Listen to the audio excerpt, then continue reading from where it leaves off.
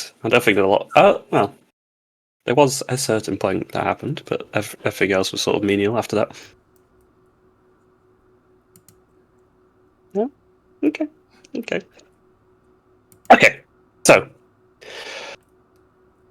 after finishing with the good doctor in the pits of the Brimstone Citadel and the caverns, having said your farewells for the last time to one of your party members, Sephi, the group made their way to the shores that meet Rajin, to the Crescent Fall, a large ship that was ferried here and hired from Orkishu, and heading back to Reverie. You guys boarded and docked and met the somewhat familiar crew for at least a couple of the members, introducing yourself to those who you weren't with. Orkishu spoke with Captain Fresh, how they had chartered the ship with them, and was happy to see Orkishu return with the carry-ons. You made your introductions to some new people, including a excitable young book-smart tiefling called Quill. Had a nice lengthy conversation about all the adventures you'd been up to over the course of 6 or 7 carats. And, made niceties really, considering. During the course of the day, it was safe sailing. Nothing much happened until Land Ahoy was shouted from Obi at the top of the crow's nest, and a deserted island were discovered with the help sign written in stone across the sands. An offer was made for a bit of coin and maybe some extra food to investigate and see if you can't find any survivors. So you guys made onto the island, roamed to the shore, and having a little search around, not finding anything immediately after a good search. Discovering Quill's ability to fly and be able to get around a little bit easier helped quite a lot. Then from the shores, as you were investigating, came the Sahagwin, a sea folk type race, and they all seemed intent of causing some aggression at least, and combat ensued, and for them was very one-sided, as they were not readied for a leveled and powerful adventuring party, taking them out very easily. But it seemed as though they were running from something. In this case, it was a large sea serpent, a huge aquatic creature that they were trying to get to the shores to hide themselves from. Whilst the combat ensued, you guys met the survivor, the lost person, Charlie, who appeared to be a warforged with wooden makeup and seaweeds, very rudimentary and self-repaired from the looks of it, from whatever they can scavenge across the island, and he was guiding you towards the higher cliffs to try and avoid the sea serpent. But it didn't really seem to matter, because he couldn't make its way onto land, and you guys had the ranged capabilities to see that thing off before it could even make a bite. It fled, and you guys were comfortable, coconuts in hand, made your way back to the rowboat, and the rowboat back to the Crescent Fall. And I think that's essentially where we end up on the first full day aboard the ship. You guys have just come onto the bow, the deck of the ship. I think that's simply where we see you now. The 5 of you plus Charlie make 6. What would you like to do?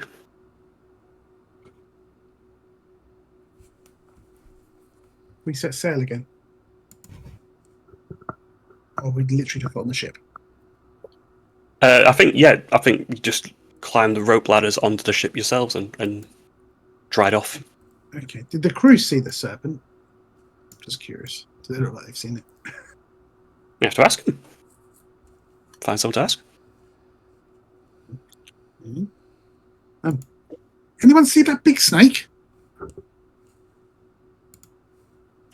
You'll see Sinbad at the moment, who's pulling some of the ropes, and very quickly, as soon as you can see him hoisting a turnstile wood lever, which seems to be pulling up the anchor, and he nods like very aggressively.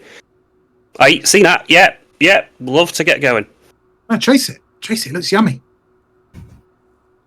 That thing made off like a sparrow, quick as you like. We cannot catch that thing.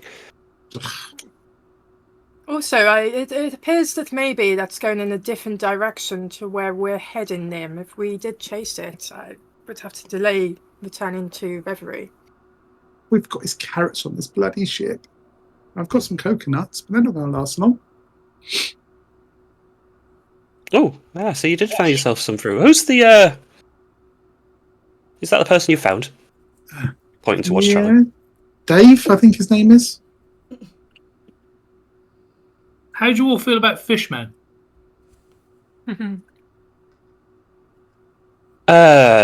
Nuisance, most of the time. Well, there's loads of dead ones on there. You could probably eat them. I don't know how I feel about that. That's why I asked. You're sentient. I think if you eat something with sentience, it might have with like intelligence and cognizance. It may be a problem. We don't want to get into the whole what's sentient and what's not debate. Are you a vegan?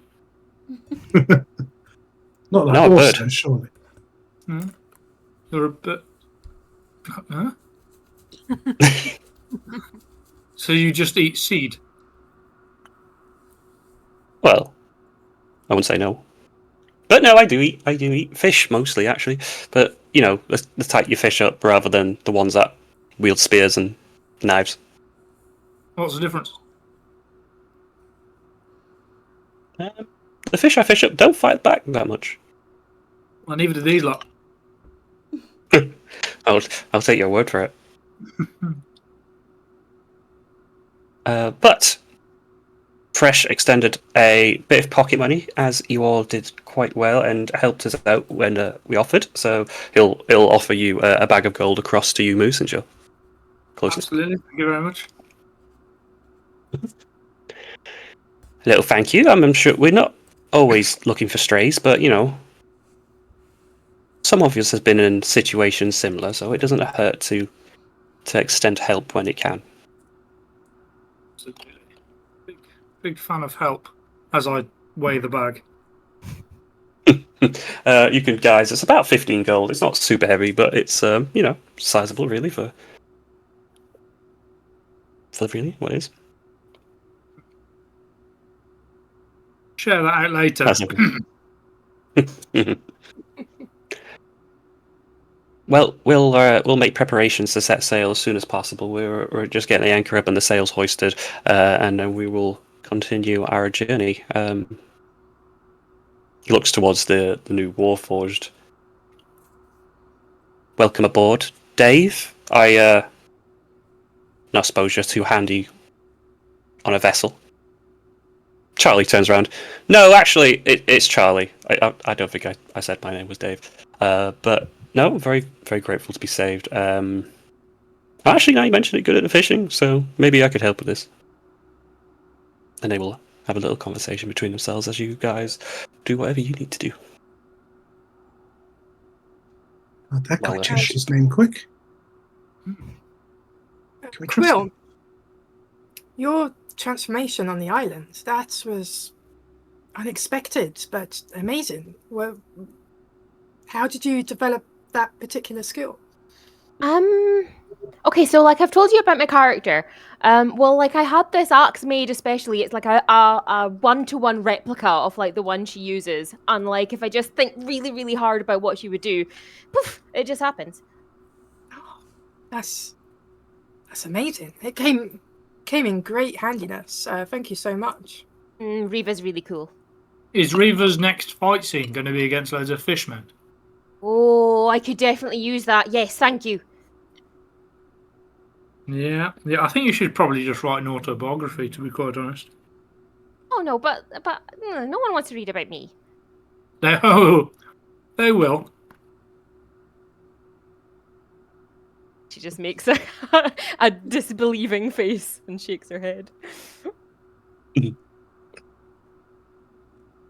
The ship comes to a sudden jolt and makes you all just a little bit off your feet for a moment as the sails fully unfurl, and quickly the ship begins heading in its direction.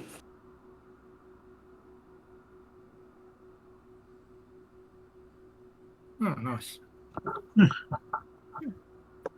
Okay.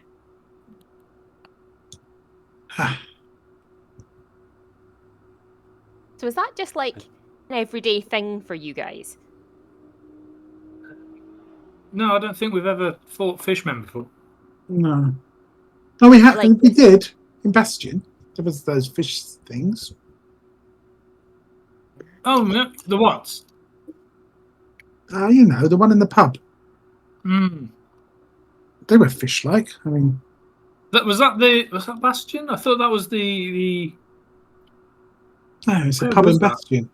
Yeah. Because someone fed me one of them, telling me it was sushi. I thought that the fish people were behind the curtain that I didn't go through. Well, I did go through, but I came back because there was too many fish people. And then one of our old party members went in and caused trouble. And then I Went went there. ahead to save the people. No, I wasn't there that time. No. No, but you replaced that one. Because I think he died. You think?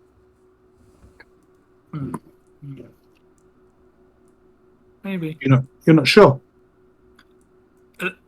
All the deaths, they sort of blend into one after a while. all the deaths. What do you mean, all the deaths? Well, Phelan's back, look. Yes, we've lost a couple of people, Quill. Oh, that's not good. I'm sorry for your losses. Wow. One quite recent, and I think it's hard to get over. I think Moose has taken it pretty hard. Oh. I'm sorry to hear that. Yeah. But that's the risks. You take the risks when you adventure. Thank God you got your friend in your book. You guys are so brave. There's a fine line between brave and stupid. Well, so far, you guys are so brave. Okay. Well, we will challenge that soon.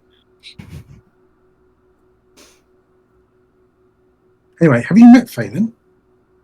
Yes. Yeah. When you guys came aboard, he was there. Okay. Sorry, as he says, it goes very quick. Phelan, having recently recovered from their seasickness.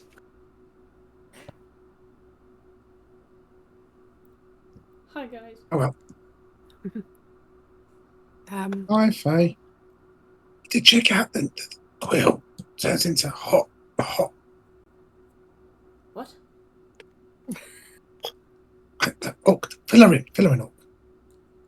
Janish. he's gonna.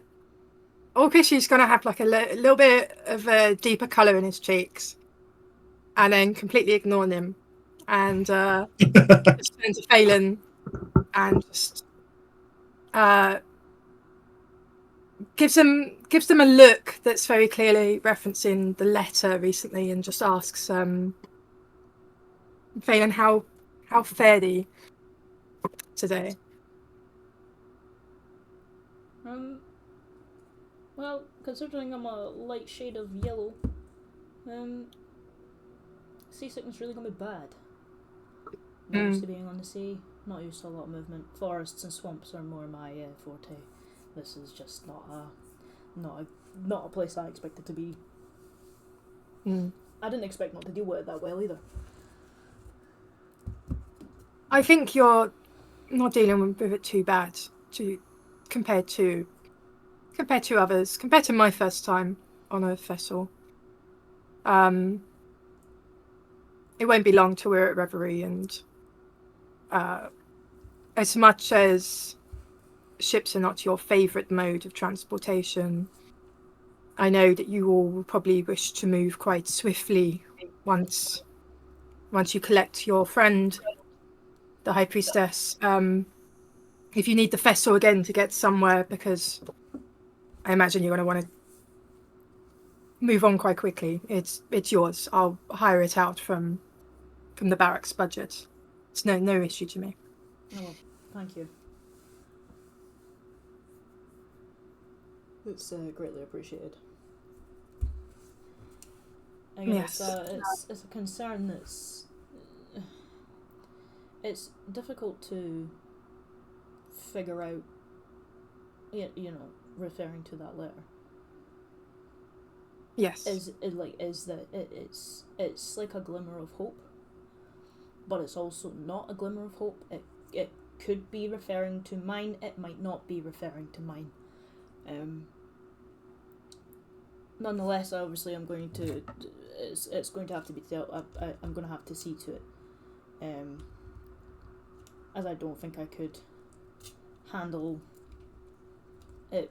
Whether it's mine or not, it's a child at the end of the day. Sometimes hope is not to give an answer. Sometimes it's simply a means to carry on. Yeah, exactly.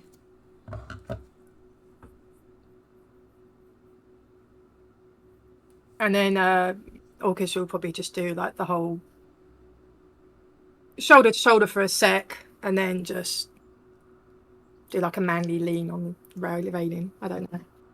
Emotional talk, but No, that's fair. I'll say the time of day now of the coming close to the first day. The sun's starting to set that orange hue coming across the horizon. You can see all of it for like a 360 degree, just glowing with this glow. Stars starting to slowly emerge and pop and fizzle through the sky and through the darkness that's starting to emerge.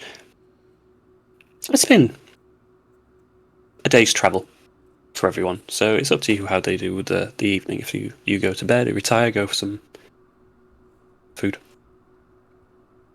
I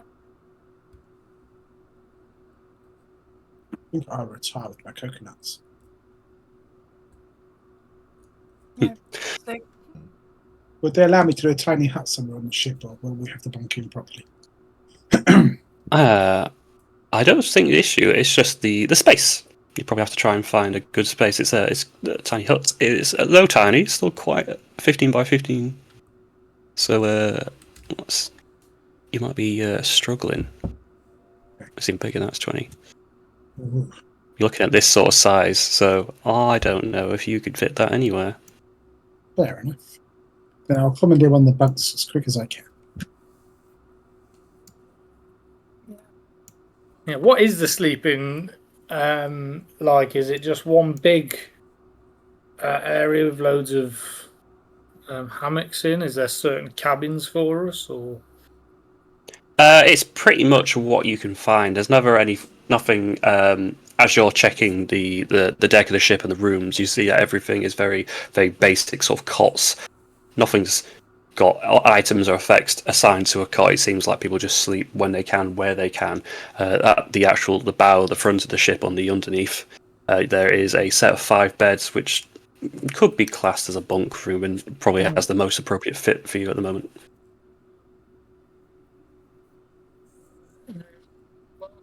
Currently unoccupied. Currently, well, I'll leave those to them, and I'm gonna go and climb and sit in the old. What you call Yeah. it? Okay. Yeah. Yeah. You can climb the rope that leads up to the top with somewhat ease, and you find a halfling up there who's been looking through sort of binoculars, very very rudimentally, more like a spyglass, we'll say, and is very startled to see you crawling up the side and suddenly approach the top of the crow's nest. Going to give him a nod. I'm not going to talk to him. He doesn't get my words. I'm just going to give him a nod, and then sit down and look out this way. He does that thing where he holds his finger, is about to say something, and realizes, you know what? Actually, never mind. I'll not. Yeah. It's just going to be me sitting in the crow's nest with my feet dangling down and my head against the small barrier or rope, if there is one, and that's me for the next 8 hours. Yeah, perfect. I see 2 have retired to the beds. Quill and Failing doing the same, or something different? Yeah, no, she would follow. She's very much latched onto the group and is just following and joining in whatever everybody else is doing.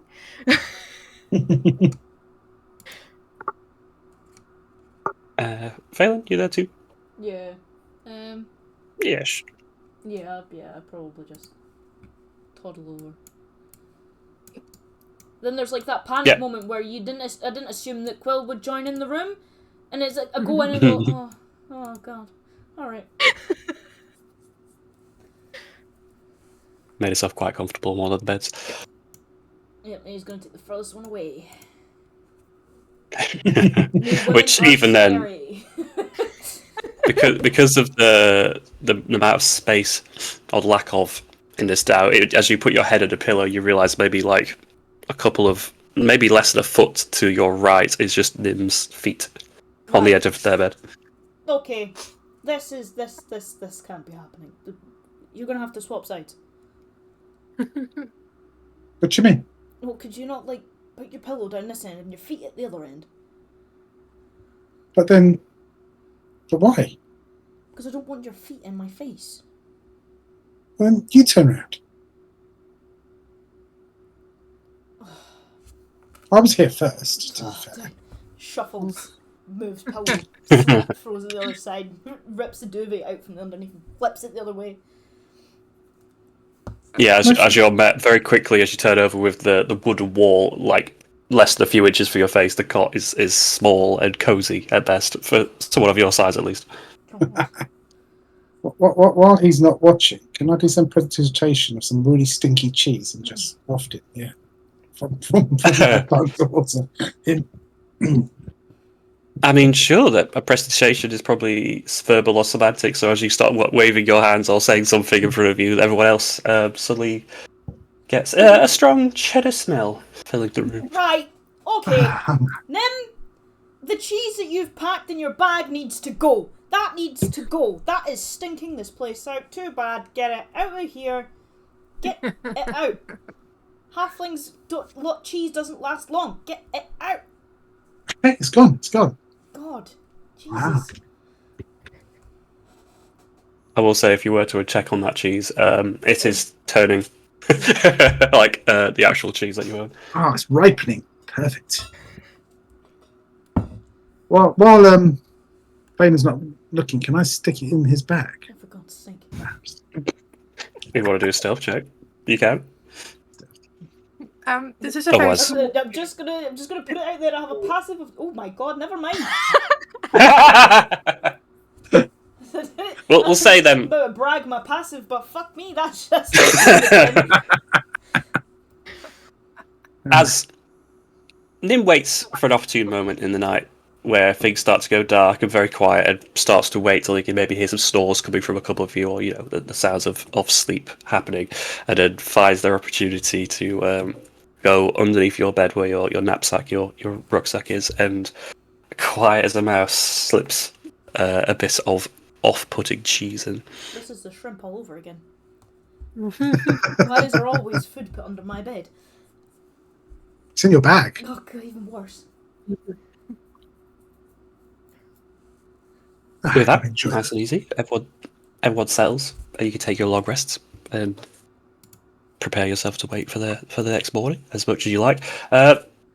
Some of you find sleep easier, not coming against so the constant bobbing of the ocean. Some of you may take that and fall asleep much more better. Quill may be a bit more used to it, where some of you, perhaps Phelan, not quite so much enjoying the swaying and the bobbing, and it takes just a little edge off a good night's rest, but you do as well as you can. Moose, as you're on the crow's nest, you see the orange turn to black of the night sky, and it's like one of those time-lapse things for you as you're stood there or sat there for however long, and the black quickly turns to a light blue, and the blue into daylight, and the sun beginning to rise once more. Is it still the same guy in the nest, or have they been swapping out? At this point, you'd see that Obi is also there, halfling feet up on the actual like rim of the crow's nest, and has had a nap at some point. As it gets light, I'm just going to poke him. Oi, no sleep, and then come down. Not sleeping, resting my eyes. Yeah, well, I'll tell the captain. Climb down. Scuttle your way down to the bow, to the deck. of which you see there will have been a changing of the guard. Sinbad will have swapped over with Flotsam for their sleep. And Zello probably fast asleep, passed out on the captain's doorway as well. But you're the first up. If you want to do anything, feel free. Oh, let's have a look at these bad boys. I'm just going to check out the cannons and see how they work.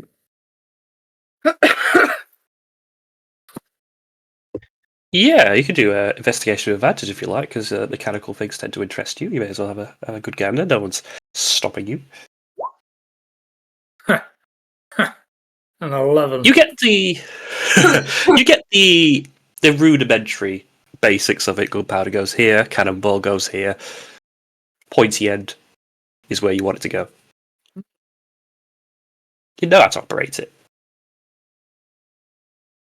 Is that so? You say he's sleeping? He's sleeping. However, there is the turtle who's on the wheel, who you'd see like their head poking over the top of the balcony.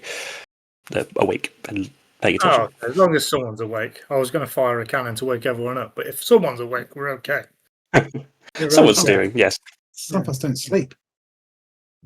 All right. Well, I'm just going to walk up and sit next to the wheel turtle and just wait.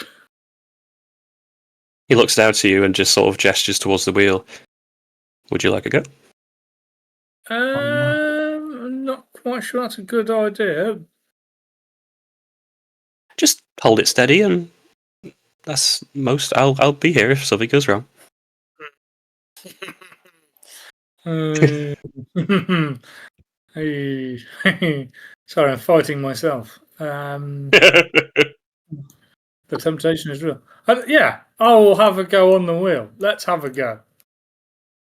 He takes a step aside and does stand behind you, much like when a captain of a cruise ship lets a kid come up and has a little go, but not really having a go. But you...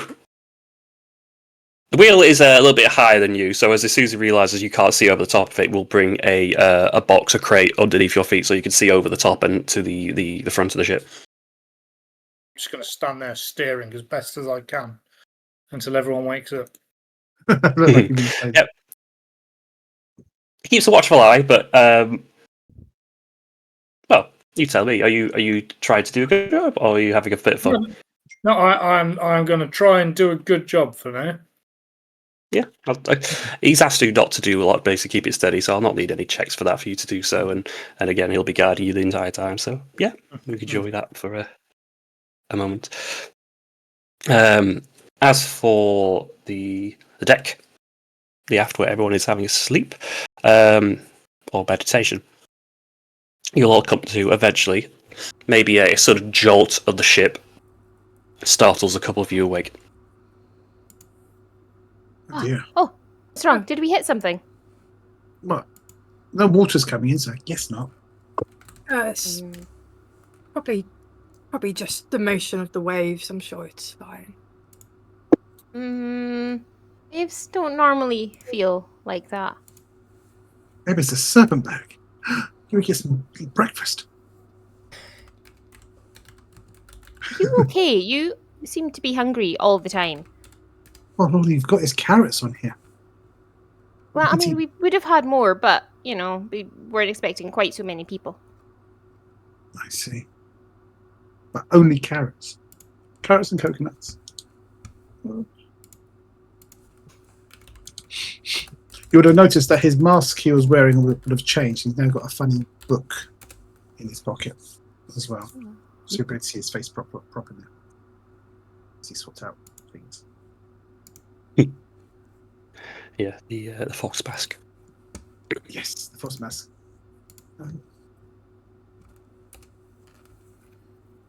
We do. Shall we see if we've crashed? Because Yeah. if we're up there than down here, surely. I feel like there'd probably be more shouting, but I want to check. There's no harm.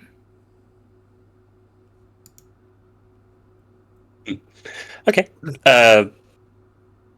if you then wish to make your way up to the top, then to have a good look around, you see like the ocean's fine. It's quite steady for the morning. Doesn't seem to be any debris or any creatures, anything to that extent. And you make your way towards the back of the ship, up the stairs. And you can just see over the top. You can see this little pig hair of a familiar gnome who's currently steering the ship.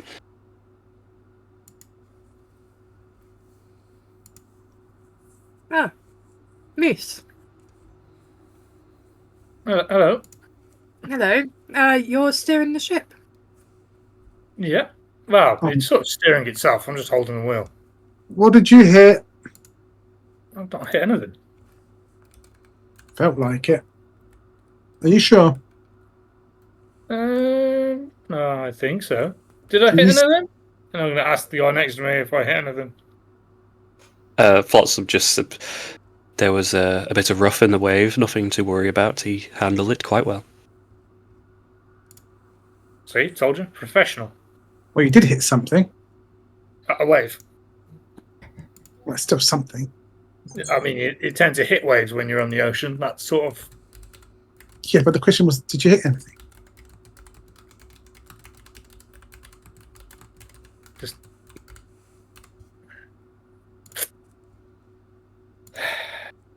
I love our conversation sometimes. It's so deep and meaningful. Are we there yet, Moose? Well, we wouldn't know if there's any land because the guy in the crow's nest was asleep. So, I mean, there could be. We don't know. I can check. Yeah, please do. And she will fly straight up, sort of level with the crow's nest, and just see if she can see any land. Yeah, the first thing you notice then, but you take yourself 30 feet or so in the air, is Obi the halfling. Their sort of elbows and arms are slumped over the barrier, and they look like they're drifting off, but there is a like nodding dog movement coming from the head. And seeing the surveillance of the land, why don't you do me a perception check?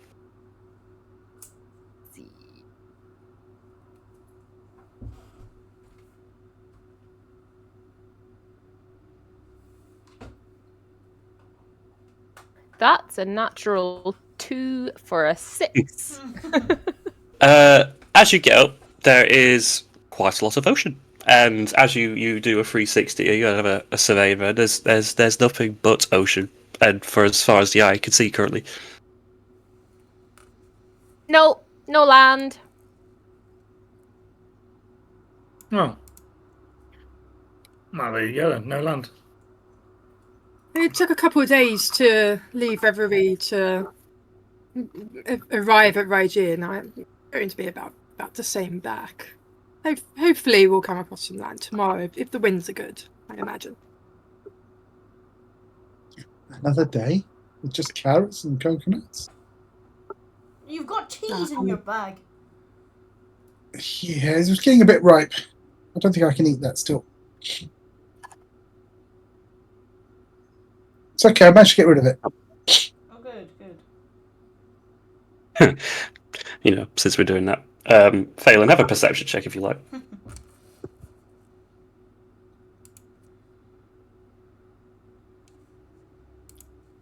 Yeah, that smell's followed you to the top of the ship. Oh, great. The smell lingers. Maybe it's your feet. When's the last time you washed your feet? It won't be my feet. If it was my feet, I would smell it all the time. I don't smell it all the time. I've only you're a bit smelled it until you seasick. stuck your feet in my face. You're a bit seasick. Maybe you threw up on your feet by accident. Nope.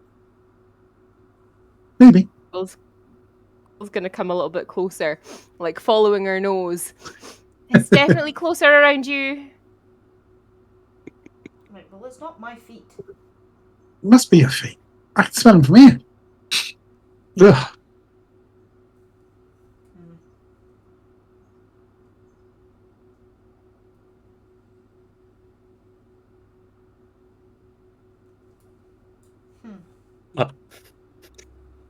As you're, like a dog's chasing their tail, like spinning around looking for where the smell, checking your armpits, checking your feet, and not really finding any source of that. The Warforged Charlie makes his way up from the bow and comes up and greets you all for the morning. How is everyone? In fact, I thought I'd best leave you alone for the night, since you've all did me such a big favour yesterday. I thought you all might be a bit tired. No, we're all good. Hi, Dave. Yeah, Dave, why were you on that island?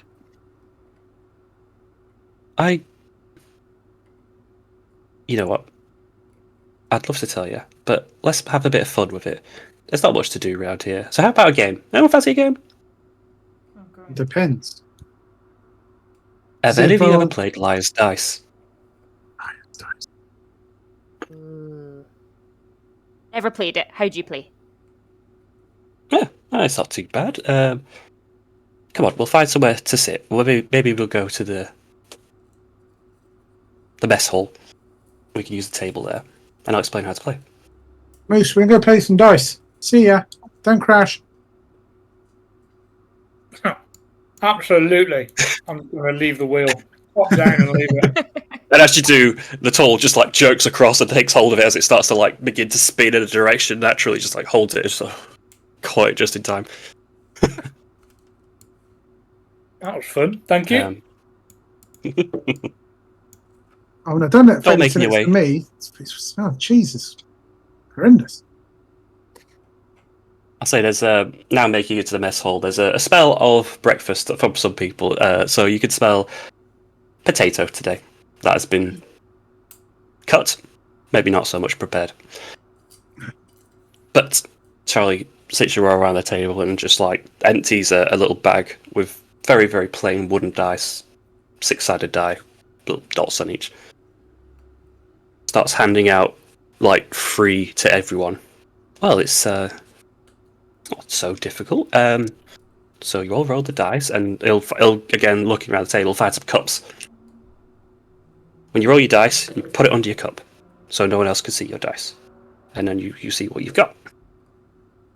And then you have to make wagers and bets to see how many everyone has got. So, like, if I have 2 2s under my thing, and there's all the people on the table, I might say there's 4 2s.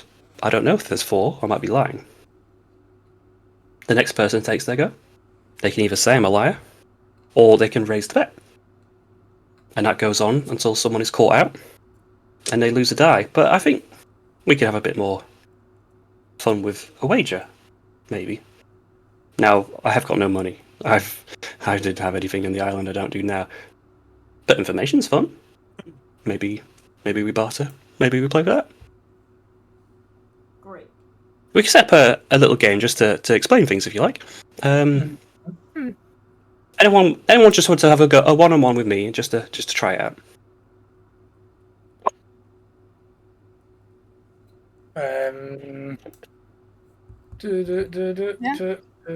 Yeah, absolutely. Let's do it. Okay, gives you your dice. I'm going to hide my table now, so I can't see my dice rolls. So when you are rolling dice, you know the hidden rolls we do. If you do a /GR space 3d6, only you and me will see the dice, but I'm hiding the dice so I can't see your rolls. So it's only you who'll be able to see it, and then it's documented, and I will roll mine physically. So if a moose, you're up for the first go. If you want to do that, and I'll do the same thing. Your hidden roll. No? How do you do it? He's like, no, underneath the cup. If you do /GR space 3d6. /first, eh? Mm-hmm. Yeah. I'll hear it pop up, but I won't see it. There you go. So, I'll make the first bet. I think there are 2 3s. 2 3s. And then what? I just get to pick? Well, you have to escalate it, so it's either 3 3s, 4 3s, 5 3s, or if you move on to a higher number, it has a better value. So you could do 2 4s, 3 4s, etc., etc. So I couldn't use 1s, for example. Unless you had more 1s than I had said 3s. If you say 4 1s, that's a higher bet. And you said there were 2 3s. I said I think there's 2 3s on the table. And so I could say there's 3 2s. Yes, Okay. you can. Then I will go 3 freeze. I think you're a liar. It's Okay. a combined number, Tone. Not just him, it's you and him. Mhm. I think he's Well, lying. he will reveal his dice. I have 2 freeze and a 1. So there are only 2 freeze on the table. I am lying. Moose, you may ask me a question if you like. Why were you on the island? I washed up. I can't quite remember the reason why. I wasn't on a ship. I didn't crash. I didn't fall into the ocean. I found myself on the coast, and I don't remember the reason why. Okay. I'll accept that. There's no reason to lie. I mean, that's not really part of the game. So, let's make this interesting then. Does everyone want to involve? Yes, Harry. Again, gives you all the dice, all a cup. Okay then. Everyone feel free to roll their dice. Again, I'm hiding my screen. And then, in theory, everyone should only see their own dice rolls.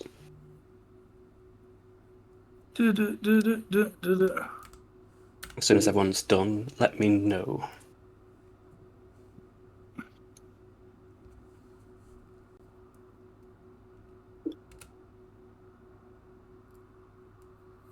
I'm counting the bloops. I heard 4.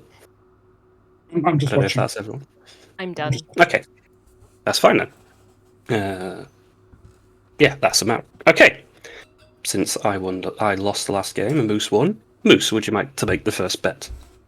I think that there is 2 1s on this table. Okay, and we'll follow the Discord chat for like left to right in sequential, so we'll go around to Moose at the end again. You said 2 1s, yes? 2 1s. I think there are 3 2s. And go to Orkishu.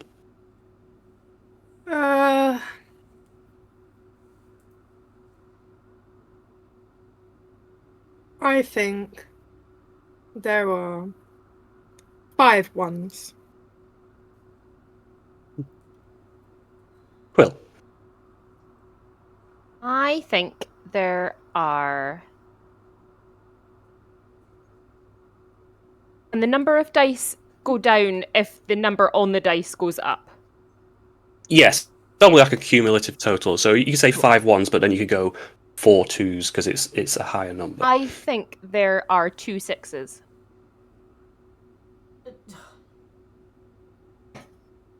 You remember now, often there's 15 dice on the table, just so everyone knows. And what happens if there's 3 6s? Does that mean she's a liar? No. So long as there's at least that many of whatever the bet is.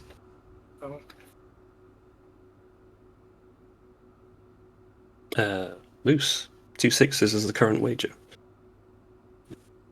Oh, are you not taking part? I'm not. I'm watching. Phelan? I mean, yeah. That was- I'm taking part. My wager was 3 6s. Oh, I didn't hear that bit. It's okay. Well, how do we get up from here? I'll go 4 6s.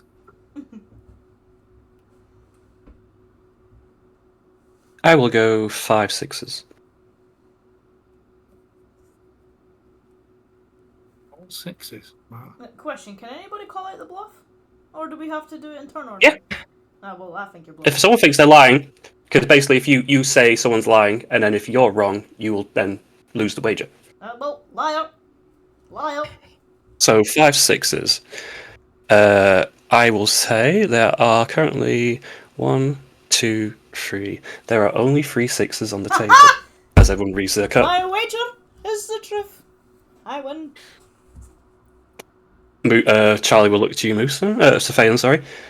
Well, that's your victory. You can ask a question of me or Anything you like, really. Well, I mean, I wasn't there, so I don't even know who you are, other than your name is Charlie. You've washed up. Do you have any relatives? I don't think so. No, the nature of my being a Warforged, I think I'm built, and therefore I don't have siblings, parents, anything like that. Right. That's an easy question. Okay. Well, same again for those involved. Roll some die. But since I lost, I lose a die, so I only get to roll 2. Hey.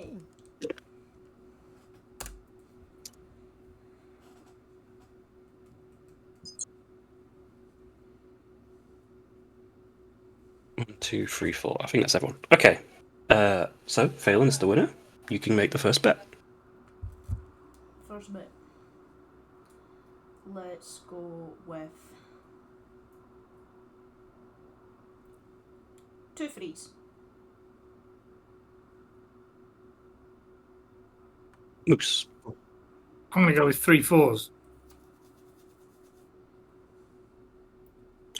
I'm going to go 4 4s. 5 4s. Oh, you I on the? think you're lying. Why would I lie? Okay. Don't know, I just think it. Okay. We have 1, 2, 3, 4, 5. We have 5 4s on the table. How you do, So guys? Yin gets to ask a question of Quill. Quill. Interesting. How long has your friend in the book been with you? Since I thought of her. How long? I mean, I've kind of been writing bits and pieces for a little while now. Probably like a couple of years. I don't know. I kind of lost track of time a little bit. Okay. Fair enough. Mm-hmm. So, Quill, you had to discard a die, but yeah, we're still going. Roll again. Mm-hmm.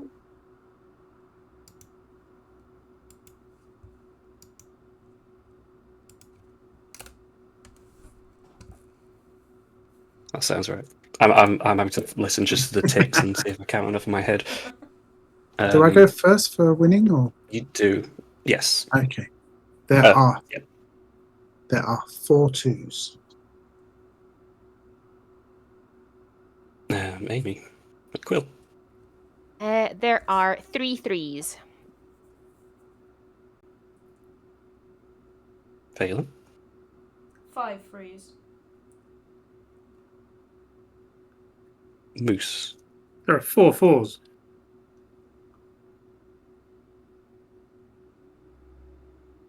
There are Oh, hang on, 6 it's me. 5. Oh, sorry. But I will go 4 4s. Did you say 4 4s last? 5 4s. We're going 6 5s. 6 5s. 6 5s. I'm not Not calling a it. chance. That's a lie. Not a chance that there's 6 5s on this table. Okay, we'll reveal the die. Let's see. 3, 4, 5. There are 5 5s on the table. Oh, so close. You crazy. You can ask your Because question. I had 3 5s. I was like, a chance. Oh, wow. Question. A question. For Orcish. When was the last time you got laid? That's more think. like it. He It's a blushes a ballad. bit. Yeah. Has a think. Oh, it's in my youth. Probably a springtime summer about 15 years ago. Jesus Christ, how old are you? Ooh, like- this is He's awkward. out in his 40s.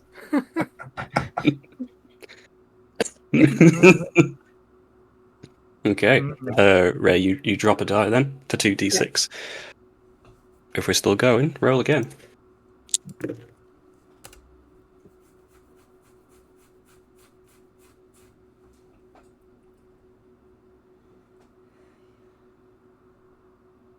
I think I had 4, but I'm going to shoot it this time. It's 5. Okay. Lucia 1, you're first to go. I think that there are 4 threes. I think there are 3 5s.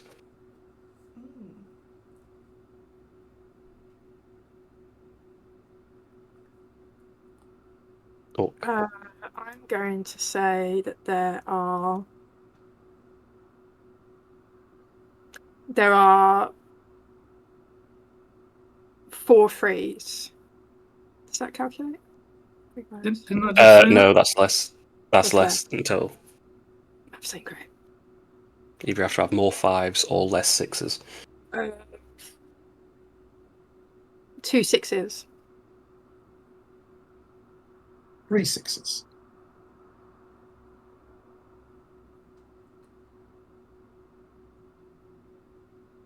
Quill. I think there are 6 threes.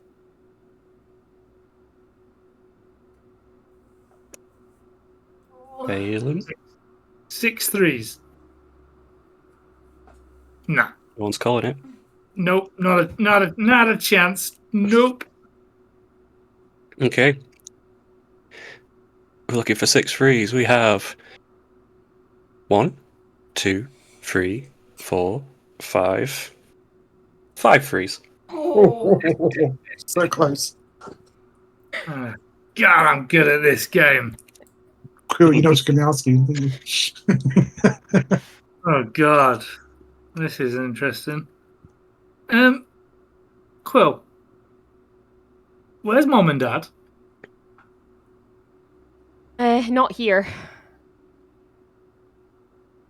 I mean, that wasn't the answer to the question. It's not That was the where answer. aren't they? Hmm. They are on a different plane, as far as I'm aware. Thought this was a boat. What's a plane? Of existence. Oh, gotcha. Okay. It's a stupid. That made me laugh too much. Okay. Quill, you're down to 1. Roll again.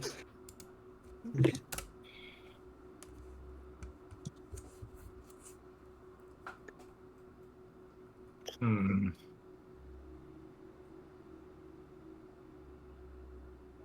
To go. Me? Me first? Quill first? No, Moose 1. Oh, damn it! I think there are 3 6s.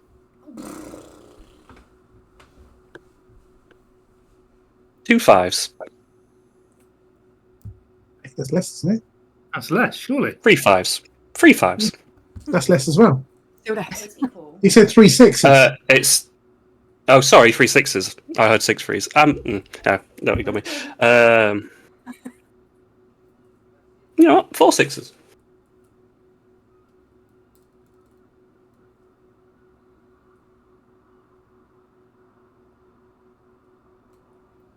I'm gonna say. I'm gonna say 5 4s.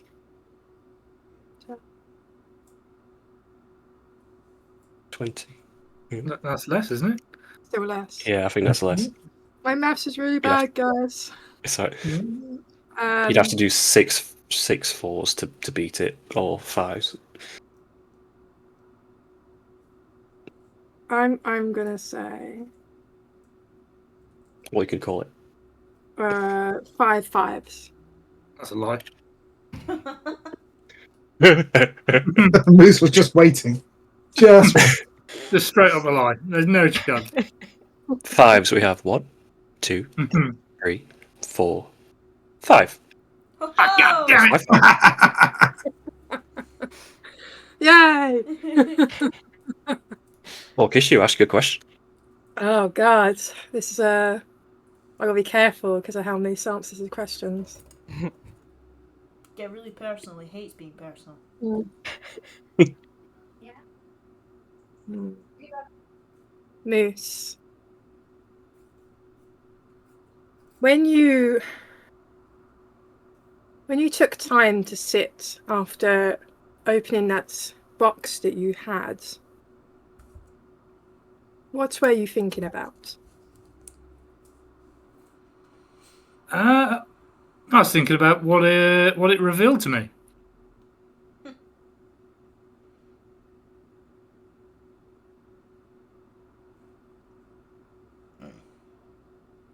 I'm not going to push it. Right? I don't have to. Are you? Okay. There's no point. We know how Moose is. There's no point. No. You're well Hey, welcome. if you want details, you got to be more specific. This is one of those, man. So Moose, you can lose a die. And everyone, have another go. You might go till 1 or 2 people are out, something like that. Oh, I like this. This is good. Oh, until we run out of interesting stuff to ask. But I don't think that will be a problem.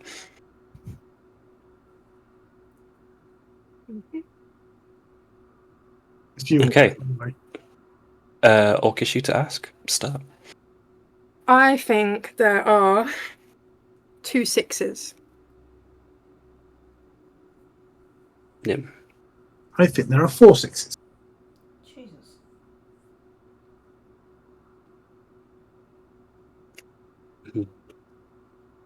Look at Quill's face.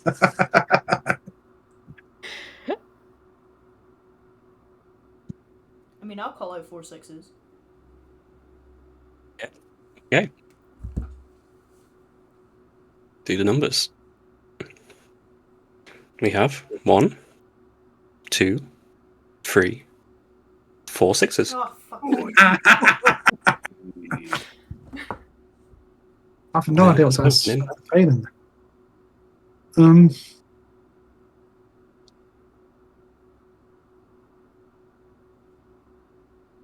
How did you lose your eye, Phelan?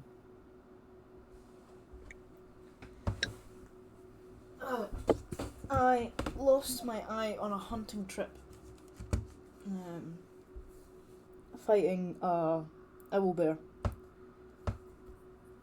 It got too close and it swiped at my face. Which left me obviously blind in one eye.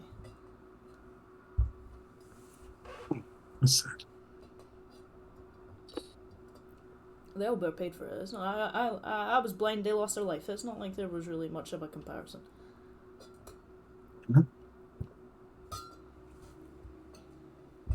Okay. Re-rack. Failing, you lose a die.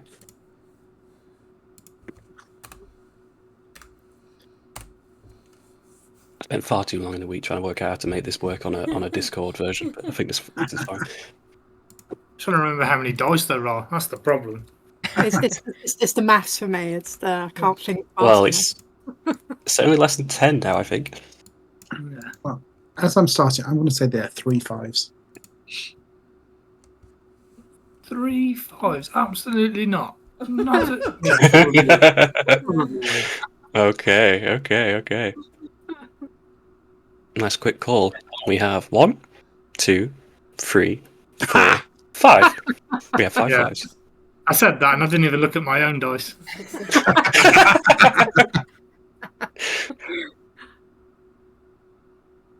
Then they get specific, Nim.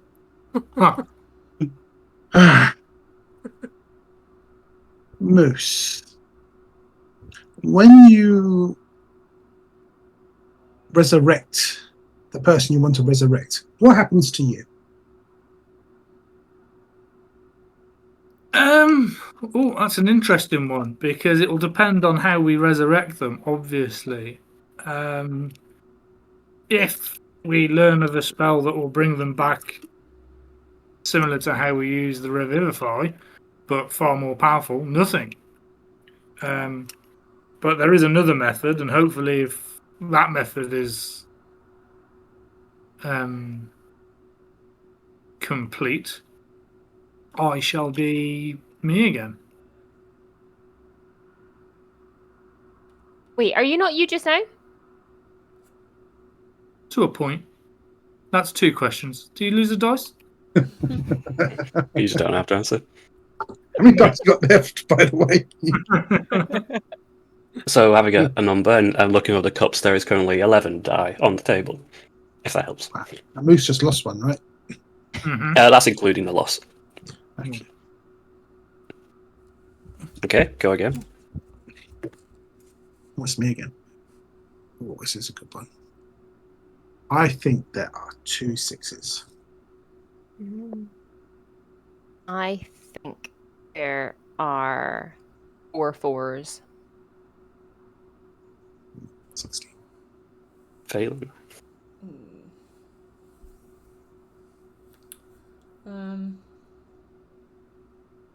Let's go with 4 5s. I think you're a liar. I'm going to try that one. Okay. We have 1, 2, 3 5s. Charlie looks at you and doesn't really know that much about you and hasn't really bumped into you either. I've got a really good question if you need it. Hold on. You know what? Oh no. I'd love to defer, but I don't know any of you, and this conversation is very interesting, but it doesn't mean quite a lot to me. So I will simply ask, why are you on this boat? Because I'm stuck with this party. I have to get Livy back. Livy, a friend? Yeah, friend. I was asking too much.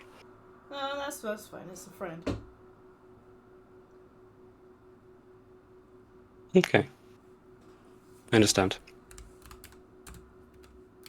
So Faye, you're down a die. Let's roll again. Yep. On the plus side, once you're out, you're out. You don't have to ask anything else. Yeah. Or be asked. Like Speak with Dead with extra caveats. I don't mind the questions. It's the betting part that bothers me. Working it out. What do you mean? Okay. I called you out, so I'm going to say there are 3 6s. Oof. Starting high. I'm going to say there are 4 5s. I think you're a liar. Okay. 5s. We have 1, 2 5s.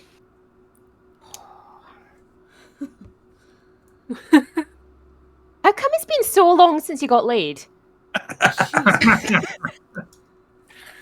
He blushes, and says, "Well, I'm devoted to my work, and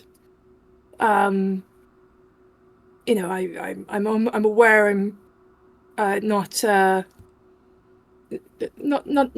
typical person to approach. That he's like stumbles through this, and the female. I've been focused on work." I'm sorry. That's a problem, I understand. Can we call that a lie as well? Well, you could do an insight if you don't believe her. Him. Fine. But if nothing else, then Ray, you drop a die as well. Yeah, roll again. Tense, isn't it? Running out of dies on the table. Oof.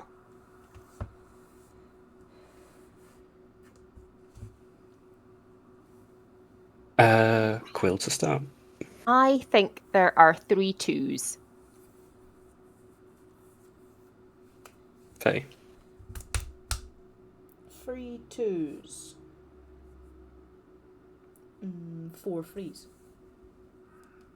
Oh, Jesus Christ. Is that me now? 3 4s? Yes, it's you. 3 4s. I think you're lying. Well, I mean, maybe. There are 0 4s. No 4s. Wow. No one has a 4. Okay. Metal Man. I don't know you at all. Be specific. He's a pickle. I don't know nothing much about him. You're Oh, all asking what is him the very man? interesting questions. Gnome,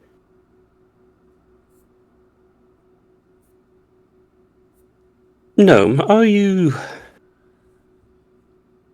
like me?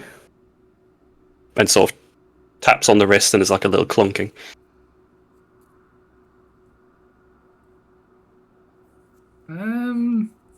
I don't know, and I'm going to clunk on his wrist with my fingers. Do you mind if I tap your arm? I'll hold it out.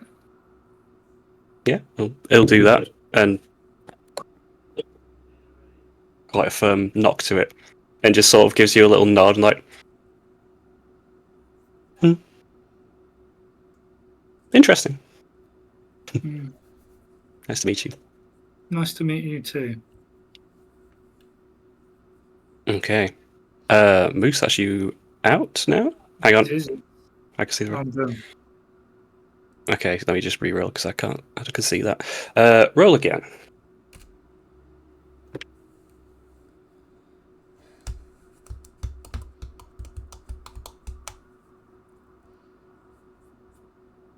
I guess this is me. I think there's 1-5.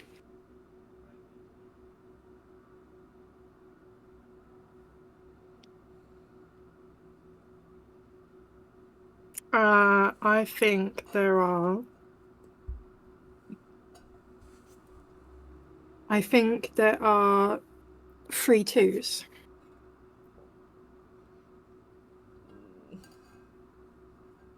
Nim's out, isn't he? Nim to go. No, It's just Moose. Oh no. That's out. I'm thinking. Ah.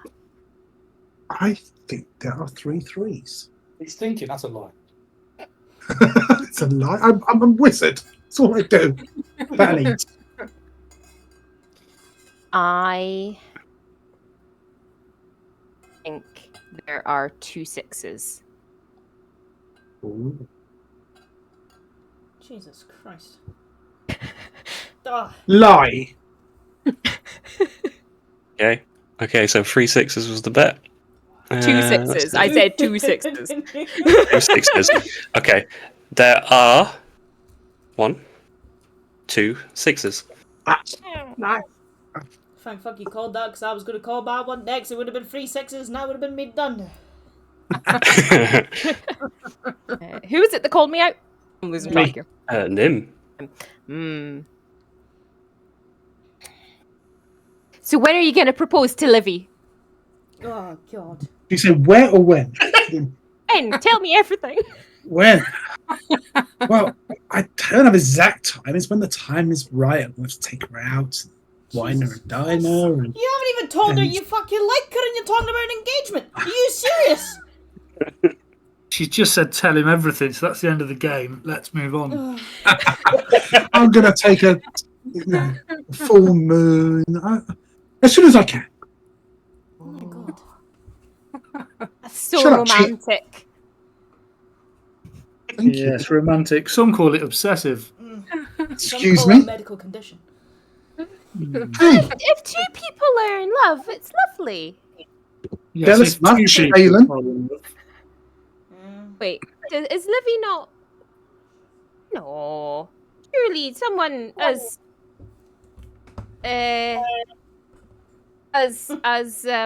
interesting as you. Found. can I call that a Can lie? we call that a lie? You can call it a lie. Not betting on it. Okay, Nim, drop a die. Roll again. We are almost running out. Yeah, we are. People hanging on by a hair. A bowhead, I tell you, a bowhead. Not really considered what the grand prize is, but I don't think there really needs to be one at this point. Okay. Quill. I think you called it, right? Yeah. I think there are 2 3s. 2 4s.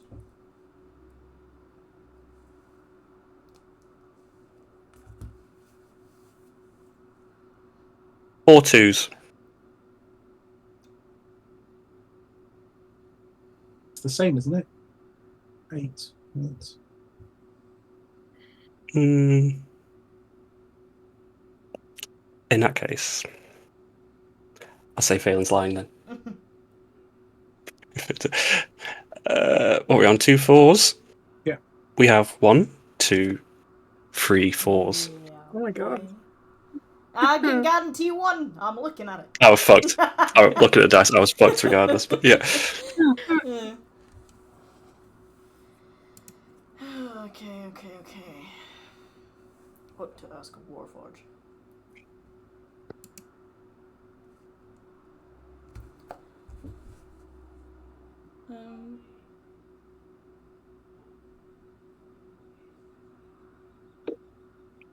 Are you familiar with a place called Clockworld? I'm afraid that doesn't mean anything to me. It does now. Now you've said it, but I still don't know what it is. What is it? Actually, I'll wait. I'll wait. I'll ask you on my turn. Sounds interesting, though. Okay, graphing. I'm down to 1. That puts us at 6 die. Reroll. Christ.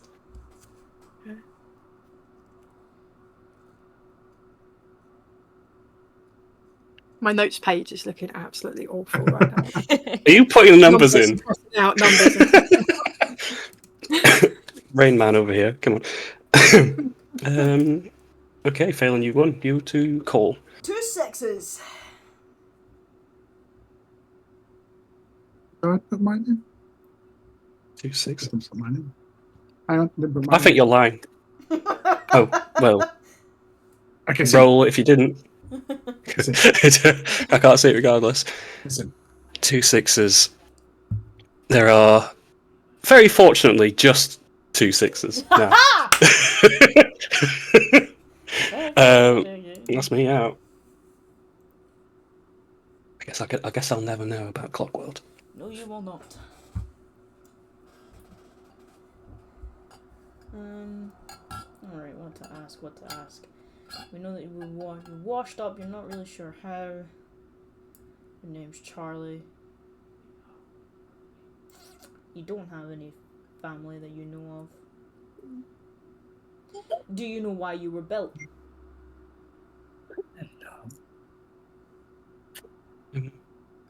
Not entirely sure, but I'm very quick, I'm very strong, and I'm a very good hunter. So I'd have to say it's something to do with hunting.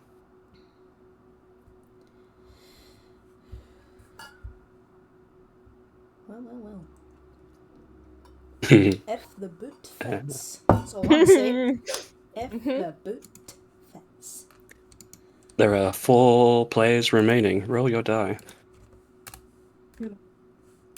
Intense. We can't ask any more questions, can we? What's that? Yep. Can the winner ask anyone a further question? Maybe. Maybe. We'll see. We'll consider what the pot is. We can play another game after. We'll figure it out. We'll play a new game.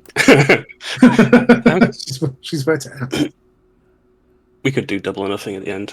Something like that. Okay, Phelan to start. 2 4s. Orc issue. Oh wow, bye. Makes it easy now, I can see the die. 3 3s. Lies. There are 1 free. Ask the question. Ask the question. Ask You the didn't question. even have any. Then I'm out. Ask the question. Ask the question. You know we were all wanting to ask. Ask the question. Do it. Why do you wear wigs? Will you wear wigs? No. They're still Leave it going to back. her. Okay. The answer is yes. As I'm getting poked by Faden asks the question, I'm going to ask the question is, do you want to get laid?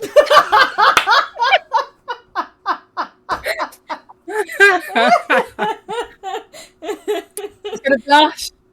And it's just gonna be like a prattling of kind of stumbling through an answer, like, oh well, you know, when if the stars align, and like if you happen to meet someone who I wouldn't be adverse, and just kind of rambling and rambling. And then he just goes, I'm out. The dice. God knows my dice. So it's a yes. That was a definitive answer. Next question. Nim, was that an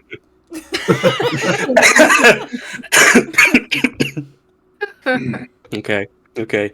3 players remaining. Roll your die. How many dice are left? Because I've What, 4? There are 4 dice. 4 dice. So everyone's like on 1 or something. Small bets. Small bets indeed. And it's me, isn't it? Mm-hmm. Hold on. I missed it. Oh no. Yeah. We're good. You're good to go. There is 1 6. I think there are 2 5s. Who's left? Well, Me and you. It's Faden. On 2 5s. Answering a question. 2 5s, eh? 2 5s. I've got 4 dice, right? There's not a lot of options here. 3 5s. Well, that's got to be rubbish, right? Okay. I can get it. There are 1, 2, Oh. 3 Yes! 5s on the table. Yes! Yeah! Haha! That's right. Everyone rolled a 5 at least. Let's go. Okay. Faye's out. Sorry. Quill's out. Faye, question. Yep. Oh, what do I ask?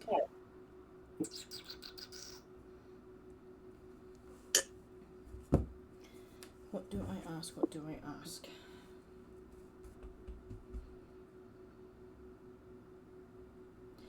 Actually, you know what? We'll throw something random on the table. Quill, if someone was to buy you a gift, what would be the best gift in your eyes? Ooh. Oh, that's a really good question. It's like I've already got my axe, and it's pretty cool. Probably just like loads of really nice journals that I can fill with writing.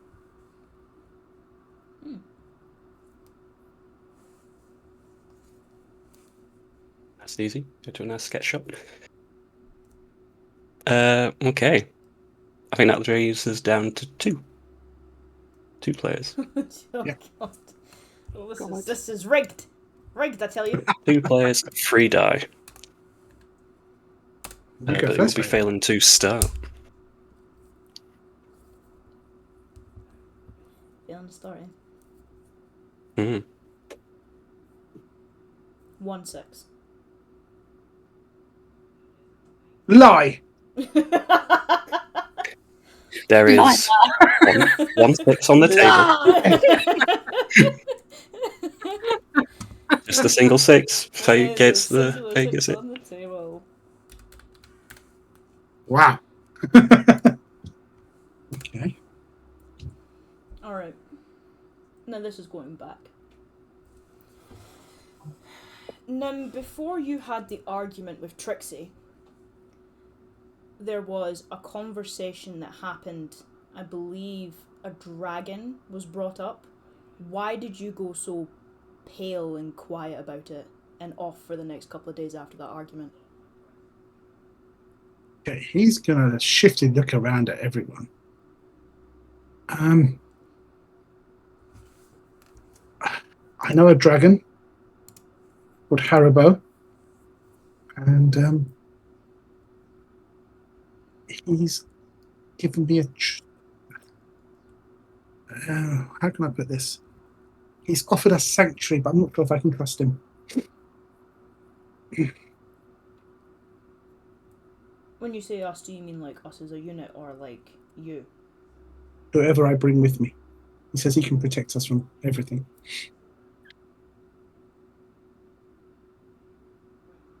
I don't know if I can trust him. Yeah. Do you have regular communication with this dragon? That's 2 questions. Well, I mean, the game's done now. It's a free-for-all conversation. I can ask a There's question. two. There's 2 There's dice 2 left. dice left. Me! Damn it! It's the last round is the next one. God fucking damn it. I need to go So, first anyway. both roll your die. Okay. Yeah. You ready? This I've is got Poker this. Face. I've nailed it. Okay, failing to Nailed call. it. Double or nothing. Double or nothing. If you guys want to up the bets, that's up to you. Oh, yeah.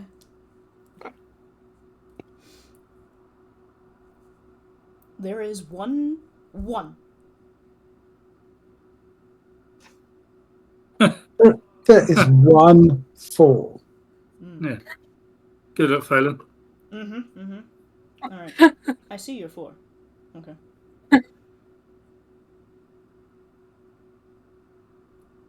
1-5. Well, that's a lie, isn't it? Come on. Lie. Yeah, lie. How would you Yeah. know, Moose? I could have easily Well, set you up. said I 1-1. could have easily set up the bait there. She could have. Bluffing is a game, but there is a 1 and a 3 on the table. Oof. We both lied. Yep. I didn't lie. Just the That's- second one. The first one was fact. But Nim takes the pot. Yay! What do you want from me, you pale emo bastard? Wow. Okay. Out of the group, which one would you bang? Wow. Last question. Wow. Alright. I'm gonna look you dead in the fucking eye. Direct, right? Me and my one eye. Right in the soul. I know what to say. Dead face. Livy.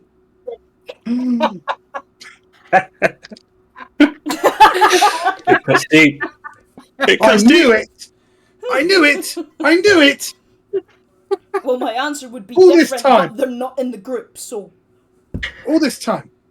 I knew it. I knew it. You are a very interesting, intimate group, aren't you? What do you mean you knew it? Like, you're giving me an ultimatum here, right? But she's not even in the group now. Yeah, but she is a part of the group. If I was to look you in the eye and say that Livy's not part of this group, then you wouldn't accept it as an answer, so you can't get mad.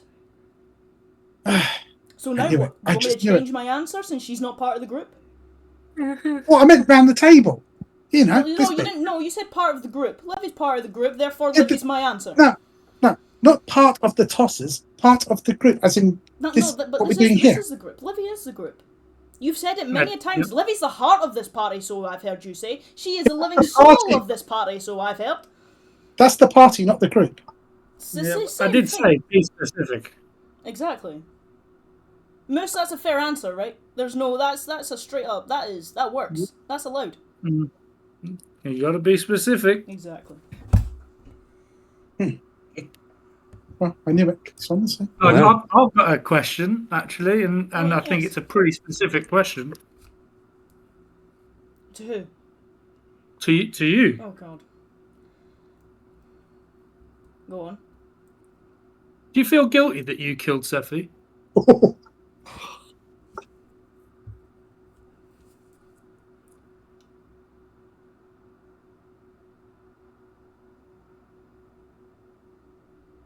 Phelan's going to stand up.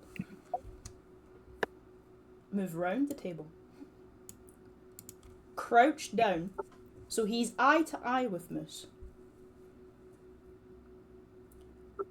Say that again. Okay. Do you feel guilty that you shot your arrow and killed Sephi?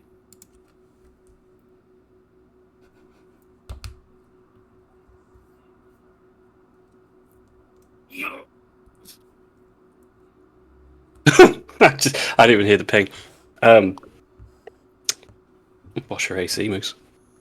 No, that As doesn't a count. right hook comes, Yeah, I knew and that. a right hook comes flying across, and you may be expecting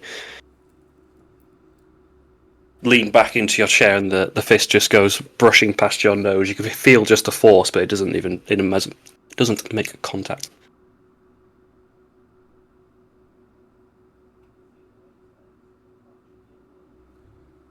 Don't ever bring her up to me like that again. Okay.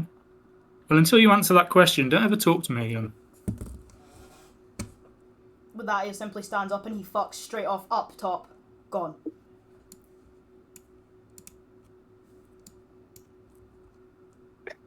Well, that got accelerated quickly, didn't it?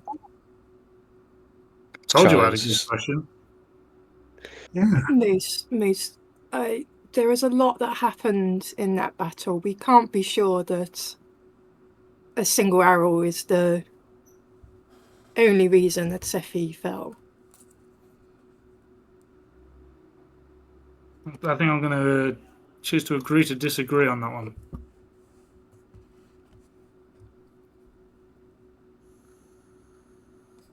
You have all a very interesting group, I must say. There's a lot going on. Quite strange It's, how you went out pretty quick so you didn't have to answer any more questions. You did have I to mean, answer the what same you're amount as three? everyone else. You can always up the wager and play one last hand if you like. If you want to find out some more about someone, I suppose. How's this? You're all very unusual and have different traits that somehow have brought you all together on this very vessel. I'm really interested to know what Clockworld is. Does anyone want to make an extra bet with me? If you win the bet, I'll answer all your questions.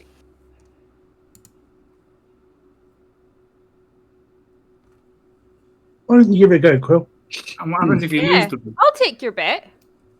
If I lose, I'll answer anything you like. I'll take So your if bet. we lose, you'll answer, and if we win, you'll answer. No, you keep in the room. I want to know about Clockworld. I'll play you. Gives you a little squint. Okay. I'm not inciting that. I'm gonna let that go. Back to 3 then, single hand. Me and Charlie, and I was gonna say Ollie then, Quill. Hiding my dice now. Feel free to roll.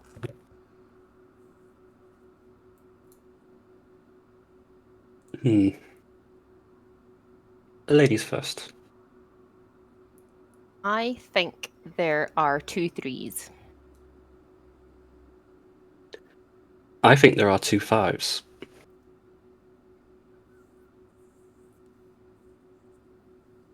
I think there are 3 5s.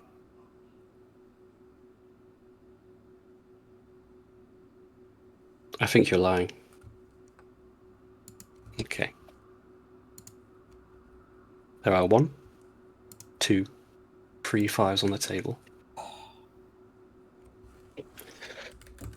Well played. Fair enough. Ask away, Quill. What do you remember about before you washed up on the island? From what I do remember, it was dark. It was blue, and all I could see is water. I could feel sand beneath my feet and rocks, but I was not on land. I was underneath the waves. I could see fish. I could see a little bit of light shining from the sky, but it was so very dark, and I was broken.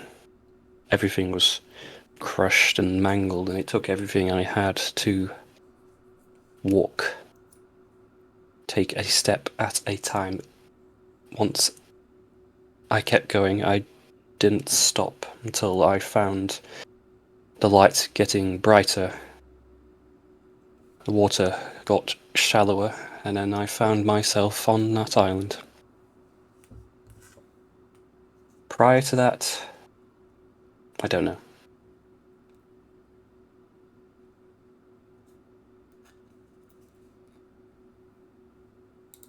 I think I was abandoned. Or destroyed. Is it unlimited questions? Is that the deal you made? Well, Yeah. Quill took the bet, but I only assume you're going to ask your question through her anyway, so I mean that's yes. that's exactly what would happen. It's an interesting one because the question that you asked me was, "Am I like you?"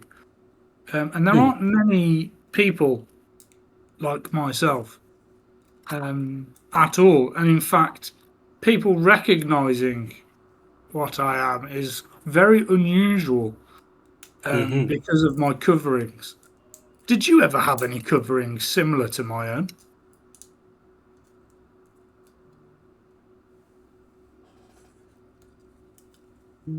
When I was awoken at the depths, there was what was left skin over my hand, my right hand, a little bit over my left leg.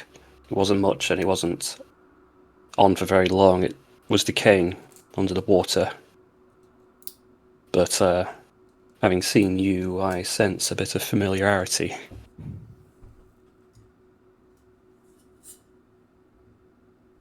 That's why I had to ask.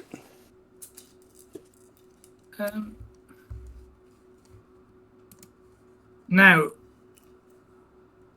can we roll a history check, Jordan, on the conversations that we've had, specifically with Tabitha, because we had some pretty in-depth conversations with Tabitha and about their adventures and what the Duckers got up to and who their opponents were and all of their story. I'm pretty sure we spent a good hour just going through their chats at one point. Yeah. Can we roll history to compare if someone from her story sounds like this person? Sure. If as anyone around that table who was present with the conversation with Tabitha would like to roll a history check, feel free to do so. Where was Tabitha? She in That This was- underground bar. It was just before the tournament. Cartil. So I was there. Okay, that's right. Moose does not have a fucking clue. I wasn't there, so I'm just interested in the conversation. There's only two of you at the table. Moose, you take his story for face value and doesn't sort of ring much of a bell, but Nim, there is a familiarity again with a conversation had around a table under a bar in Cartil with Tabitha Ravenwood about how they felled a warforged, or kind of warforged, that fell beneath the waves. I'm going to be winking at Moose, trying to show him that. I'm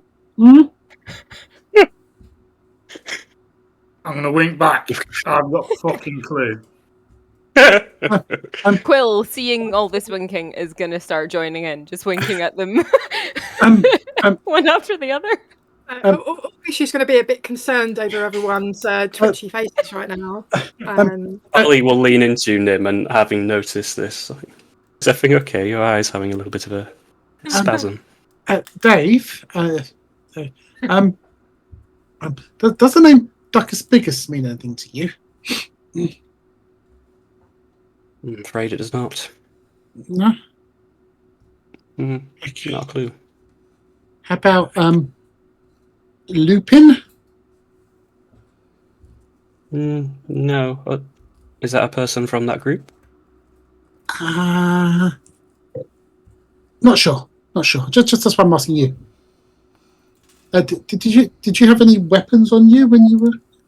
He's got to insight you when he says he's not sure, because it's a very particular line of questioning that seems to have come from somewhere, and he doesn't know quite what. So, deception, persuasion, however you like. He's got to be trying to gouge you a little bit. I Deception. think you're lying. Yeah, you are lying. Persuasion. Oh shit! Oh shit! Okay.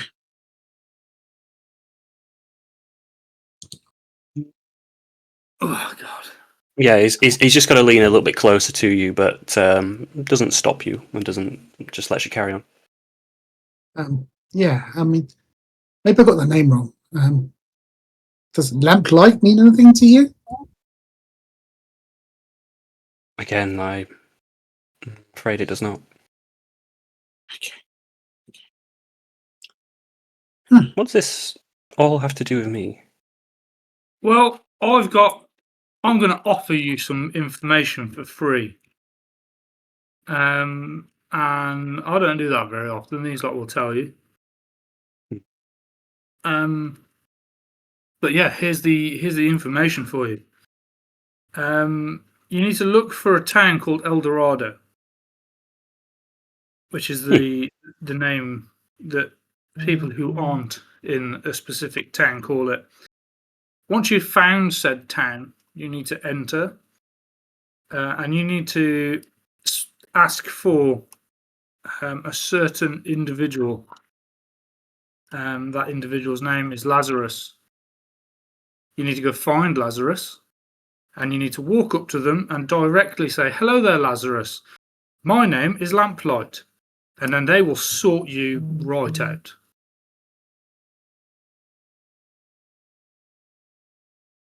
You would like to do a deception check as well, or a persuasion? He's going to insight to you as well. Cool. Let's go. And I'm going to add a D4 to that because I really so 17. Okay. He's going to nod. I thank you, Moose. This has been the most help anyone has offered me in, well, I can safely say for as long as I can remember. But You are more than welcome. But you're a hunter. What exactly do you hunt? Well, I think I was built for hunting. How I move, how quick I am, how strong I am. On the island, it was very easy for me to catch and chase things. I simply think that made the most sense. It could be more similar to a hunter, combatant of some sort.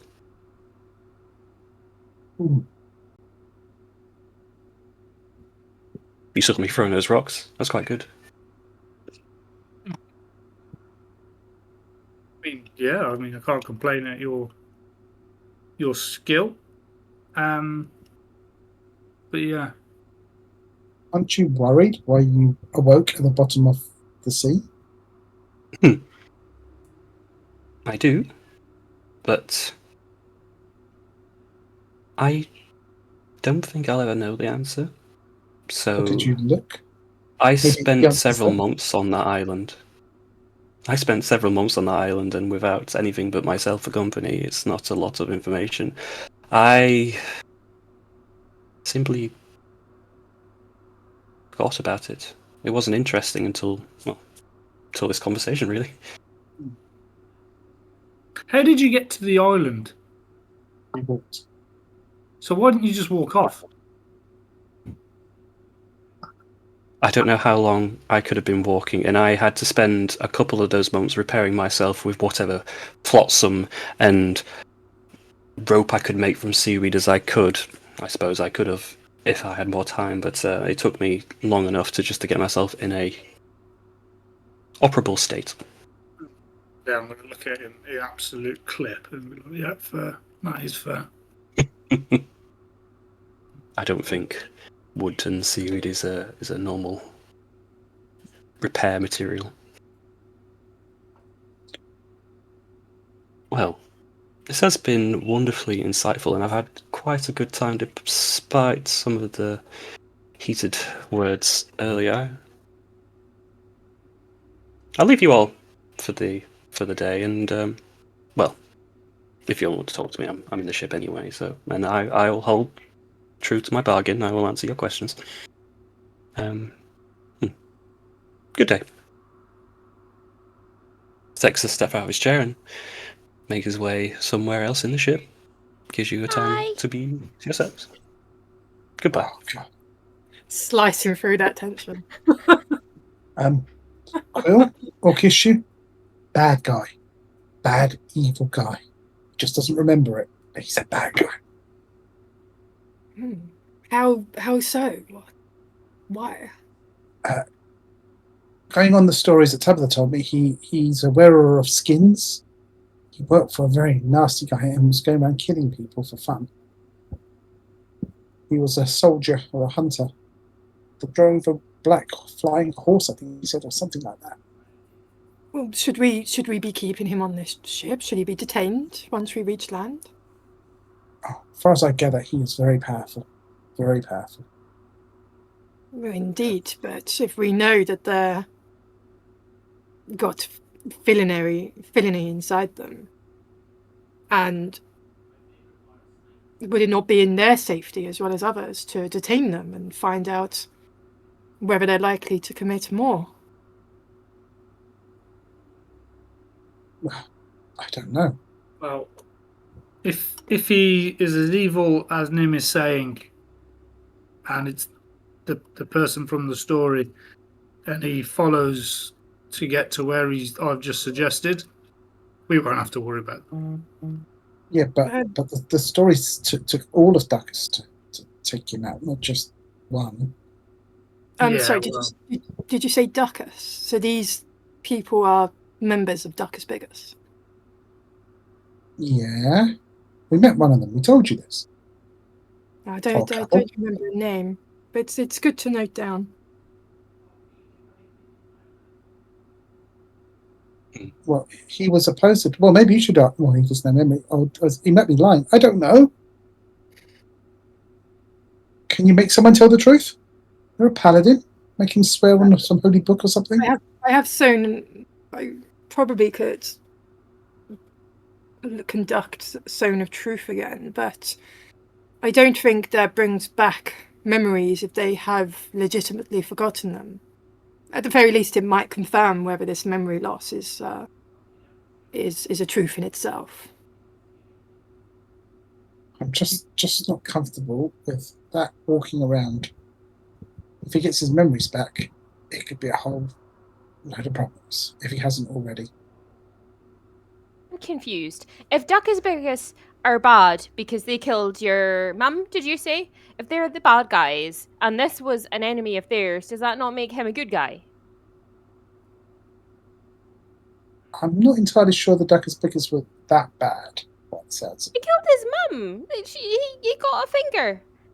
They saved the I kingdom, think- apparently. Pretty bad. It's perspective, I suppose. They did something that I wish to have vengeance on, but I am one person. Maybe the mum was Maybe your mum was working with that guy. You should go ask him. I mean, What's your mother's name? Ugh. Ugh. Mm-hmm. Can we do a history check for that as well? Huh? She was the more feral kind of. Or when people think of orcs, they would naturally think of one whom my mother portrayed. She was a very passionate woman, but maybe too passionate at times. So your mother was the I eat people kind of orc. Hence why I didn't grow up with her, though I visited her clan at times. We weren't close, so to speak, but she's my mother, and we are the same culture. No, I'm just making sure that we all understand that your mother was the sort of orc that eat people. Duckus Biggest may have done something to your mother who, ate people. I don't think that makes them bad. Well, I didn't know about the eating people, but okay. To make it clear, it's not necessarily her being killed that's the issue. She's an orc. I'm an orc. We die in battle. We welcome death to a point. But we welcome an honourable death.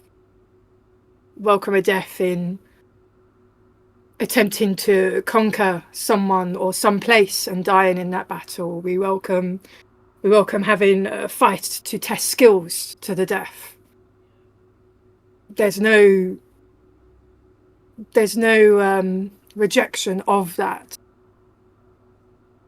But from this letter, it seems that there was no fair fighting going on. There was no conquest to be had by all intents and purposes. They just... It appears it was dishonourable, and that is what I seek to avenge, because her soul cannot be at peace until then. To be fair, you don't know that's her finger. And secondly, that might be her finger, but the rest of her might still be walking around talking, fighting alive. Well, as I said, I would ask them first to clarify. I wouldn't go in blindly. I feel like my father raised me with more human values than entirely orc custom, considering we work with so many various people. So I do take after my father more so in that. I would ask the question. I would ask what happened, try to gather the truth, and then act what I feel is appropriate from there.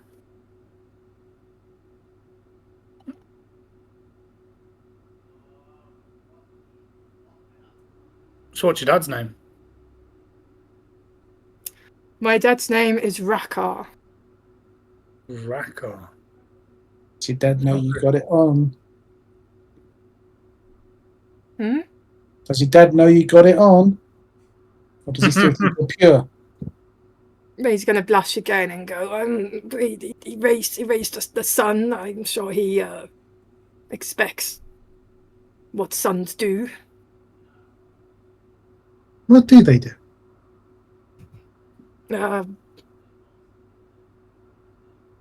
Various things. Various. You dog, you. He's going to blush again. I've seen Phelan for a while. You think he's all right? She did upset him a bit. Yeah, I thought I might. I just needed to know. Moose, why though? Why did you need to know? Well, it's sort of important to me. Sephi was on the same path I was on, and now she's not. In fact, Sephi's path has been severed entirely.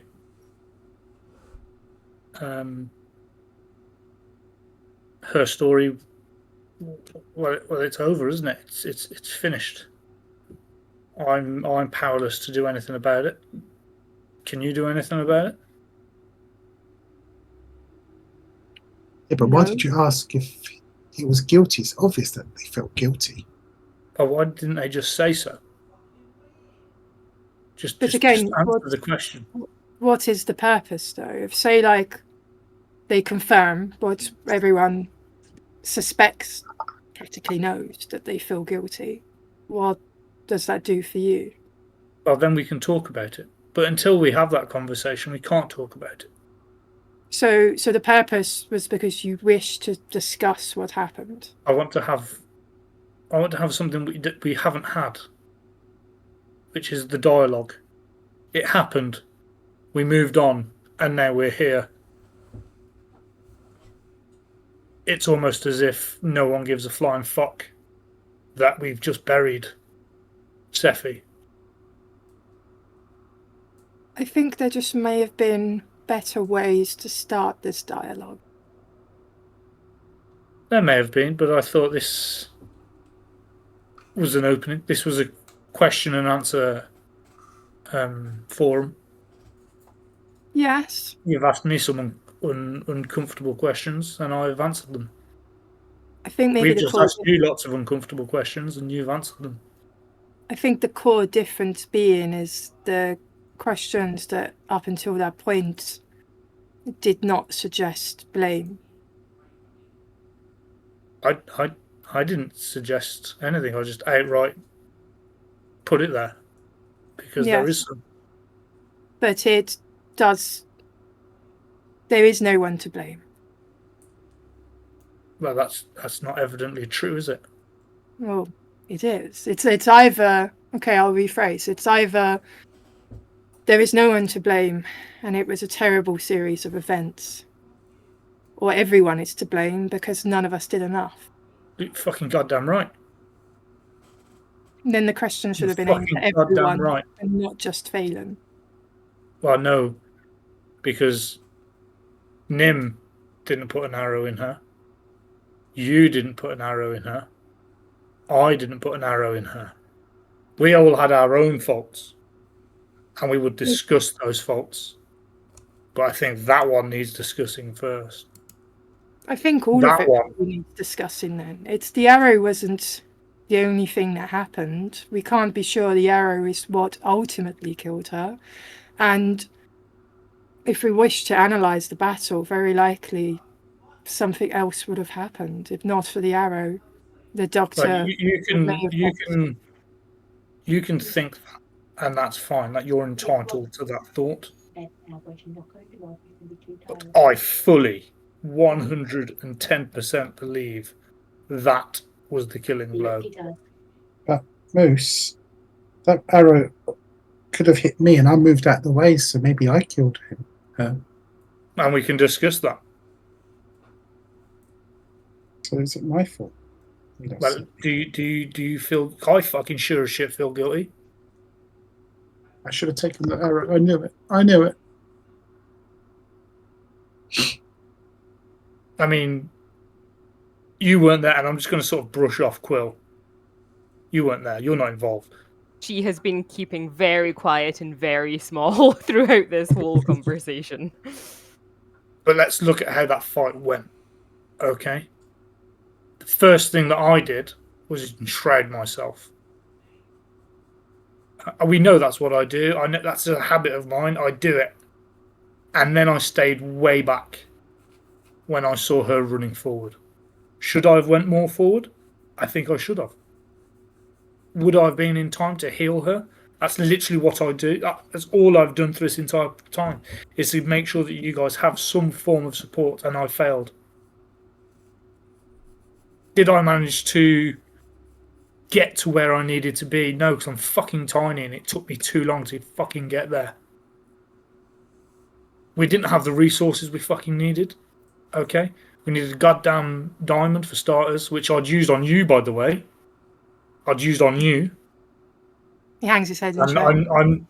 I'm not upset that I did that because you're still here, but I am frustrated. Well, that's what happened. And I ended up avoiding the big fucking scary dragon and whatever the fuck it was that you guys were fighting over in the corner. When I probably should have just ran through and ran past and got, because she had no support. She had None. support. I was following. Near the end, she had support, yes, but that took so long to get there. But to be fair, Miss, she had a potion that made her fast. I was also trying to help Orc Issue. And yes, and don't get me started on that fucking potion, because I gave it to her.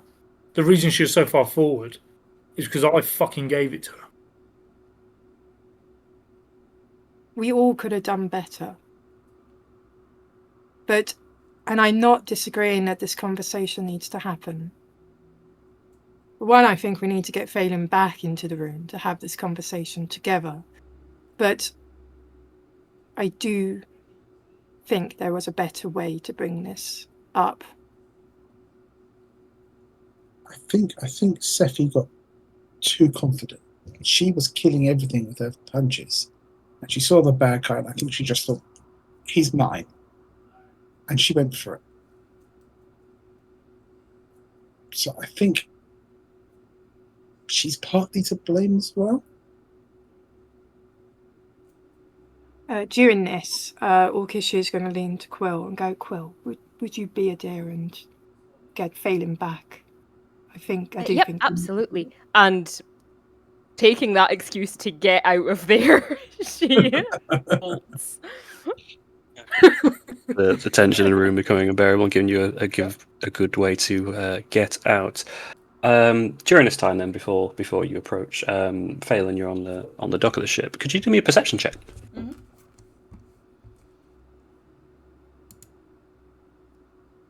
Sorry, who to do a perception? Jamie, she's here. 18.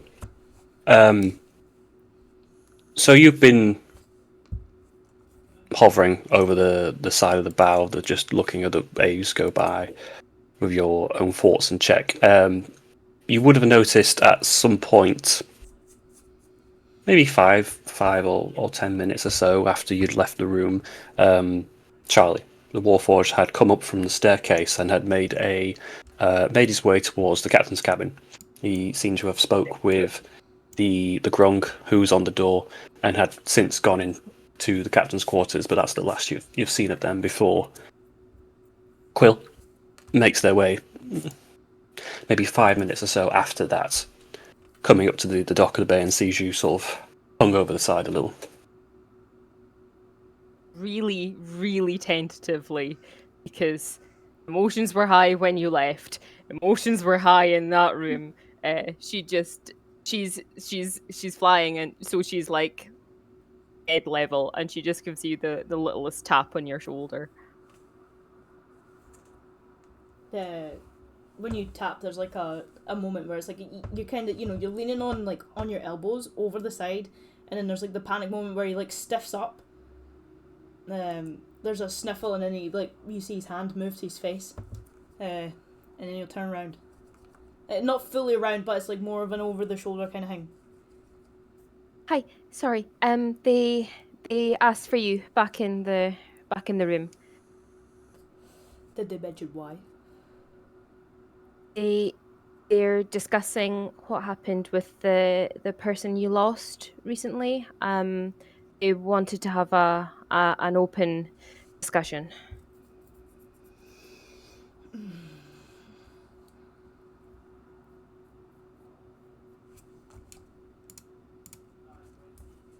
Right.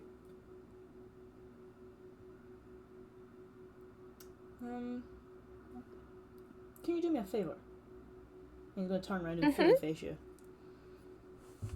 And he's going to hand you his bow, his short sword, a dagger, and a hand axe. Keep them. And don't give them back to me until I'm in a better mood. You got it.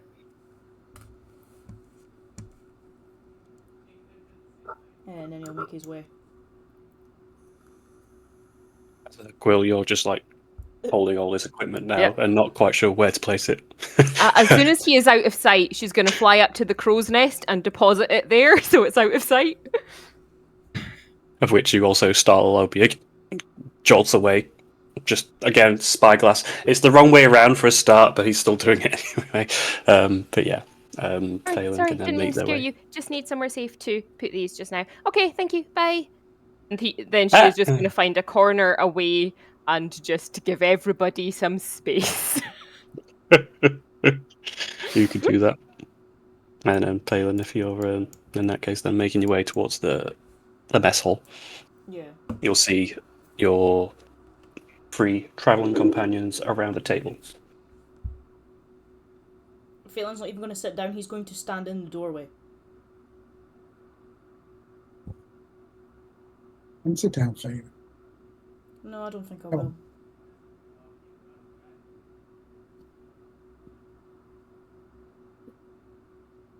Oh, miss.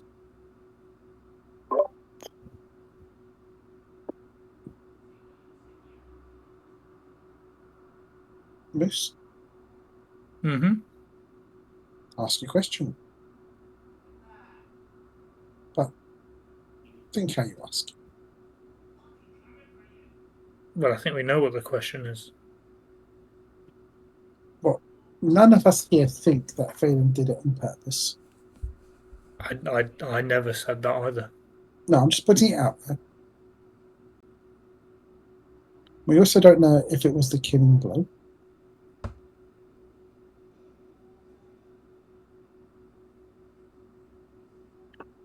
And we all agree that we could have all done better, or differently at least. We just need to work out how we can prevent something that's happening in the future. Yes, that's what Moose is saying. I'll ask the question again, but I'll put something in front of it. I feel fucking terrible. I feel massively guilty for how things went. And I'm not solely blaming you. But it's hard. It's very hard. Okay. And I'm not going to do what you did, for example. I'm not going to get up and physically assault you over this. I want the conversation because I think that's what we should do now as grown-ups, right? Do you feel guilty for putting an arrow in Sephi? Why does it need to be a question that's asked? Do you think that I wouldn't feel guilty of the fact that I know that that arrow domed her straight in the chest? Do you think that I don't now constantly sit in a state where I blame myself every second of the day that she's no longer in this party? Do you think that little of me, Moose, that you don't think I'm carrying the guilt every time? I helped put her in the ground. I went looking for someone to bring her back. And you think it's acceptable to look me in the eye and go, do you feel guilty for killing her? Of course I feel fucking guilty. I don't want to deal with the emotions right now. There's too much going on. We have other issues on the table. There's a possibility that my son's just been located that is now more stress than I've ever fucking needed to deal with, other than the fact that I've just lost somebody else. Before coming here, I lost my wife. I lost my entire tribe of people. Followed up with now not being able to locate my own fucking son. To then having you look me in the eye and go, do you feel guilty that you delivered the killing blow to your teammate? Why did you think I reacted that way? Do you think that's how that went? I can't physically deal with the fact I was starting to fall for that woman. She was everything. She was stunning. She was caring. She cared about every single person in this party. She related to me the most. She had her own daughter to care of. She's the only person I could connect to on an emotional level in this party, and she's gone. She can't give me she can't console me when I need to deal with the fact that my child might die in front of my own eyes. And she's the only one who will understand that because you don't have kids, Nim doesn't have kids, and neither does Livy. It's my issue, that's my burden, and she could have helped me carry that, and she can't because she's not here. So please, Moose, next time you want to bring her up, think about how I'm feeling about it, because I know I struggle with it, and I'm dealing with it really difficultly. I don't know what to do. I don't know how to deal with emotions. I'm a single man, and I don't know how to cope with anything. And with you pinning that on me, it doesn't make it any easier. We can't be a group if it's going to be a constant, right, something needs to be the blame for this. I need to pin some form of emotion on somebody because I can't cope. That I failed when we all failed. Every single one of us failed her. She failed herself. She got careless and she got excited because that's what she liked to do. It's what she did. And that's not our fault. And it's not her fault. It's just the way that she was. Could I have been closer? 100%. Should I have been looking out for her behind, should I have been watching her back? Yes, I'm the one that can shoot the furthest other than you or Nim with spells. I could have easily helped chip off anything that was behind her, and I didn't because I was focused on something else, because something bigger was in front of me. And I'm sorry that if it feels better for you to pin it on somebody, that's fine, I'll take it. But please, don't say those kind of words to me because I can't handle it, Moose. I already feel guilt for my own wife dying. My own son missing. and my tribe killed because I wasn't there when my family were under some form of attack. I wasn't in that building. That's guilt I carry. And now I carry the guilt of Sephi. I don't need it pinned on me all the time. We all could have done better. Yes, it's exactly what could have been happening if this is the discussion we want to have. Should Orc have followed her to the end of the deck because he's the one that's also a closer melee attack? Yes, maybe Orcish should have been with her the entire time. Nim could have easily also been up her ass beside her the entire time, but things got in the way. You could have easily covered her back as well as I could have from behind. But it didn't work that way because there was too much going on. And we can't always focus on everybody else's problems when there was something else in front. We can't carry guilt for her death when there was so much that added into it. It's not our fault. It happens. Shit happens. As you have said before many a times, the reason that we're not doing or going back to the things that we're meant to be doing is because shit is in the way and we can't do that. You've lost you've lost more party members than anybody sat at this table at the moment. You don't have any of your original other than I think Livy at this table.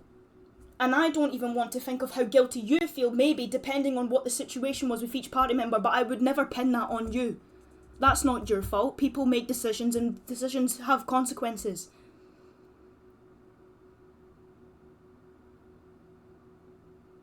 So please, again, if you want to have these kind of conversations, just, again, we've had this. If you want to have a conversation, word it better. So I don't explode with some form of anger when I'm already carrying so much emotion on my own back that the wrong thing's just going to set me off. And I'm sorry I tried to hit you. But I don't know how to deal with anything at the moment. There's so much piling up that I don't understand or know what to do to how to express that. I don't know if it's better talking to yous, if yous are those kind of people, but we don't know each other well enough that you could look me in the eye and go, you know what, Phelan looks distressed. Phelan looks upset. There's something clearly wrong with him because you don't know me well enough yet. We've only been together for a shorter period of time compared to many other people, and nobody understands each other properly. Moose, I barely even understand what you are and what you do. I don't know anything about Nim other than the fact that he likes to stuff his face. We don't know a lot about each other, you know? Well, you know, every time there's trouble, Moose shuts the door and runs away. Yes, exactly. Moose, you have a thing for doors. Alright, you're a tinkerer. You like to be involved in mechanical stuff. You have a way with talking to people. That's all I know about you. Other than that, I couldn't sit you down and go, you know what, you're looking really off today. What's put you off? I can't sit and connect with you on an emotional level, or anybody in this party on an emotional level, because nobody knows each other deeply enough to figure that out. I think you're right. I think you're bang on there. We don't know one another. We definitely don't know this fucking green guy. Like, who's he? Right? Like, he's brand new. And everything you've just said is correct. I was just explaining to these two how I feel. I don't think anyone's ever asked me how I felt. I don't think I asked you a question because I don't know. I don't know how you feel.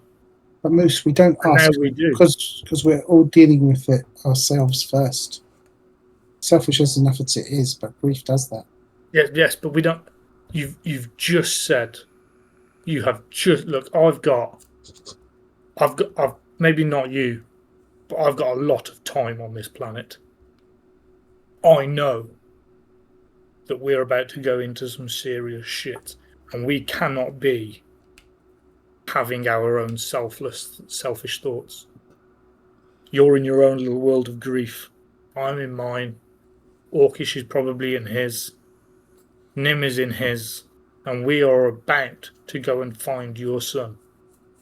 We are about to rescue someone that matters deeply to you. We cannot We cannot be in our own worlds. I need to know what is going on in your mind, good or bad. You need to know what's going on in mine.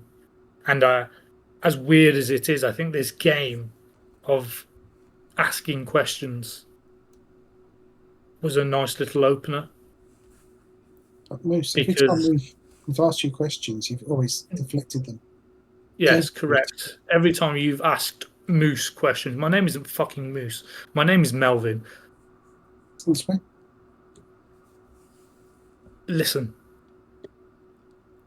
Moose never asked any questions about your fucking emotions because Moose didn't give a shit.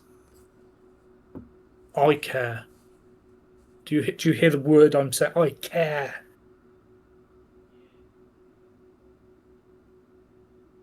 So has Moose gone? Been replaced by Melvin? Essentially, yes. And it's taken this long for you to tell us this? Well, I've had other issues, which is what we're now discussing. How long has it been like this? Well, like I said, be specific. The things that I was thinking about. How long have you been Melvin? I've been Melvin since the box opened. That was... Well, that was when I went and sat in the corner for some time contemplating what the fuck happened and what happened and came out the box. So we've lost Moose and gained you. Sort of. So you've effectively killed Moose. Moose was a creation to test me. And as hard as it is to say I failed that test, I think I've been given a second chance at the test with sentience and knowledge, but I don't know whether they'll hold it. Moose was me, but without me. Moose was just a small segment of what it is to be a person, if that makes sense. How do we get Moose back? Of everything of personality. How do we get Moose back? I doubt you can.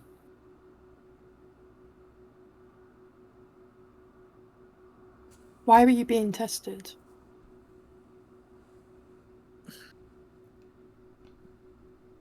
Because if I can prove to be good, honest, selfless, I can get my wife back. If?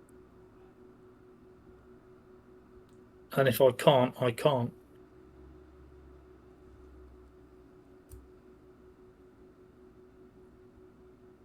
When you say get your wife back, what do you mean by that? I mean, she's dead. Did you, how can I put this? Did you have an experiment to see if you can bring yourself back to try and bring her back? No. I sort of Star had a deal. Remember Star's deal? His He Bronco. had to perform certain things and he got a reward if he performed it. I sort of made a deal with someone else. With whom? Well, let's just say that they are exceptionally powerful. Well, I'm not going to give out too many details about these people. But now's the time to be honest. You just told Phelan, so why aren't you being honest now? I am being honest. Then who? I literally cannot tell you that. That's one thing that I look. That's not how these deals work. I can give you the bones of the deal, but I can't give you the specifics and the other party. That would be a breach, and then I would lose and fail, and then I wouldn't get my wife back. Okay. So a powerful entity. A very, very who- powerful entity has made a deal with me. Do you trust this entity to uphold their end of the deal? I've got no choice to, do you? If they don't, then it fails. Then I wasn't going to get them back anyway. So I may as How- well. I'm Melvin. How do you know you've been success? The test being good, being honest, being selfless. Is there a time limit? Is there an agreed moment that would inform you that you've succeeded? Yeah, I suppose there would be. But you don't know what that is. Yeah, I mean, I would know that I've succeeded because my wife would be alive. Where is your wife? She's dead. Yeah, but do you need to resurrect the physical part of her, or is she going to be poof magic back to you? Could not give you those details. Do not know.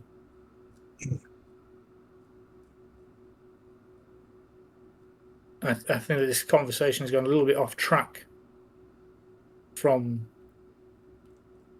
how it started, to be quite honest. Maybe very well. Going back to discussing what happened and how to deal with our individual emotions together. It does make sense. Something that we do in the barracks, maybe it's useful to you all, is we would have debriefings after battle, especially after an intense battle, more especially if someone was injured or lost, and we would sit and analyse without blame, but whether anything could have been better, whether anything was good and needs to be utilised more. Code words, even signals to help communicate across battle planes. Maybe agreeing how to have those conversations without the need for a otherwise innocent, wholesome game to turn quite stressful.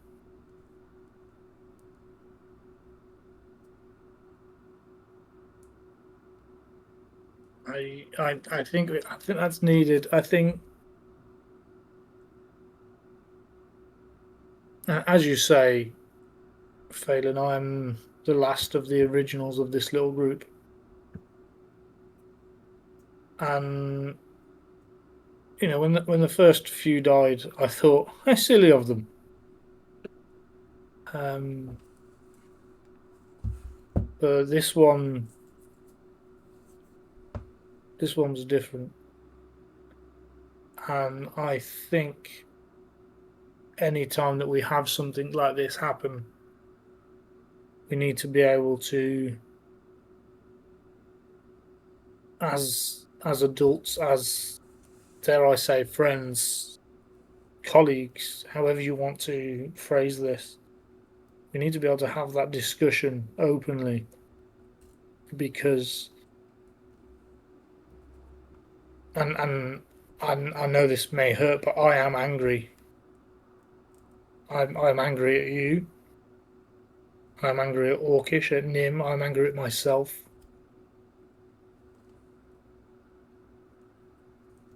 I need you to know that, so that if you see me acting a certain way, know that I'm trying to combat it, and accept what happened and move on and still be part of each other's lives, because we are now.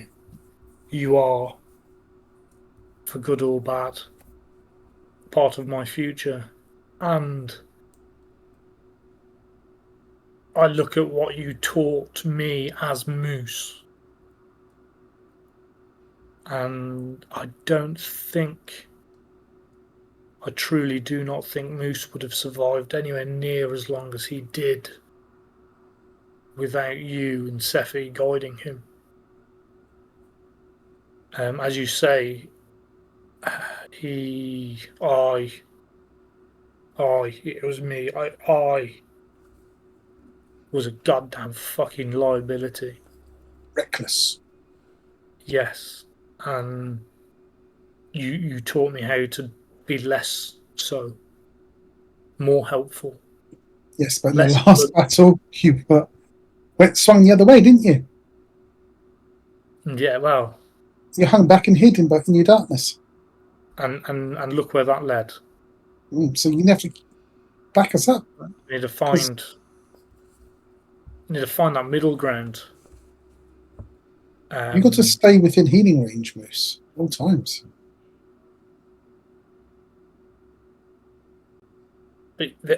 Yes, but that's how I feel, and I think you're right. I should try and keep up. Tell my little legs to hurry the fuck up a little bit, and stay with you. Yeah. You also can't put yourself in harm's way, though. Which is, again, we can't. For people like us that need to stay near the back, to a certain degree, we can't always push ourselves to be in a position that's then going to make it more difficult for us, because if we make it more difficult for ourselves, it makes it more difficult on everybody else. Moose, if you happen to be any further forward, say, than what you were, if you got caught in a position where then you got tanked or you ended up falling unconscious at any point, that put all of us in some form of predicament, right? You said you're the one that you want to be the support, you want to be able to pick us up, you want to be able to give a little bit out every so often to help us keep going. If you go first because you've decided that you want to be in the middle range and something comes for you in that middle range, we don't have that support. We need to find a balance as a group of which way is the best to position each other and back up every single one of us. Somebody needs to be able to watch at least one person's back. Because if you put yourself in harm's way and you're the one that gets harmed, it then falls onto somebody else to try and help you, but then you can't help whoever you're meant to be helping. You can't put yourself too far forward, because if something happens to you, it affects every single person here. Obviously, until Livy, when we get Livy back, she kind of takes a little bit of the pressure off of the healing aspect of your abilities. But you can't always pressure yourself now into forcing yourself closer every single time, because if something is coming closer to you, you need to back up. You can't stay where you are, because if you get fucked, we're all fucked. Which goes for every person here. If Nim goes too far forward and we can't get to him, that's Nim fucked himself up. He needs to know when to pull back. If Orcish is too far forward, then that fucks up Orcish you. If I'm too far back, yous are too far forward, that's fucked me up. I don't tend to. I was always backing up Sephi. No, and that's not, again, that's not what I'm saying. I'm not saying that you were in the wrong position that time. That's not what I'm saying at all. I'm not saying anybody was in the wrong. We were all in a difficult position. But I disagree. I think, and it's going to sound harsh, but I think Sephi really fucked up. Because she's goddamn fast. And she took a potion to make it even faster. No, of course. And she didn't look back, and she just went for the most powerful guy in the room. And she fucked up. So we are to blame. That's what I mean. That's what I'm trying to say, is that regardless of who it is, if someone's out of position in some form of way, that's them fucked. But I think she was loving the competition of how many kills. It was like a drug to her. She was going for it. She wanted to be high on that list. I think the pressure of having Bara in the room gave her another panic point. If she noticed that Bara was in the back, she would have wanted to get Bara out, which means that she would have tackled anything that was in Bara's way. Because Bara, obviously there was no romantic feeling. Maybe there might have been, I don't know. But it's probably more the fact that that guy infected their daughter. Yes, exactly. Sister. Exactly. That's what I mean. There was a lot of elements that added into Sephi being as far forward as she was. And again, we're all to blame. Every single one of us, including Sephi. What happened, and it's all of us are to take a part of the blame for that. We're all to feel guilty about something, because we were all in a shit position, every single one of us were absolutely fucked. Nobody thought of where we were meant to be, how it was going to make things easier, and what was going to make things easier for everybody else around them. I was selfish and I stayed back because I know I can hit anything from where I was standing. But it meant that I couldn't support anybody else apart from picking from behind. But then I got jumped by that dragon skull. But everyone was too far forward to help other than Moose. But then Moose was caught in the crossfire between there was helping me or there was helping you and Orkishu, and Orkishu was also getting fucked up. I was Sephi helping with the issue. Yeah, exactly. And Yeah. Sephi fucked off. Exactly. This is what I mean. It's And an that was equal its game. own, that was its own double-edged sword. One blow more and I would have gone down. So being transformed helped me, but then all the healing was relied upon Moose. Exactly, and that's what I mean. We all got stuck in a very shit situation because we don't know each other well enough to figure out who's better with who and who's better to cover what angles. I'm better with Livy, that's for sure. Well, we're not even going to go into that conversation. Just saying.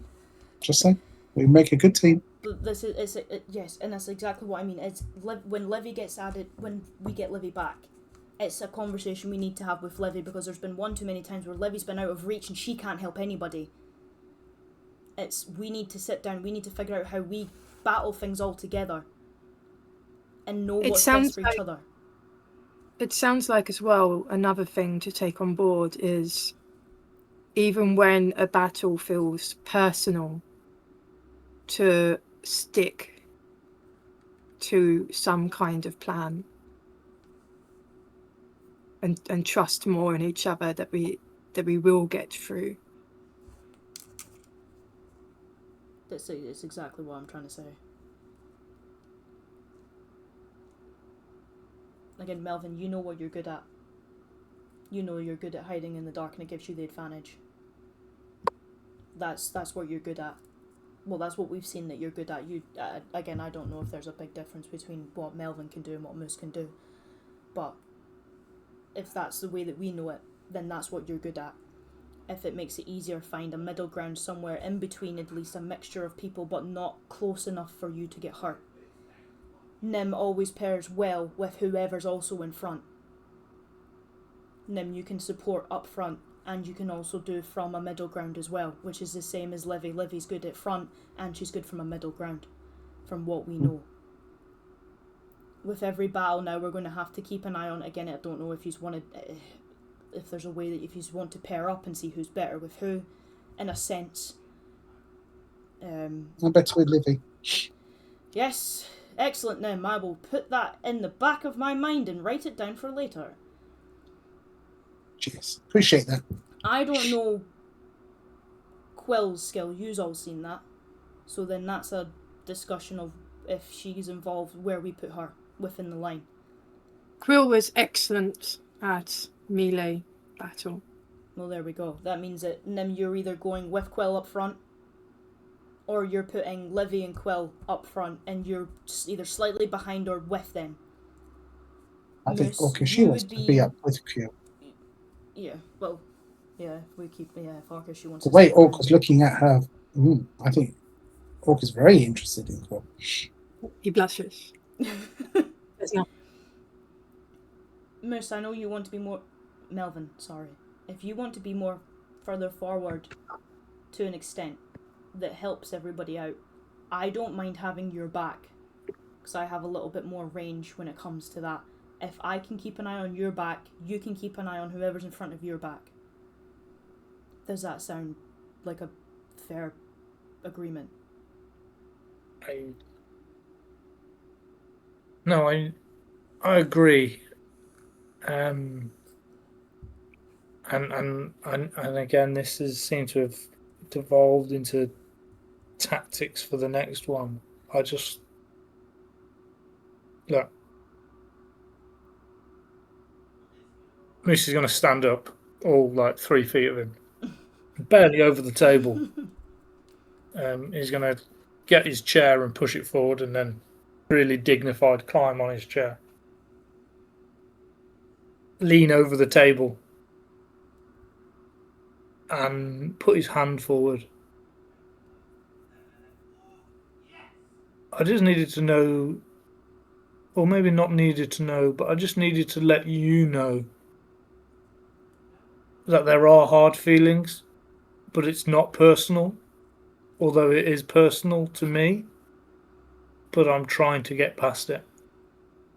And if you need to talk and get your personal feelings off your chest, then that's what we're all here for. And I would like to start the conversation, which I think we have, and to know that we are this table. Well, not this table, but this group of people around this table, because the table's not coming with us, nor the chairs actually. But the people here are the safe space. And if we can't agree to that, that's fine, and I'll never bring it up again, and we shall never talk about how we feel. But I thought it'd be important to make sure that we have the opportunity to do that. Tactics we can figure out as we go. We just need to communicate. Again, I know Moose wasn't the greatest at the whole conversation. Remembering what he was like. In fact, he was probably the worst person on the planet for it. I was the worst person on the planet for it. And I will strive to do better, to discuss where you want me, where I want you, how we go forward. But it's more about the conversation of openness rather than positioning of people right now, I feel.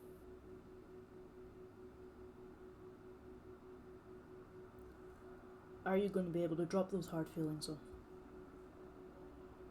off? Look, the feelings are feelings, and you know, I've been around a long time. Time heals most wounds, not all, but most. And I can make you a promise, a humble promise, that my feelings, good or bad, will never affect whether I help you or not. As far as I'm concerned, with how you've treated Moose, myself, how you treated me over the past few weeks, months, years, if you include the time skips, which is really weird and hurts my brain a little. You tell me. But as far as I'm concerned, you're like a really weird stepbrother, and family sort of.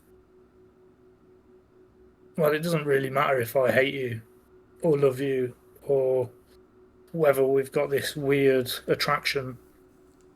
I'm going to give you a wink, trying to diffuse the situation a little bit. What? The point is I will not let you down if I can help it. And that's why I feel guilty, is because I've let Zephy down. As Nim said, she let herself down massively, and I have my own internalized anger at her, which is very hard because she's not here for me to tell off. She puts us all at risk, Moose. Melvin. It's going to get me right. getting used to. Yeah. But she's not the only one that's done it, has she, Melvin? No, I see. This is what I mean. I was a problem, and you've been able to have that conversation with me about me being a problem, and we can't have that with her, which is why it's so frustrating, and has created these emotions. But we need to. I feel like the conversation around those feelings is important. That's what I feel. That's the entire purpose. And was I blunt? I'll probably yes.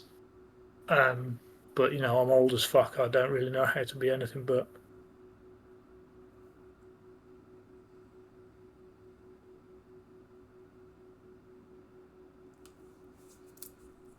As the four of you discuss for the next hour of decisions made, both wrong and right, and future decisions yet to make. The sea crashing through the waves in the open hull, and Quill on the top deck, wondering what may be said below.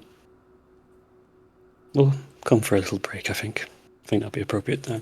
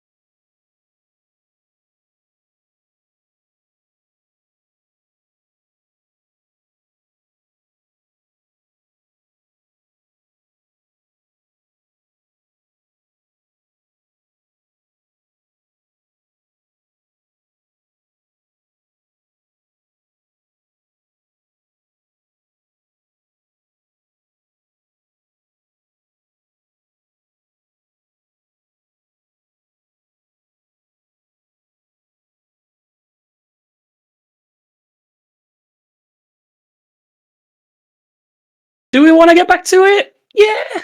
Yeah. If we must. It's all on the table now. There's no tape backs. I can't wait for everyone else to do this again for living. We all had a discussion, and you're all have to catch up. Yeah. Do you feel guilty you weren't there? Oh god, Well, it's your that's if she's fault, not Livy. been You weren't there sprayed to all help. over. Yeah. Livy's probably, put all over the field or something. Bit of spray. Just in a giant wicker man right now. That's all.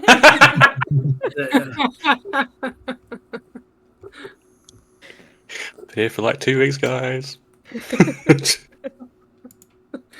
Okie doke. So not much planned for while you're at sea, so it's really up to you now if you want to just make a straight heading to Reverie, if there's anything you want to discuss or deal with in the meantime. Yeah. You've had the conversation at the table. It'll bring halfway through the second day. It's down to you guys if you want to do anything onwards on the Crescent Fall. I think if there was anything that'd be important, it would be a case of that. Phelan probably go get his shit back from Quill and tell her that everything's okay and that she's safe to come back downstairs. She would be very tentative. She would give you the stuff back, but yeah, you can tell. She's yeah. Oh, you have to watch her fly up and get it for a start as well. Yeah. She stashed it. Just comes back with the armful of your stuff, which, given that she is quite small, it's probably about the same size as she is. And you would have seen only up there Obi playing with the new toys, oh, someone's giving me something to do that isn't looking outside. Oh, shut I'm up. gonna need these back.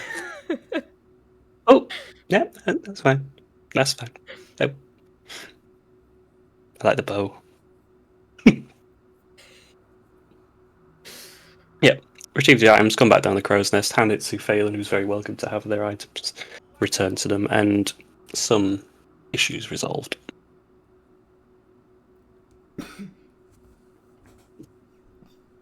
Anything you want to do?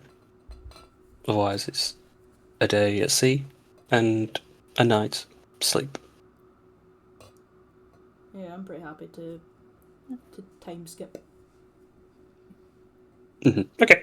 I don't think any long rests are necessarily needed. No one's took anything. Okay. Second day goes without issue.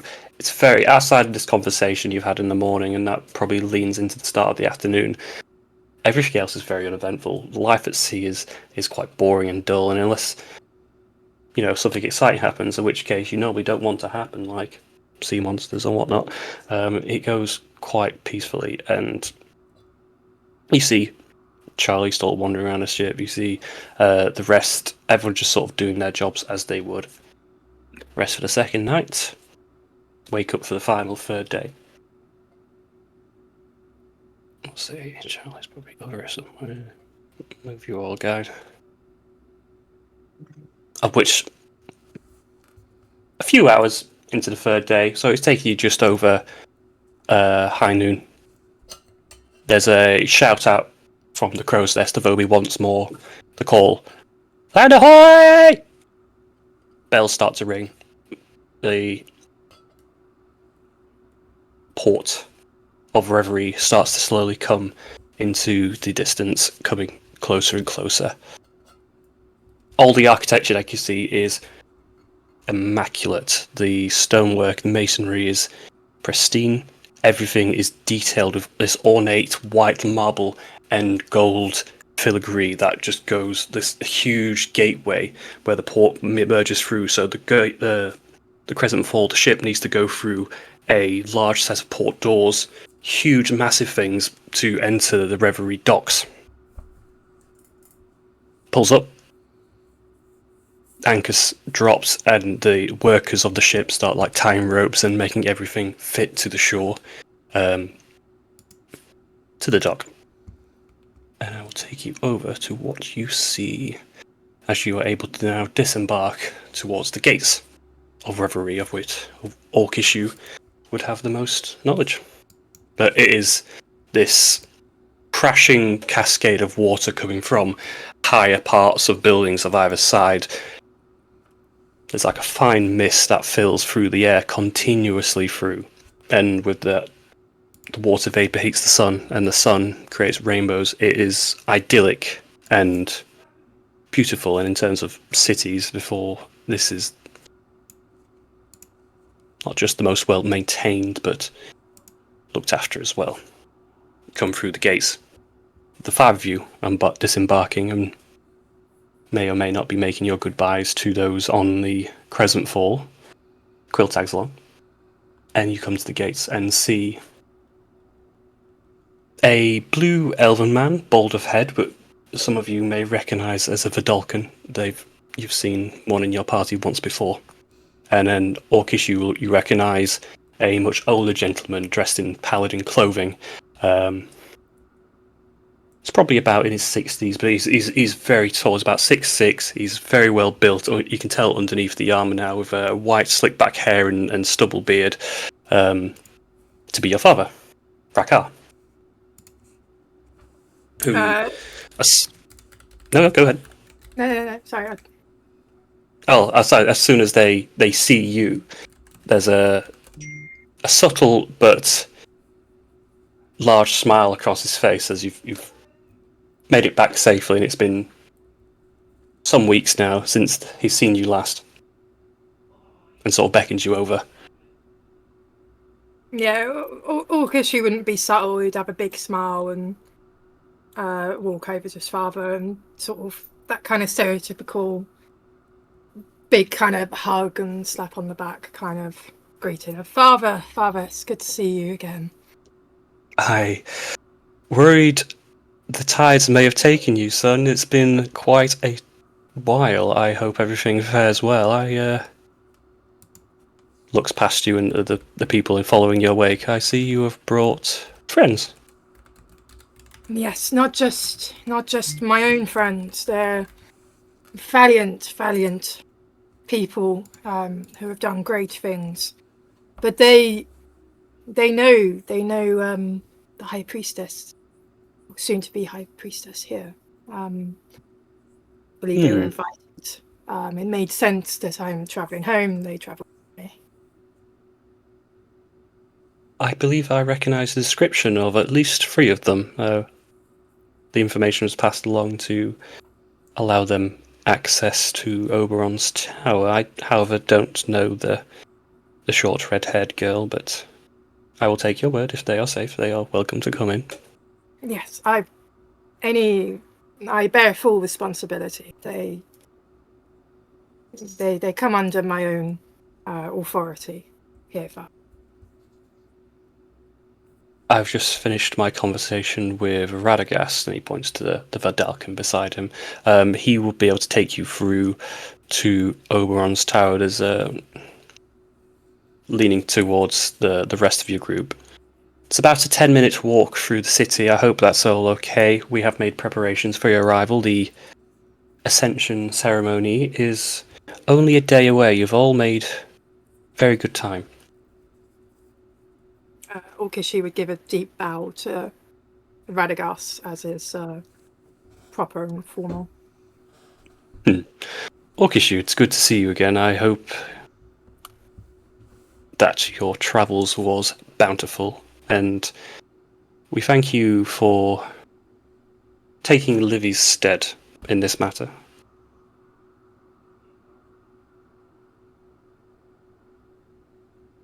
It is an honour to serve Reverie in all her glory. And you do the paladins justice. Hey, Quill. Your friends. How do I look, Quill? Are they all your friends well? Do they need food? Do they need hydration? I imagine it's been a long journey over the seas. I believe food and liquids would serve everyone well. It's they've experienced quite a bit. I'm sure they have much to inform Livy of. The High Priest forgetting his manners. No, that's quite all right. He places his forearm out and casts a spell, create food and water, and provides some bakery goods, we'll say, because that's been a thing, and offers them out to the group. Ooh. How do I look? Quill, do I look all right? Am I presentable? She hovers up so she's eye level with you and starts like fussing over you. She starts like sorting out your hair and making sure you're all like dusted off. And Thank you. Do I smell? Should we find a bath in this place? do you smell a bit? Not as bad as Phelan. It smells like rotting cheese. Phelan does. He's gotten worse. Is he okay? I don't know. Maybe he's got gout. I hear that smells of cheese. I am within earshot. You can't have a private conversation next to me. Maybe it would be a good idea if everybody has a wash. Yeah, I agree. Let's get some food, because better than carrots. He's offering out the croissants and the Pain bread au bagels and such. chocolat. Give them over.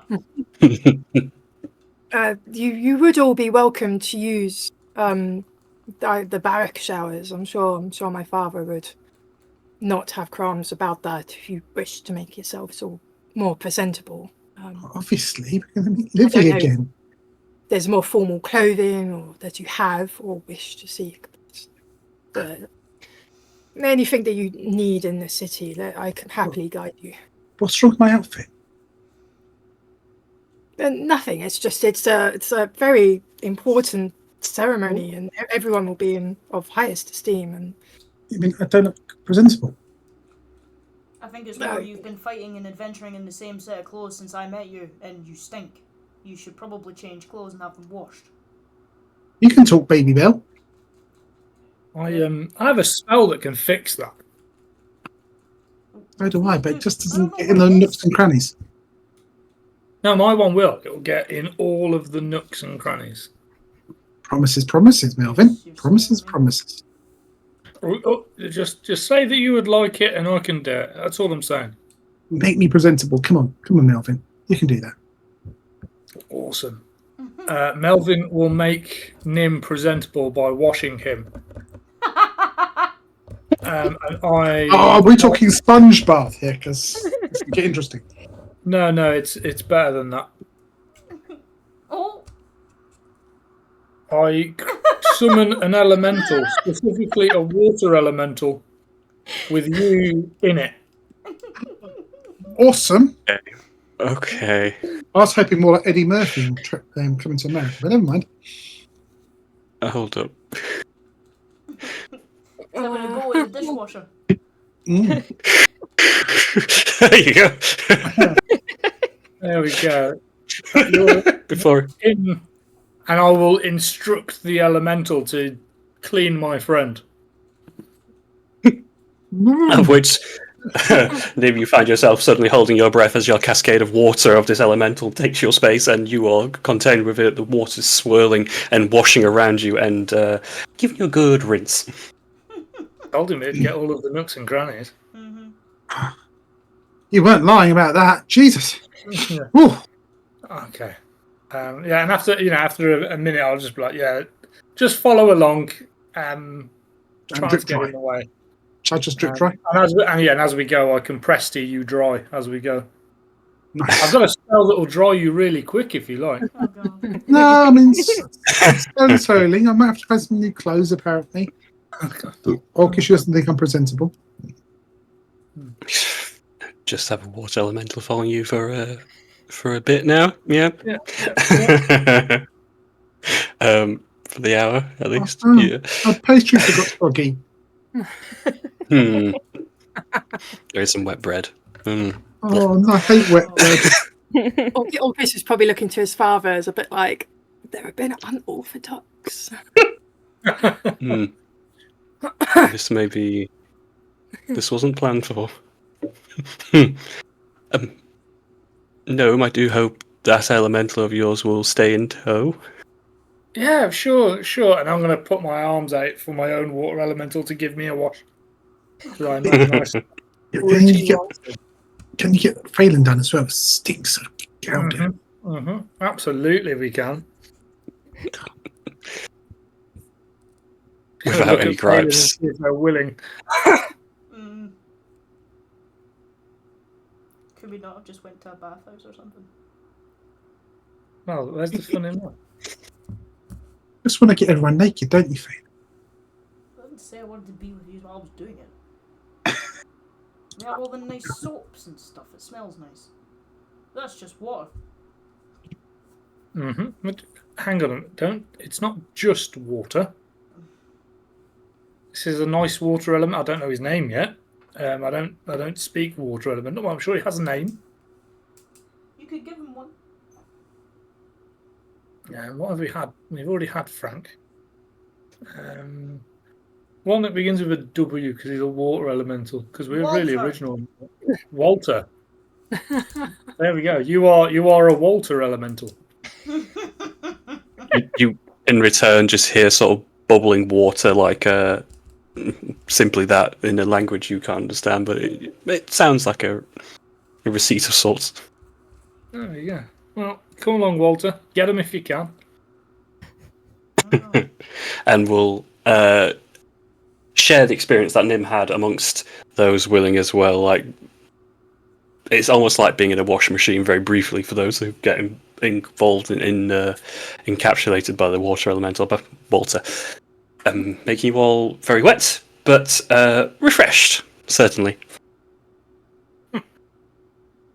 Radagast and the paladin are both just sort of a little bit gawking and just unsure of how to make of this, but both looking at Orcish, who just patiently waiting for them to be ready.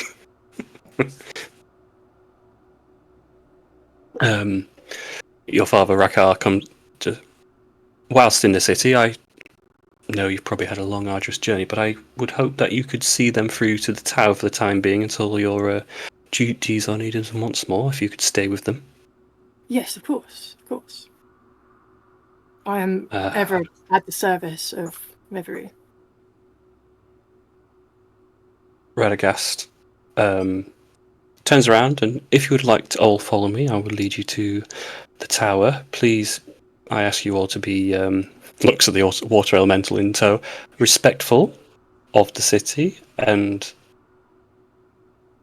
we should be there in no time at all. We've had many guests come over the last few days ready for the ceremony. There are many people in attendance, but the High Priestess in waiting made it very clear that you were all readily invited and was very happily expectant to have you here. Hear that, Melvin? She missed me. She missed me. Jesus Christ, can we start walking, please?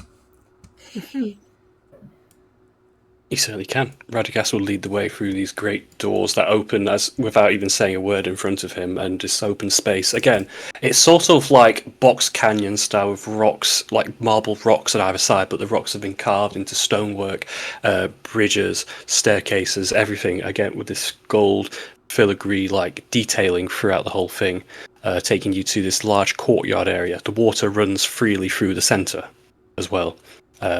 Radagast leads you through a series of directions. It is a little complicated, but fortunately with both Orcish and Radagast, they both know the way, and you need not do more than follow. Finally, you make... This place is swanky. Yeah. I'm glad we've cleaned it as we go.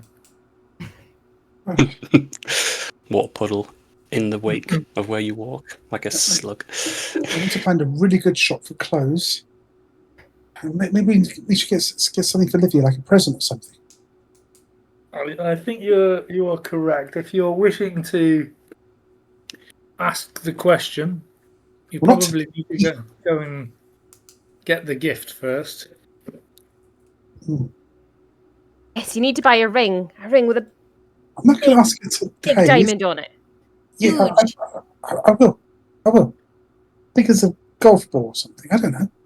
But yeah.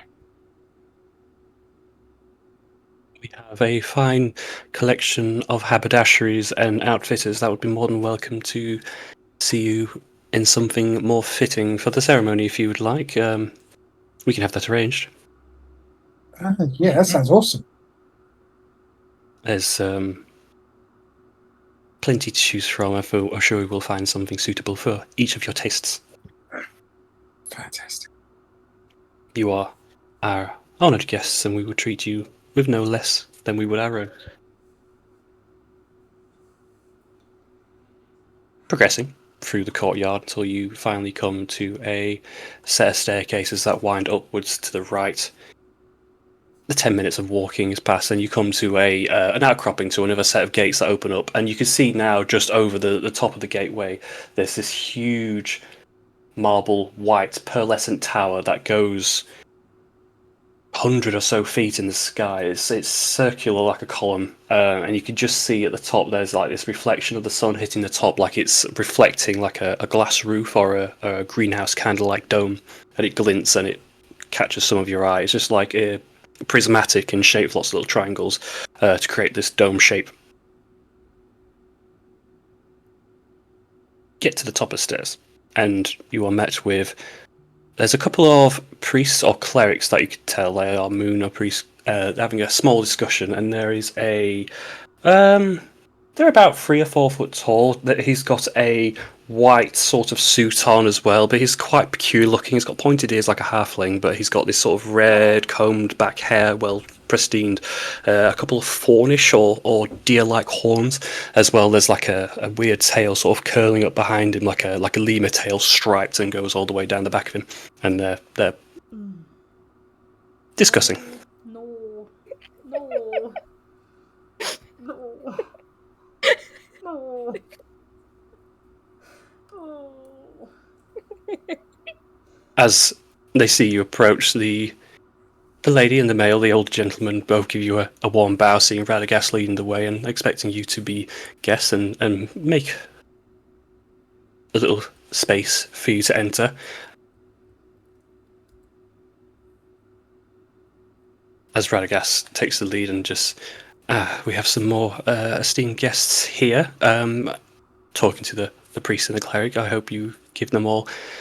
They are looking for new clothing and attire. I hope you can assist with them if you would follow with us when you're able to. They're looking for something for the ceremony tomorrow. It is a good day to you, Kiwi Moonclaw. Welcome. I've not seen you for a little while now. Nah, it's been a long time, isn't it? Shame I'm going to miss the party. Fuck's sake. No, but I understand you have a great deal going on in this world, and we take wholeheartedly our greatest appreciation for you showing your presence. Oh, I wish I could say that. Look at that elemental! Excuse me. Yes, I believe the gnome is responsible for that. Oh, what's his name? Walter. What a cool name. Does he follow you everywhere? Well, I've only just. This is the first time trying. I wanted to see what I could do. He seems quite friendly. He's a friendly guy. He's not revolted or hurt anyone yet. Well, I'm off on an elemental like that, and it's a lot of fun. You go swimming, and yeah, it's great. Well, I'm going to offer my hand out. Pleased to meet you. My name's Melvin. Oh, I'm Kivy. Kivy the kitten. Kivy the kitten. Yeah, But you're not a kitten. I can be. You want me to be? I can be.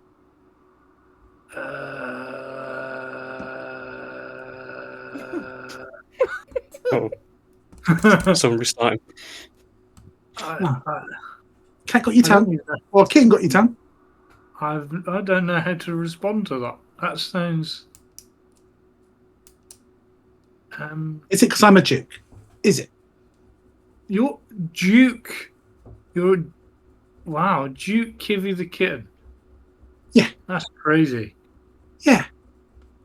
And where are you a Duke of? I'm a place in Genoa. You've probably not heard of it, unless you've been to the fighting pits. Been to the fighting pits? I'm a champion.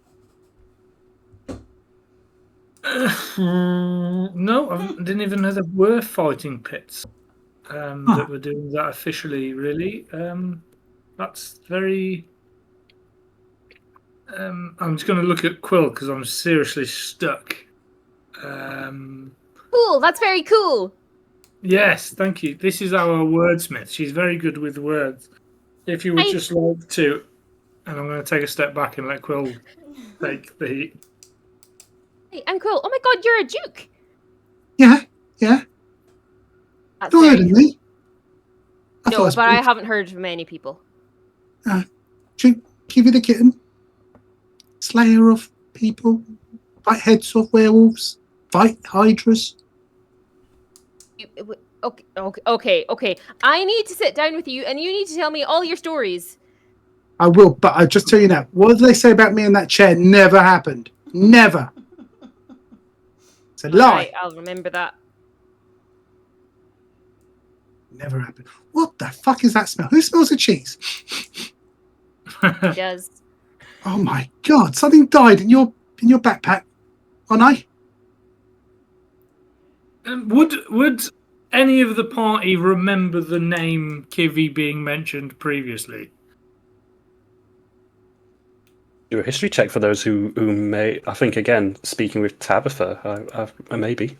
I don't know if it was brought up when Izzy or Trixie were met as well. I'm not sure if everyone was detailed as such. Or Kishu, certainly not. And Nim's out of it. He's too busy trying to get the case, I think. Yeah, Phelan would have had. Well, I say both Phelan and Moose rings a bell, and it has been again discussed by at least one or two people on your travels of a Duke Kivy. So there'd be some sort of familiarity. So you're like you write books, do you? Want to do my autobiography? I got loads to tell you. Oh, yes, I could do that. Right. I don't know. When did it start? I started in prison. She whips out her book and starts scribbling. Then Do we have we to have this escaped. conversation right now? Could we maybe, have somewhere, we're not standing on the steps having this conversation. Maybe sit down somewhere. No, something this to is eat. fine. It's- This is fine. Thank you. it's Thank you. definitely not. Thank you. I'm talking to the pretty tiefling. Thank you. He blushes. Anyway, I started in prison and escaped. Met a lovely group. We formed a gang called Duckus Bigus. Oh, she looks around, recognising you guys having spoken about them. She's not being subtle. Is there something in your throat, One Eye? What's your name? Don't call you One Eye. Sounds a bit rude. It's Phelan. Phelan, why do you stink of cheese? If I knew the answer, I would tell you, but I don't know. Anyway, we opened some pubs. We killed some bad guys. I mean, you're writing this all down. Yes, We- every word. We've actually met a few of your friends. Have you? Which ones? Which Mhm. ones? We met the alcoholic Tabitha. Yeah, she does like a drink, but what you don't find out is when she starts goblin cults. That's a real gift. Great at starting goblin cults. I think she skipped that story. It's amazing. They were worshipping her and everything. We met a really scary one. Scary. Well, that could be one of three. Well, what was that? Mixie? Oh, Trixie. Oh, she's not scary. She's lovely. Oh, wow. Yeah. She's such a sweetie. She makes brownies, you know. We met. In fact, hang on 1 second. And he rummaged in his bag and he put out. I got a lock of her hair. Look. A curly red lock is produced. Yeah, she's lovely. Even met the fam. They're all great. Not scary at all. We met Lazarus. Lazarus. Love Lazarus. Point. He's lovely as well. And we met a big fat bloke called Izzy. He was fat, was he? We'll put it past him. Did he ask if you like chocolate? I'm not sure if that question was asked. It may have been. And we also met a Big gay barbarian? Warforged. No, a Warforged. Came out of the ocean. God, we literally just spoke to him, and I can't remember his bloody name. Dave. Clive? Charlie. A Warforged out the ocean? Doesn't Yeah. Pop Duck as big as we're about. But he said he knew you, or was that what was said? I can't remember the conversation. But yeah, he's on the boat. Warforged. I only know Lazarus. He said he woke up and he was on the bottom of the ocean and it was all dark. And then he started walking and it got lighter and then he found an island. And he's been on the island for months, I think. Yeah, some sort of hunter. Hang on. What colour eyes did he have?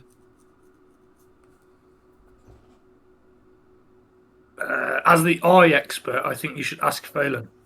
Oh, Wait, Cheesy. What colour eyes did he have? Was he wearing skin? nope, no skin. No skin, but he did have skin. But it fell off. Did he have a big, scary sword? Nope. No. That can't be. It can't be. I killed that fucker. He could throw rocks pretty far. Did he have a black horse? No, I think Means- if he had a black... I don't know how you'd get a horse on the island. It was just an island. Did he say his name was Lupin? No, it's Clive. Charlie. Clive. It was Dave. Dave. Charlie. Charlie, Dave. Don't care. You guys are weird. Well, if he's given us all different names, maybe there's a problem. I don't think he has. I think you are just remembering it wrong. Did he try and kill you, being like alive and shit? No. No, but he was asking loads of questions about El Dorado. He was really interested. We don't talk about that. As said, we don't mention that. Come on, get with the program. I'd hate to slap you senseless.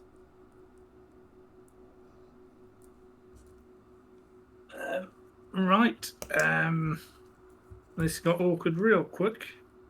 But we don't mention that place. Laz told me. Don't mention it. Stop saying it. Stop talking about it. I think someone told him at some point that he should go there. I don't even know where there is, but he should go there and ask for Lazarus. I don't know who these people are. And that Lazarus would sort him out. Let's see. I can't be Lupin. I killed that fucker. Okay, well. Okay. I best be going. It was a pleasure to meet you, And you. Mr. Kivy. If you ever He's probably fancy... still on the ship if you wanna speak to him. Oh, I didn't want to speak to him. I'll bite his fucking head off. I Would you know like with metal, assistance? it might with hurt. that? Would you like assistance with that, Mr. Kibby? No, I can handle myself. I'm Gee. sure you can, but as a paladin within Reverie, you're an honoured guest. I feel I can do my own killing. I mean, killing's easy. It's living is the hard bit. have you killed many people? Oh, yeah. Oh, yeah. And monsters. And creatures. And undead. Dragons. Any memorable killings? I do remember once fighting a werewolf, but I got severely told off for sneaking off. But, yeah, killed a werewolf. Any that wasn't able to fight back? Not fight back now. I don't kill defenseless things. No, that's a silly question. One can never be too sure. Did you always know who you killed? Like know them? I mean, people are monsters, so I didn't really ask their names. I mean, what do you consider monsters? I killed a guy called Numbers, I think his name was, or Fingers. I can't remember. I squashed him against the ceiling. That was fun. Good times. How about loose their clothes? Anybody fancying some new shoes? Anyone? New shoes? I think Did you need you- to find yourself a perfumery because you smell like shit, mister. Did you ever come across an orc? Orcs. Not many. I think it's someone in particular. There is someone who I think came across Duckus Bigus and did not live after. Orc. There was some orc. What was his name? It's like Wilbur or something? Wildor? Waldorf. What? Well, I can't remember, but he was a presumptuous prick. What about a female orc? Female. The only one of them we killed was in the dream, I think. A dream? What do you mean a dream? That we might have been drinking something funny as funny shots. And yeah, there was some stupid orc that tried to kill us, but yeah, we dealt with that pretty quick, to be honest. Flushed her out. How do you know they were trying to kill you if you were experiencing substances at the time? But if someone comes at you with a weapon, they're trying to kill you. They're not trying to tickle you, are they? No, under normal circumstances. But you said yourself you had drank or ate something funny. I mean, you haven't done it yourself. Bit pure, are you? I'm trying to establish if you 100% knew they were attacking you. Yeah, they were evil. Everyone we killed was evil. That's how I sleep at night. And so again, you were drunk? The shots were going. We wound Trixie up about was it an ogre or something? That was funny. Bugbear, that's right. Gaslighting was so much fun back then. Can't do it now, I'm a Duke. But yeah, there was some silly orc woman that tried to kill us and made the mistake of trying to fight us, so we killed it. Was it a fair fight? Oh, look at me. Of course not. Didn't stand a chance, did it? So not a fair fight. No. We didn't initiate the fight. They wanted to fight me and my friends, and they chose wrong.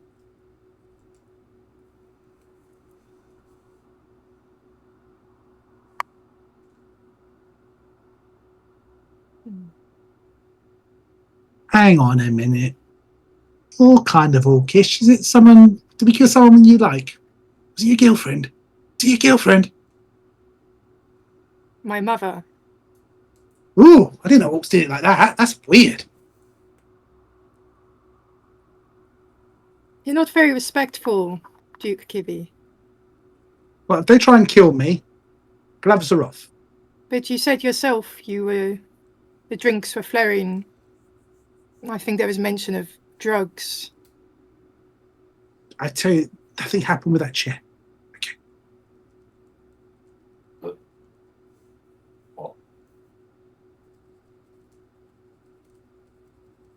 Again, I want to establish clarity. No. We didn't kill anyone who didn't deserve it. We never attacked. We were always being attacked. And if we defended ourselves, we defended ourselves. We didn't go out and kill people for fun.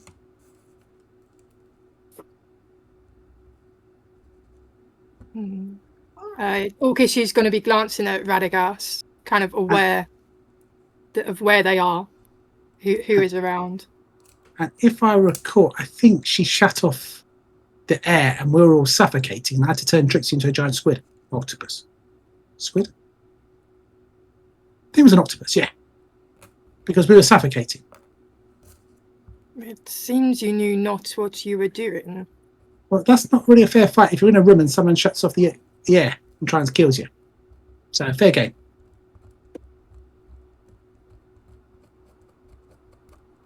And how did they shut off the earth? I don't know. Did some magic, I suppose. Can you do magic? Magic's fun. Duke Kiwi, I'm trying to establish whether my mother was killed dishonorably. It's not the killing that I'm questioning, it's whether there was honor involved. Well, would you gauge honor? We were on this strange place, trying to get out, shut off the air, tried to kill us. We fought back, turned the air on, and left. I think dishonor is not facing someone face to face and saying, "Wait, let's do this." And so where was this? I don't believe my mother had control of such things that could control whether air flowed. If I could remember clearly, I'd tell you. But trust me, we didn't kill anyone that didn't need it or didn't deserve it. We're the good guys. I'm sure you tell yourself that to sleep. I don't need to. Everyone tells me that. I'm awake. Good guy. I'm a good guy. We were attacked. There's all strange monsters in there trying to kill us. We fought our way out. That's if this is the same woman, you know. Orkishu's not going to say anything. He's going to just contemplate the information.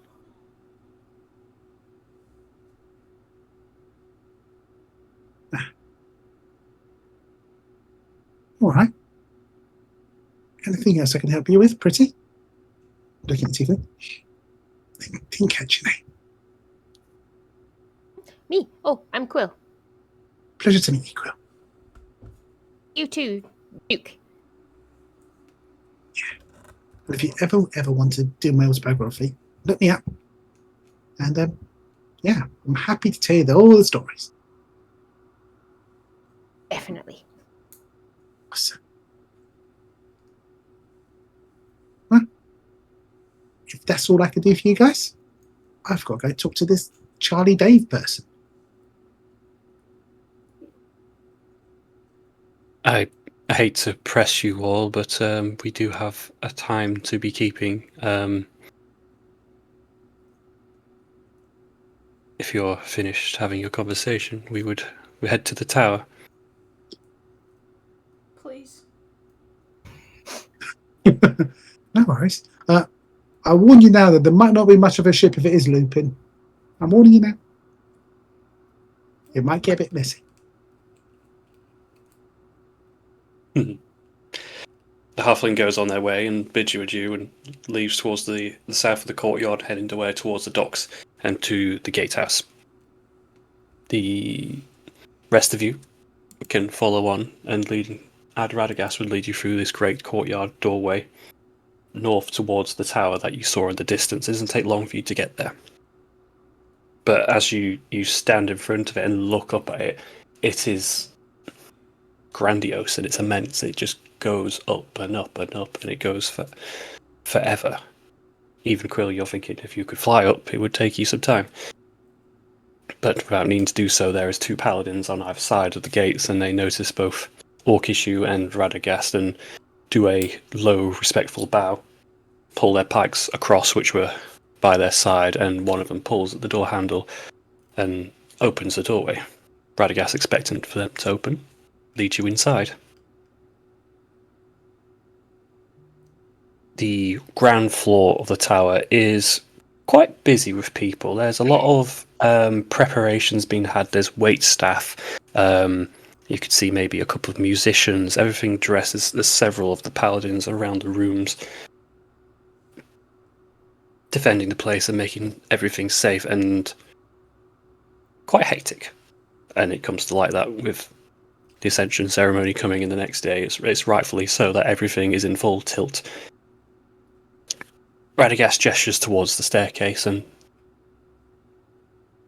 looks towards Orkishu. If you take them to the vivarium at the tower, I believe the High Priestess in waiting will be more than happy to receive you all. Orkishu kind of shakes himself out of thought and bows and motions for everyone to follow. I must ask, it's becoming very difficult to keep drying the water behind you. Melvin, could you kindly ask your elementals either wait outside or down here where we can mop it up? Of course. At least not in her room. I'm sure she would not appreciate it.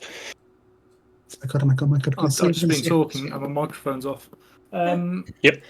Okay, I'll just be like, Walter, lovely meeting you. Hopefully we meet again. But yeah, you can go home and I'll stop concentrating on the spell and he will vanish.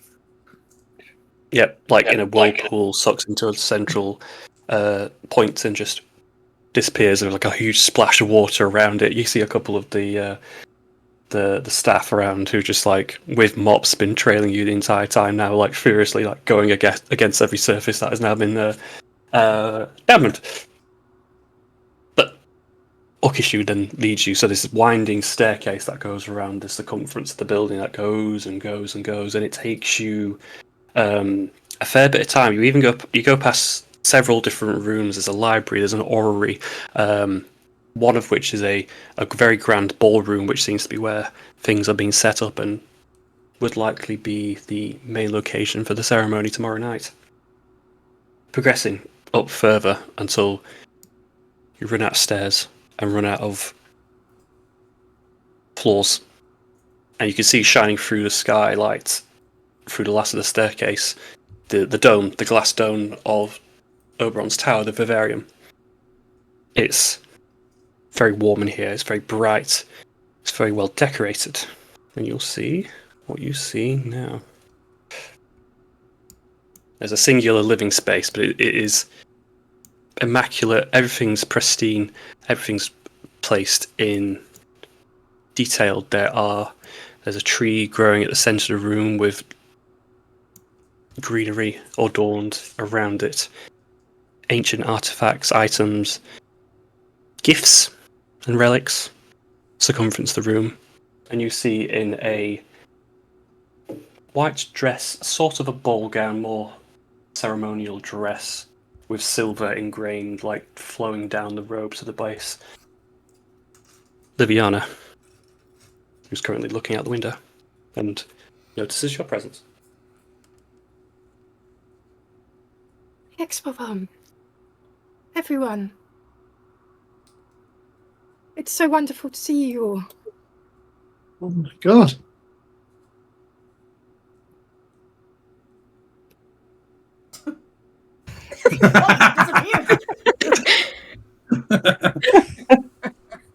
We've melded into one. Oh, you're safe. That's so good. I'm glad you're all safe. She sort of counts everyone in her head, and where's Sephi? Who are these? Oh my word. So much to tell you. Well, let's start with this is Orkishu from Revelry. We have Quill over there. Moose is now Melvin. Not quite a weird story. And obviously, Feynman. Sephi. Oh, I don't know how to say. She fell. And we can. How? What? What do you mean she fell? She was being heroic, and we're trying to save another city, and she fell, and she didn't get up again, and we already used the diamond I bought to save Orkishu, and I'm sorry I failed you. Oh, and she sort of sees.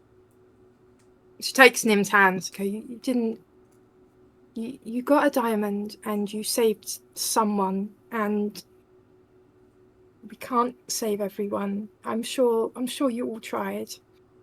We did. Sephi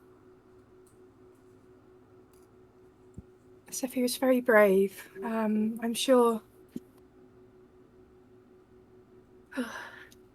Oh, She died saving the city. was her family safe in the end as well? Yeah. She saved them. Raijin owes everything to Sephi.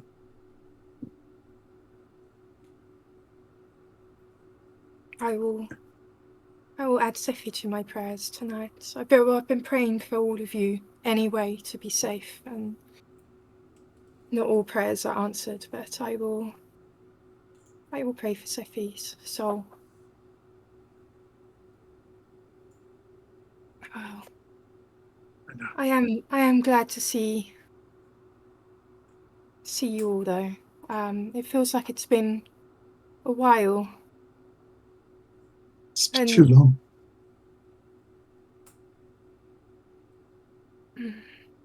I'm glad you made it. The ceremony's tomorrow. I was starting to think that maybe you wouldn't make it in time. Understandable, of course, with so much going on, so many people to help. Vastly more important. Nothing's more important than this. To be here.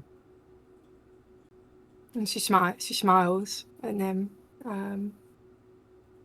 well, can I get you anything? We can. As you can see, my room doesn't have many. I have some seating areas, or I have the scattered cushions. Sometimes it's nice to just lounge, not be on normal. It's very comfortable. You're all welcome to join me. It's that you can look out across all of Reverie through all the glass. Do you get food trapped in all those cushions? Must just fall to the bottom.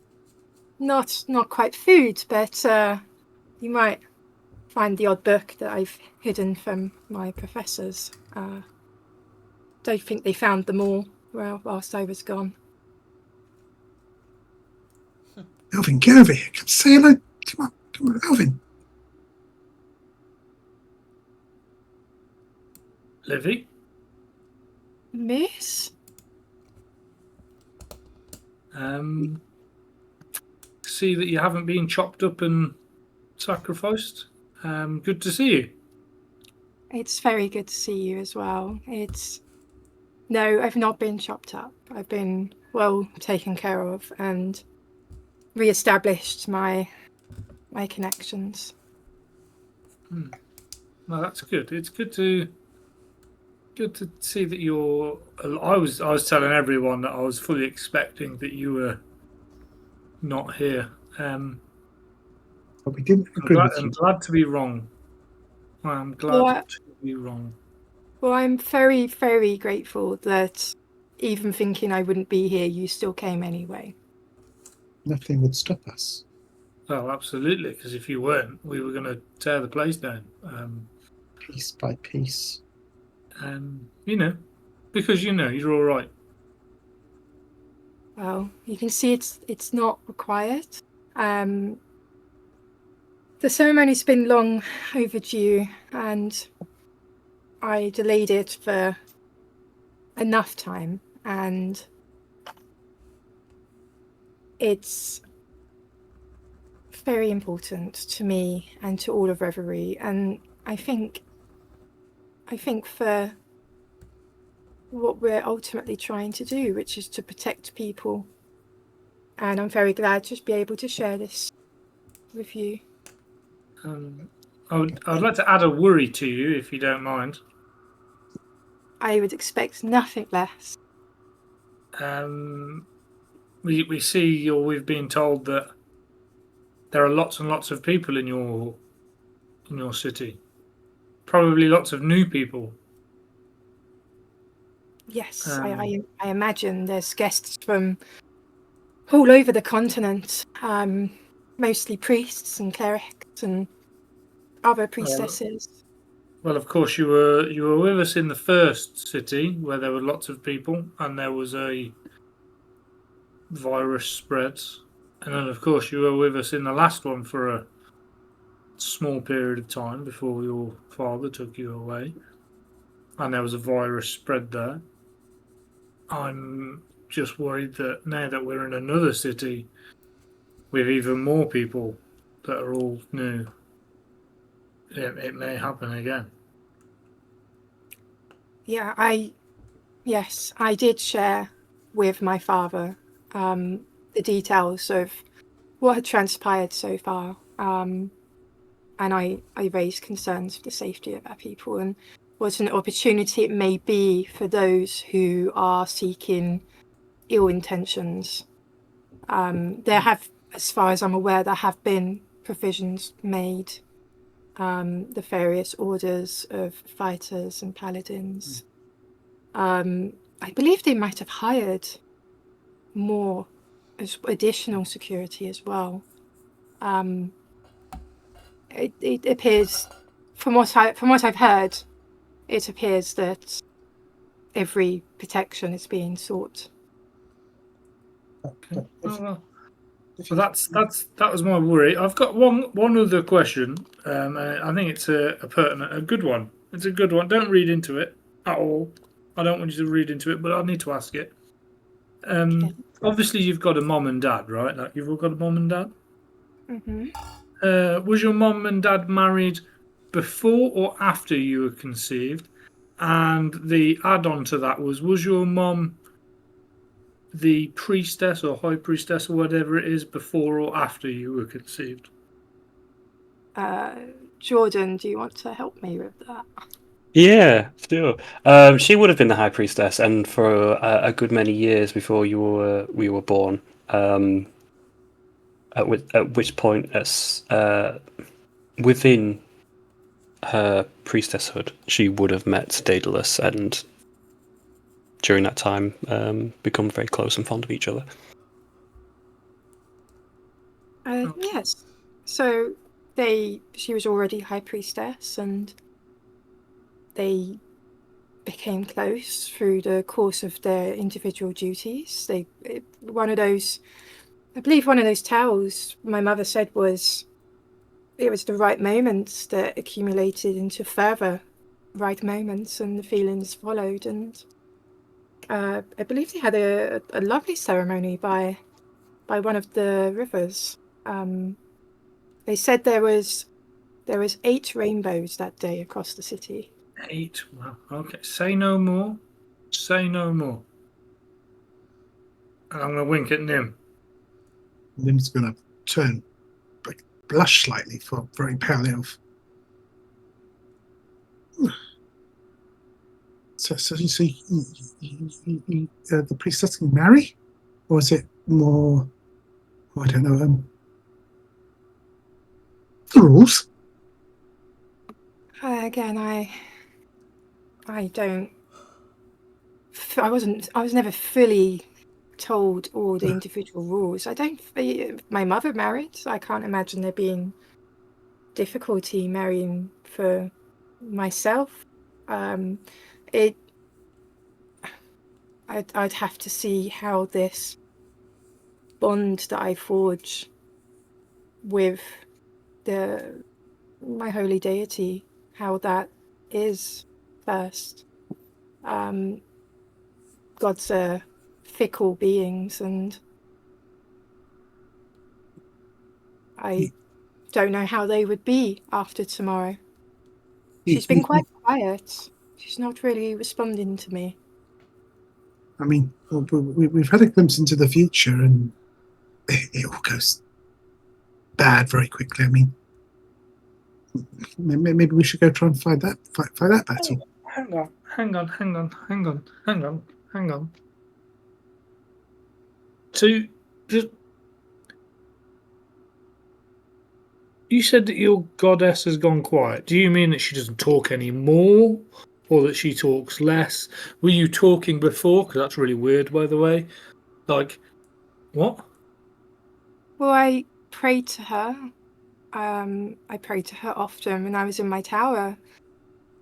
And there wasn't really speaking, but there was just a sense that she was there, that she was always there and watching over me. When I was traveling with yourselves, that sense was more dwindled.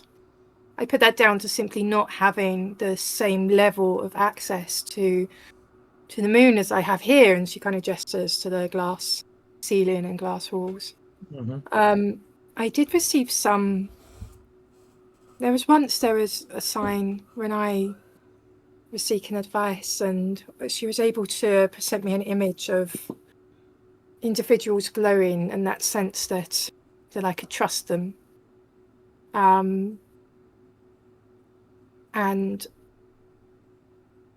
But since I've been back, she's not been as close as prior. Again, possibly because I've been so away for so long. Is there still a connection, or when you say she's not as close, is it still dwindled, or is it more powerful but distant?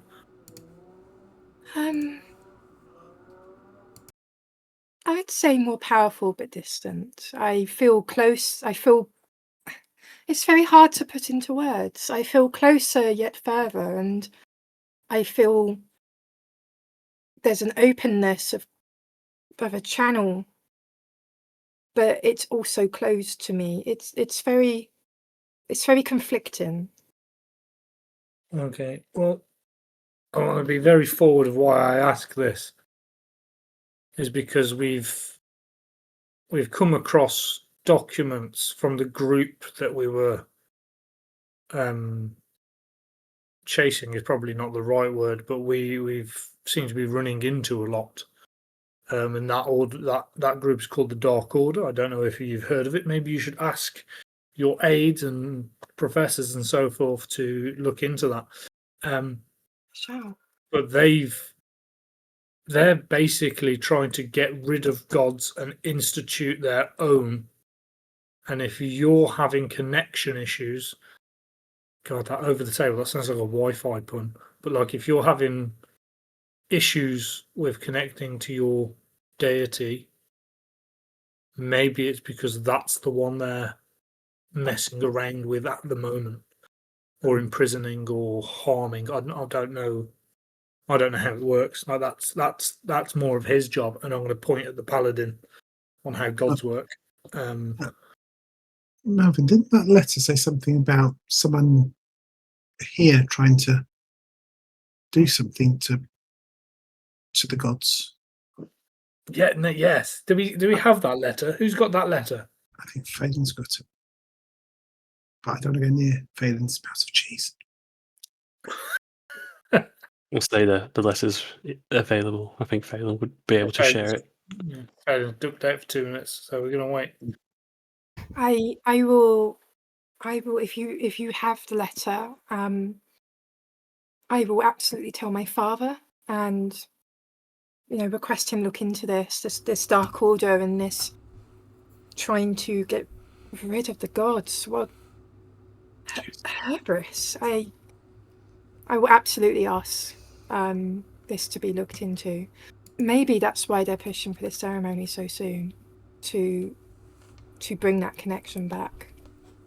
Or maybe it's the other way. Maybe they're trying to sever it. Maybe they're going to try and harm you before the ceremony or during the ceremony. Would that hurt your deity?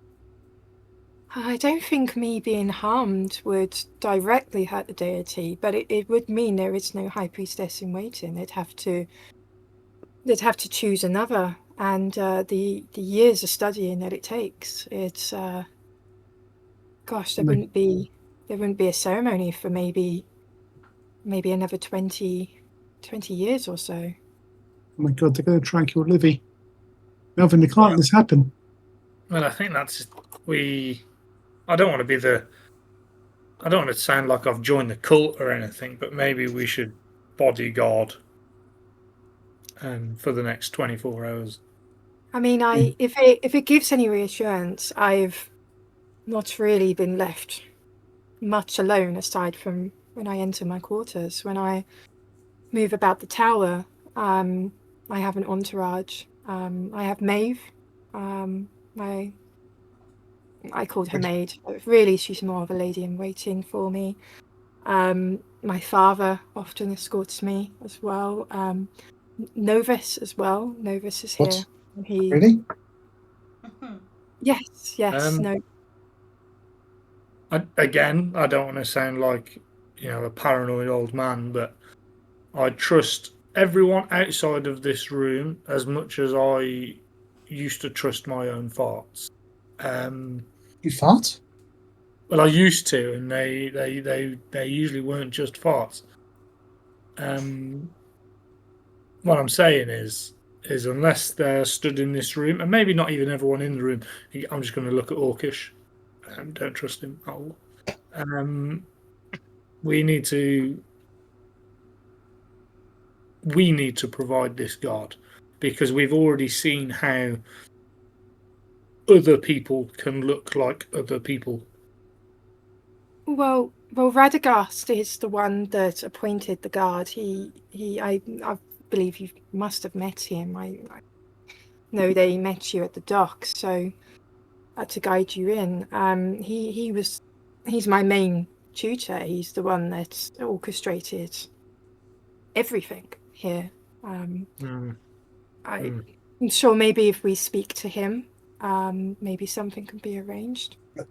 I intended to have you here as honoured guests. I didn't want to put you to work, so to speak. Livy, it could be any one of them. We can't trust any of them. It could be any of them. Is there a way to find out, to test? I mean, you talk about Maeve, but that's the one that had you as a child and was a human that never aged. I mean, weird. I think there's a really easy way to make sure that there's always one person with you that... I volunteer. Yeah, I mean, that's literally what I was going to do, and I was just going to put their hands together.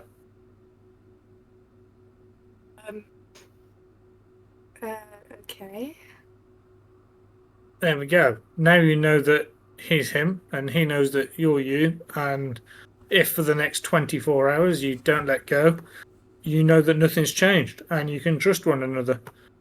Sleeping may be a bit awkward, but, there's lots of cushions over there.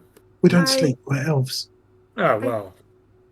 I don't think this is highly practical for 24 hours. I need to get ready for the ceremony. I have my dress to wear and my cleansing baths and... Yeah, but when that happens, there'll be other people in the room, so they can keep an eye on stuff, but... No, I appreciate that, but I don't. And she kind of just lifts delicately the hand with Nim, and I just don't think practically we can. She kind of blushes. I don't think I would be able to bathe properly holding someone's hand. Fair point. He could help you, and then you'd have two hands. Sorry. Hi, I'm Quill. Hello, Quill. It's lovely to meet you. How did you meet? I'm so rude. How did you meet everyone? I was just on the ship that they were on to come here, and then I wanted to tag along. So here. She's writing our story. Yeah. You're a writer. She's more than she appears as well. I mean, she looks like she's this big, but she's really this big. Yeah, but I prefer when she's this big. She's much sweeter. Yeah, I think you seem magnificent anyway, and the fact that you write, I'm already a biggest fan. What do you write? Well, I haven't published anything yet. I'm trying to write a story, but I didn't have. Well, I had some ideas, but I didn't have enough ideas that I needed. So I was looking for adventurers to help give me ideas because they do lots of cool stuff. And then these guys were on the ship, and these guys have done so much cool stuff. And Nim has told me so much about you. And oh my god, you're just as beautiful as he said. More so. She kind of blushes, but she's like, so you write adventures? Adventure. She kind of gets more and more excited. Like, you write adventure stories, and would there be romance in these stories as well? Oh yes. And she in her sort of giddiness, she'll drop Nim's hand, run over and grab your hand, and then be like, you must come see my secret treasures, and brings you over to the Cascade of Pillows and starts like rummaging and pulling out all these various, probably fantasy equivalent, like Mills and Boone kind of books, romance, fantasy, like. With everyone that you pull out, her eyes just get bigger and bigger, and are full on like anime star eyes. Like just... kind of, she's like, I've made this one. I've got a double, so I make annotations on this one, and I've got bookmarks with it. And just like thinking about how she's all the quotes that she loves, and she is just enthralled by it all. kind of like the inner child has come out. Hey, Melvin, do you think I should give her a coconut? Yes. I'll wait till she's finished. Yeah. Maybe I should write on the coconut.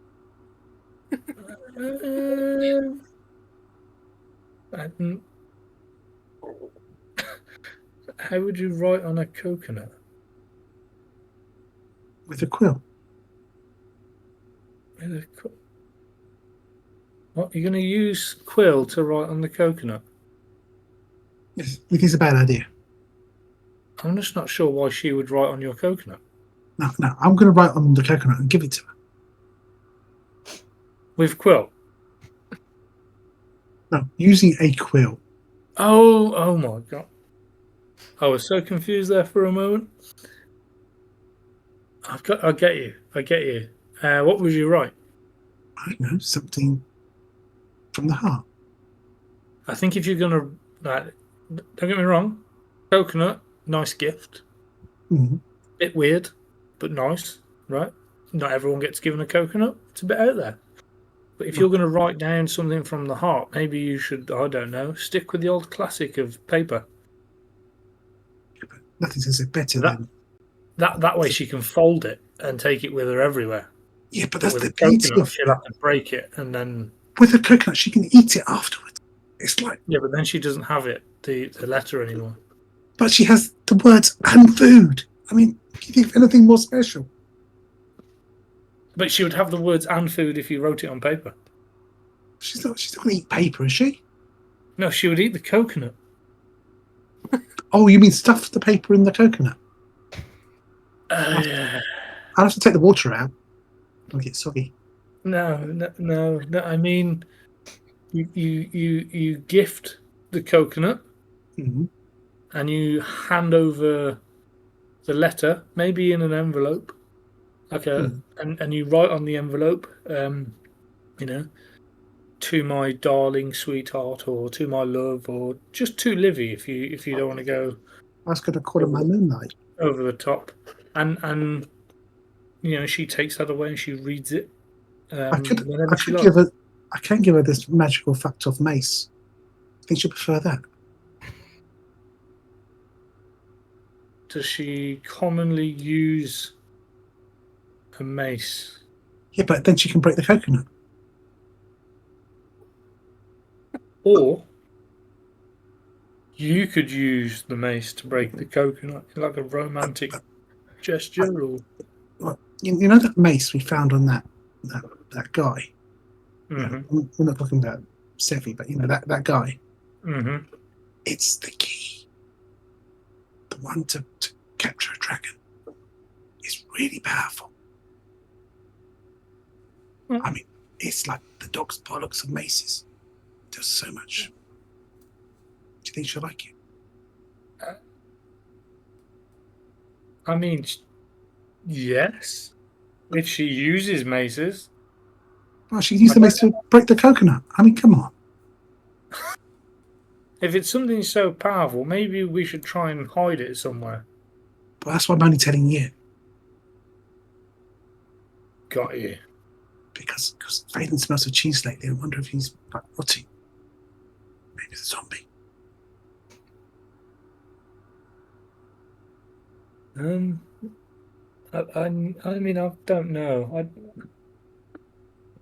I think for now, stick with the coconut and a letter, and then we'll figure the mace out later. Okay. Give me a minute. As you're discussing, and both Phelan and Orcish, you were just sort of letting the moment happen in the room. You hear his footsteps climbing up the stairs behind you, and you turn around to see a human woman. She's about 5'8".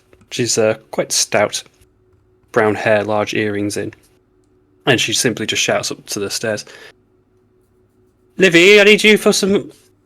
We have some work to do. The kitchens need to. You need to verify if the food looks all right to your liking." And oh, I'm so very sorry. I didn't realise I was interrupting. Oh, that's no problem.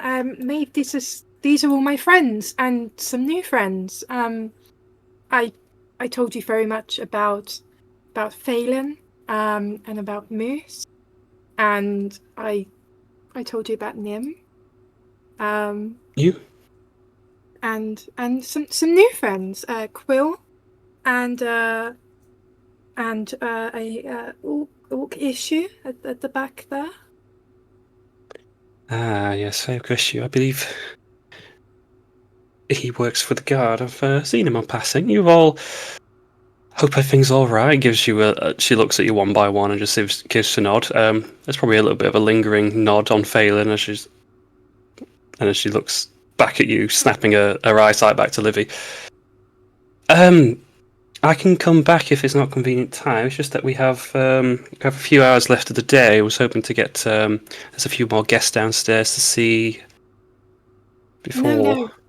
No, it's important we get everything done. Let me just she's like holding 2 books, and let me just put these back before anyone else sees, and we'll carry on.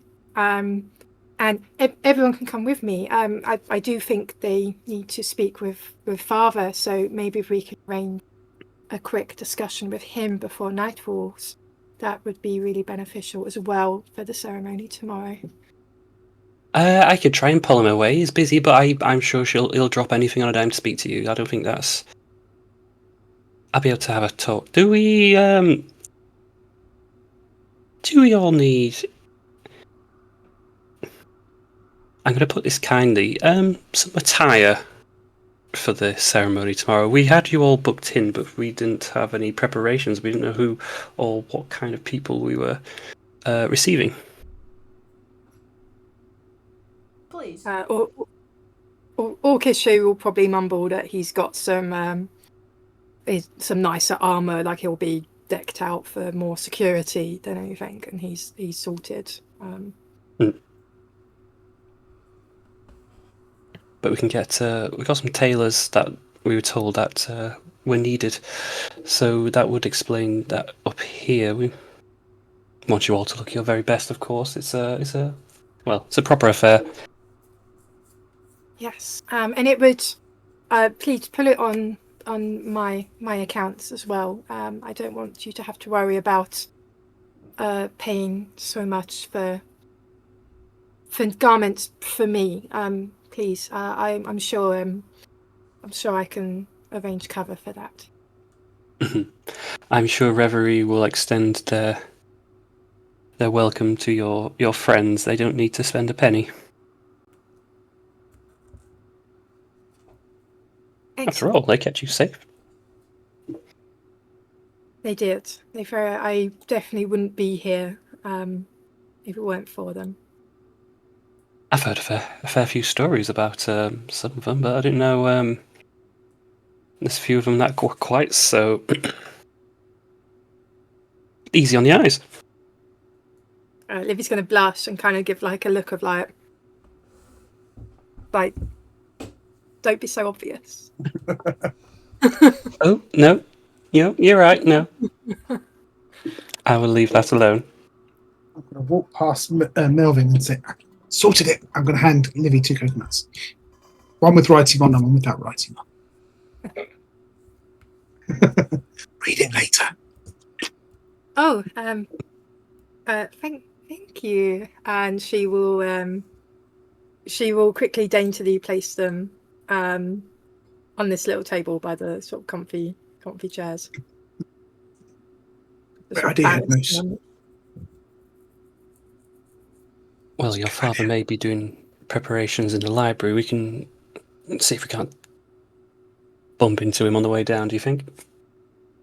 Yes. I'm a daddy's girl. He'll definitely have time for me. You'd have to tell me twice. He dotes on you so much, but I suppose that's what fathers are for. Well, well, you're... No, go ahead. Well, shall we? I was just going to say, shall we progress? And the sooner everything is ready, the sooner we can all relax together and enjoy the evening before the big day. Of course, yeah. Do you want me to arrange any sort of quarters or anything for your guests, or I'm not sure if they have accommodation? Oh yes, please. Yes, the most comfortable quarters you can for them, and Close quarters. We need to. Not too far. Considering I've not seen them for a while, it would be nice to be able to not have to travel far in the tower when it's time to turn in. No, that's quite all right. We'll there should be some rooms available a few floors down. That'll be the closest we can get. I'm not sure if they've been occupied, but I can sure bump them off. I'll find a reason. To the library then. Well, and then she turns around to the stairs and makes her way quite hurriedly. She's quite familiar with how many stairs there are to this tower, so she's quite used to. She's got quite powerful legs. Going down as quickly as she can, a couple of flights, hopefully with everyone in tow. Yep. Oh. Okay, yeah, descending down a few... We're looking about 7 or 8 floors of the tower now, going through the different rooms. The circular staircase finally meeting level to this circular library that circumferences the entire edge of the room, but also has various pillars, 3 or 4 that shoot up from the ceiling, down from the ceiling to the floor, and also like laden with books, tomes, ancient and old and new at the same time. And you see there's a fair few scholars in there in green, white robes. There's different kinds. There's a couple, and they're speaking to who you recognise as your father, Daedalus, who they seem to be engrossed in conversation, but as soon as she sees you coming down the stairs, he he doesn't push them away, so to speak, but he's just like, yeah, very, very good. I need to go deal with this. Pleasantly makes his way over to you, Livy. I wasn't expecting you to be down. I know you've got a busy day. Is there anything I can help you with? Oh, Father, yes. It's vitally important. I wouldn't disturb you otherwise. You remember my friends, Nim and Moose and Phelan. We have sadly lost one, Sephi, who you met. She didn't make it, so I'd like in this evening's prayers to include her in that. But the reason why I'm disturbing you right now, Father, is they have some vital information about the security of Reverie and for the ceremony tomorrow. I think it's best if they speak it, but I think it's good to make sure that you're all fully informed. Of course, no, I'd be more appreciative. My condolences to you all. Loss is hard, and, well, we will not forget what she did for Liviana here.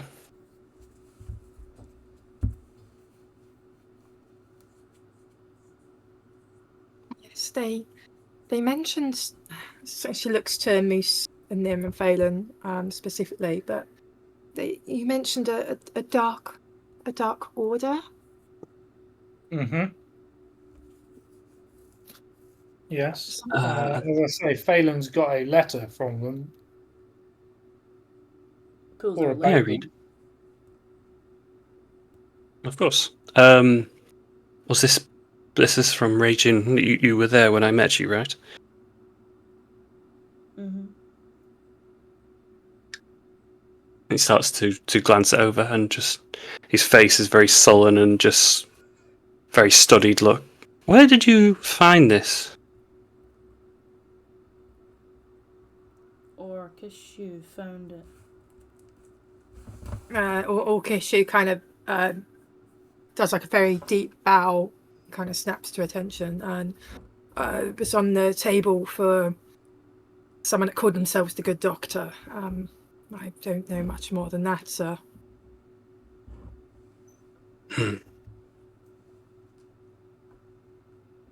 We don't know of this Dark Order. This is the first we're hearing about it. But turns to Orkishu. Could you go see our father quickly and inform them of this, and we can maybe escalate the security this evening? Yes. To my duty to Reverie. He bows and immediately he nods to everyone as he goes, but he then immediately makes haste to the barracks. Thank you. Livy, it's a little unorthodox, but maybe perhaps we can be in prayer, and if we're so lucky, she will listen and ask us. Yes. I will try, Father. Even in the middle of this library, he just sort of like gestures like very authoritarian to anyone else, bar the groups or the skulls and such, that they need space, and they take no time at all acknowledging and going down the stairs and following behind Orkishu, leaving the room to yourselves, the group, and Daedalus as well. Finding a set of benches with nice red velvet cushions to one side, he gestures you to sit with him to his side, and will take your hands into his, gripping them gently. Could I have a advantage on religion roll, please, from Liviana?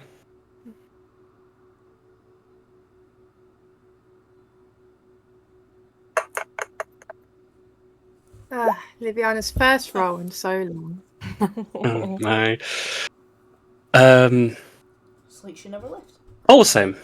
All the same. Could you join me in the whispers, please?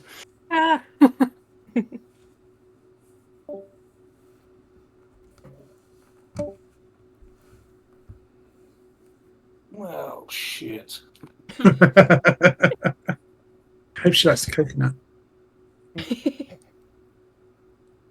Yeah, I've got this mace that's damn good. I don't know who to give it to. Libby's going to be the only one that can wield it other than Quill now, really. Yeah, and it's probably wasted on Quill. Yeah, it'll be Libby. An Orkishu won't be around for that long, I don't think. I mean, so. I can use maces, but I'm never bored enough. Yeah, but it does so much. Let's have a look. I mean, maces are simple weapons, so you should be able to use it, really. I can, but I'm better with dex weapons, to be honest. But it's got some extra stuff as well. I'll send it to you. Let's put it in the chat. Find it.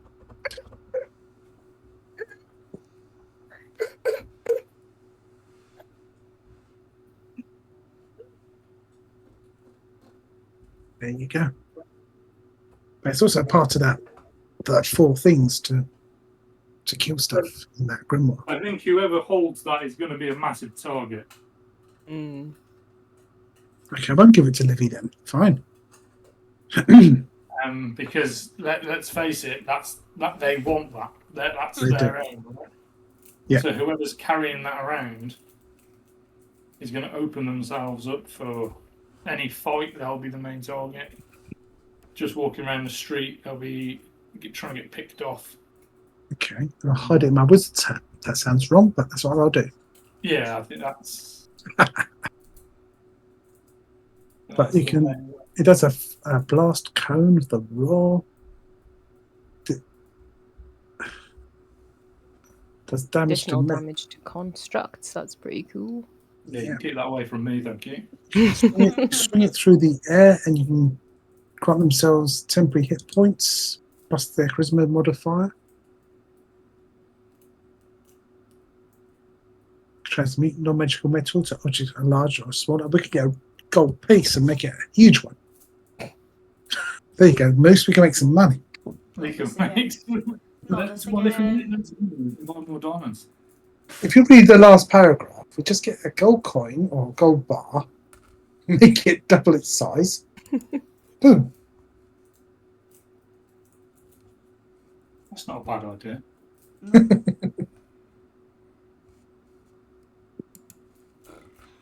Is it permanent? Does it say it's permanent? It doesn't say it's not. It doesn't say it's not. There you go. I've cut and pasted exactly what it says. Similar to the fabricate spell, I don't know what the fabricate spell is like time-wise. I think fabricate's permanent. Yeah, I think So it it's is. a high level. Yeah. There you go. Oh, shame I can't do it to diamonds. Then I can have a nice diamond ring.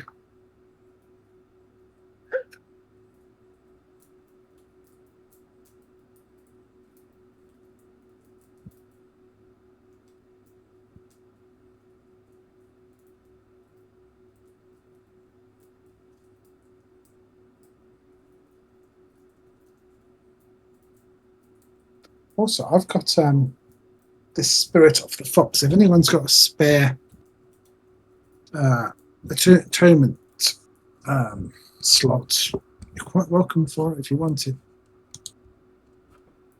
Gives you uncanny reflexes, uncanny dodge. If anyone wants it.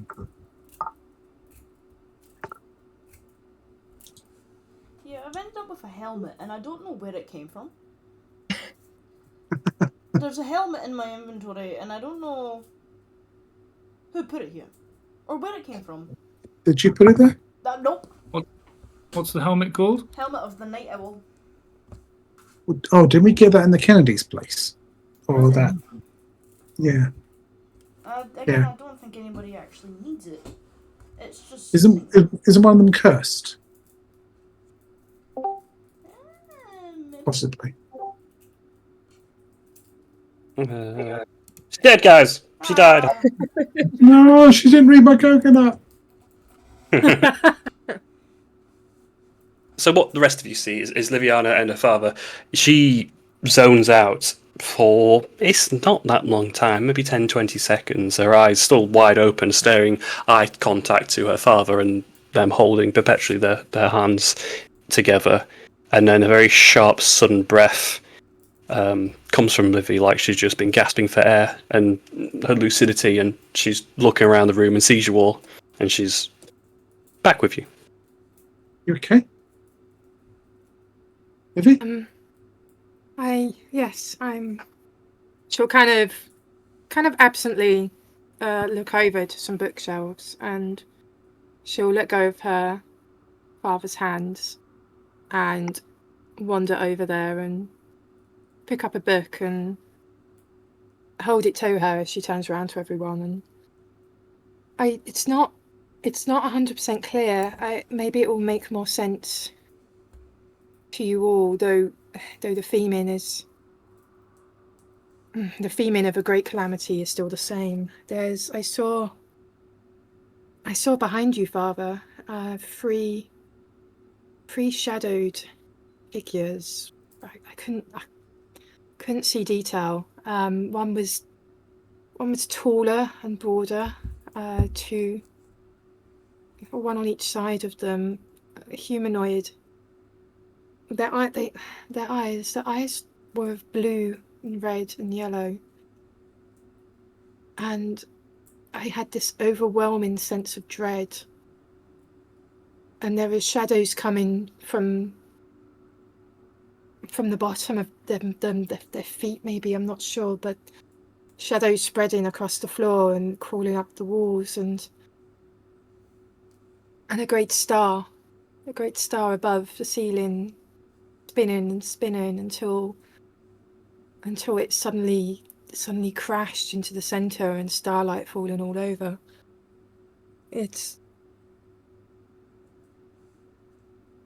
And that was it. I don't have anything else. Like I said, my connection is not. It's not what it once was.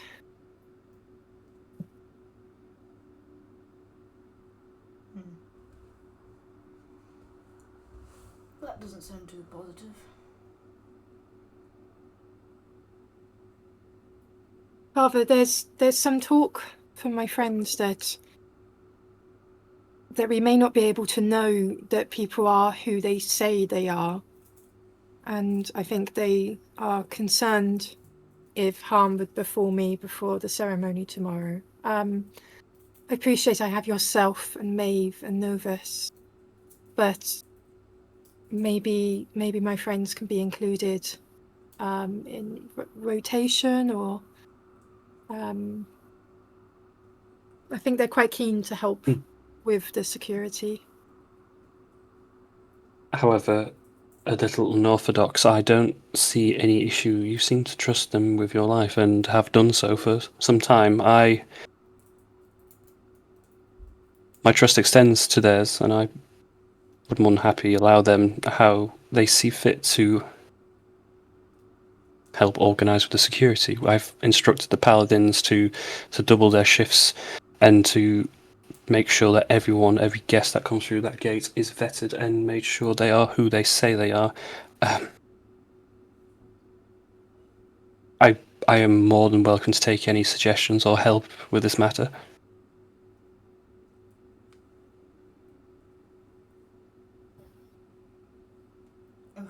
I mean, Yeah, I have some suggestions. If you're willing. You say Livy said that you'd hired lots more guards. Is that right? The paladins, yes. I mean, I don't know paladins. Whatever. What I would suggest is you never have, if you have them in pairs or prials or quadruples or whatever it is that you have, however you have them, you always set one of them with one of your old guards that can be trusted at all times. The paladins have their title earned over the course of many, many years. They have been with reverie for most of their lives. It takes them till their middle ages before they are accepted enough to even be in this tower. I understand your prehensions, but their age, they've spent most of their life here. It would be strange for any of them to turn their back now. I see. So they haven't hired new guys. No. Okay, cool.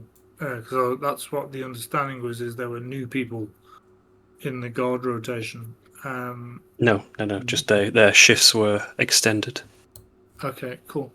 That may be my fault, Moose. I'm not very good with the military tactics here. Okay, well, I would still suggest that your paladins go in pairs to keep not an eye on what's going on, but on each other as well. As we've said, not everyone may be who they think or say they are. You said that they've been here for years and years and years and years and must be trusted.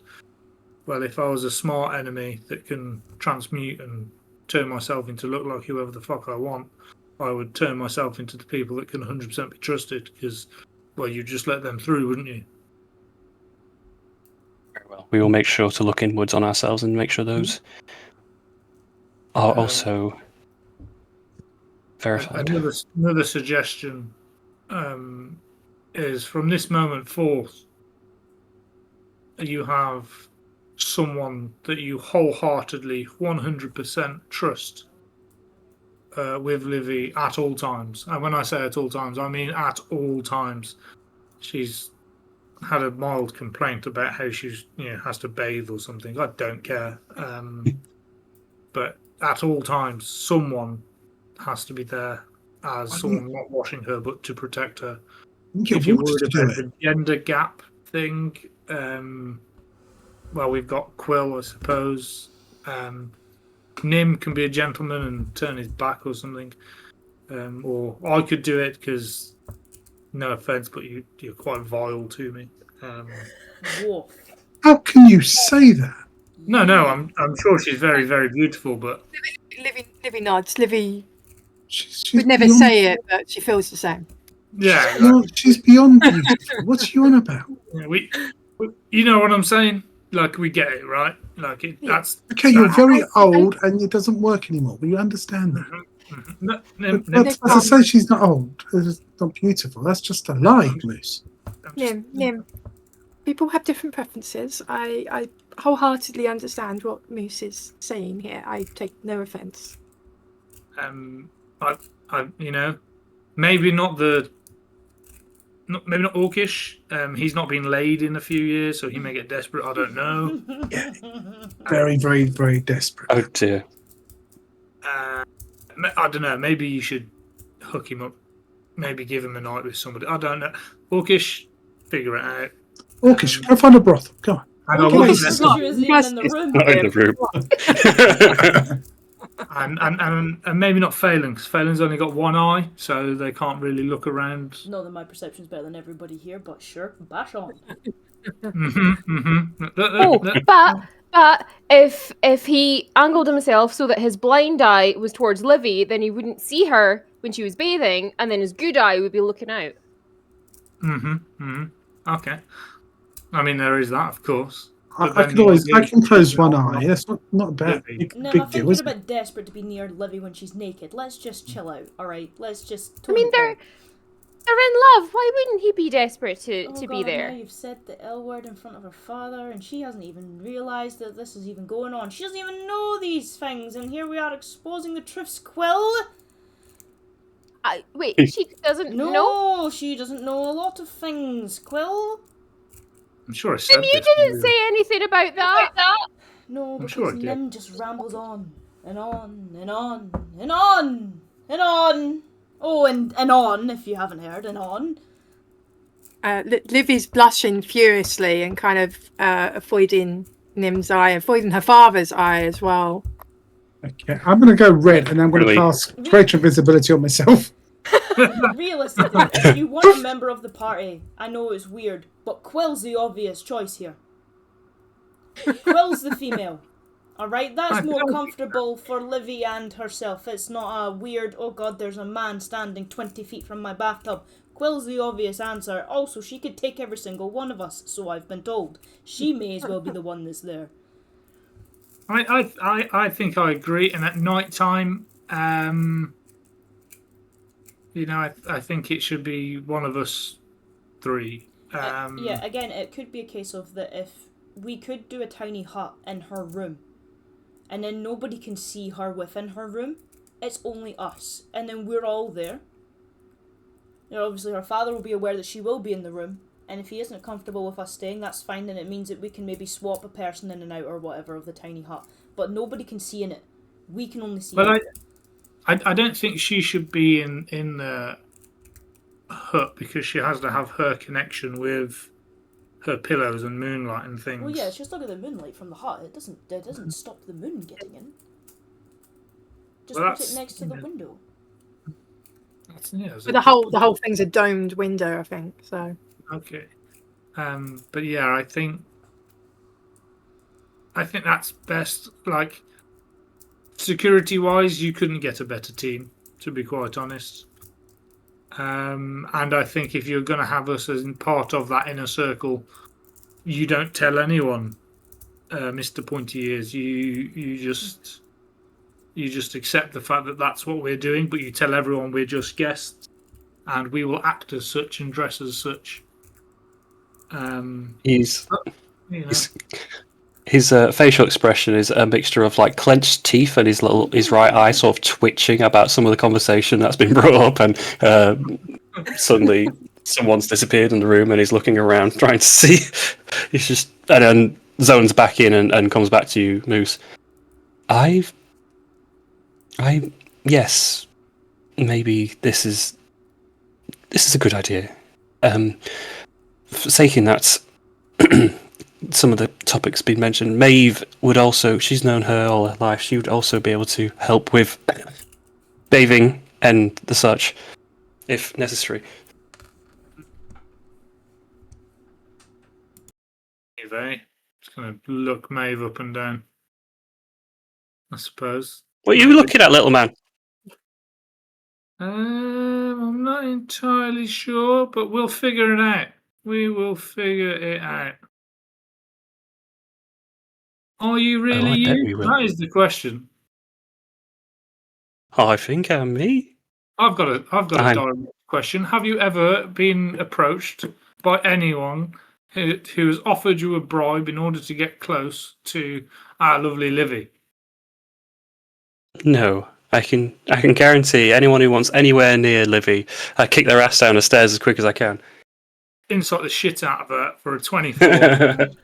She seems genuine. She's how she's presented herself throughout the entire thing is very honest and very open. She's a bit more like less pomp and circumstances that most of the people here are, and she's a bit more down to earth. But she seems to be genuine. She really does care and is sincere about Livy. Okay. Well, considering we're not going to end up running into each other all the time, because you're going to leave or we're going to leave.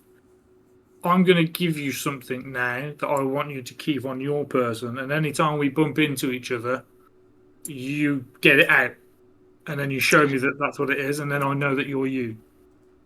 We've only just met, but go on. Okay, cool. I'm going to get out the one thing that I never got to use. God, no. God, no. Put it away, man. No. And it's you'll see Moose pull it out, and it's just a vial of, congealed red liquid. Oh, really God. weird for him to carry around, but he's got it, and he's going to offer it to her. She takes it and just sort of inspects it.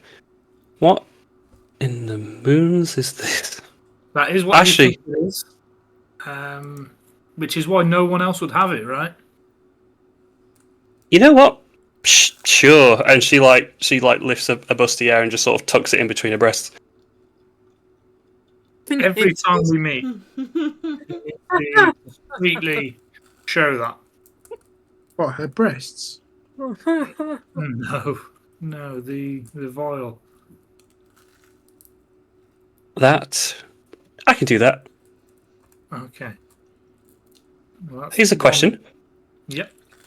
How about if someone approaches me and they look like you, and I it's unlikely, but Well, if you give me something that I have to produce, Would a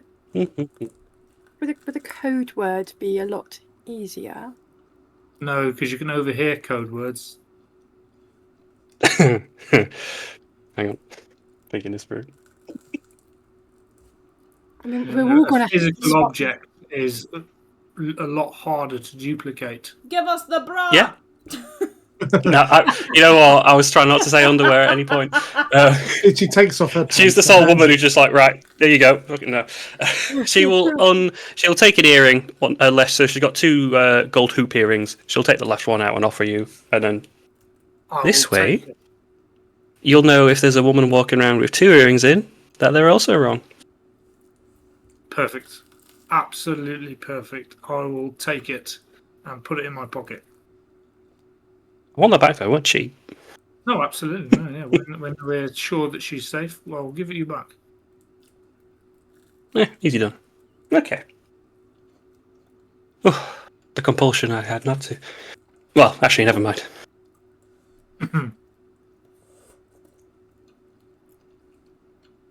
Well, Dajos is just like coming to his senses in the room. I think I have some work to do. I think we have some meals to taste for Livy, to prove for the banquet tomorrow. Let's go to the kitchen and eat some food or something. Food? Yes. Of course. Can someone We some have food? tasters, but you're welcome to try as well. I'll Livy's get very my hide keen. and spot. Livy's very keen to get out the eye of her father and escape from the conversation that has happened. Like a book in his hands, and he's like iron gripping on the book, just smiling through gritted teeth. I look forward to seeing you in. Well, ready for the ceremony tomorrow. I think it goes without saying, Liviana, that I am immensely proud of you. Thank you, Father. And she gives him a big hug and a peck on the cheek. And she says, "Please don't be too mad."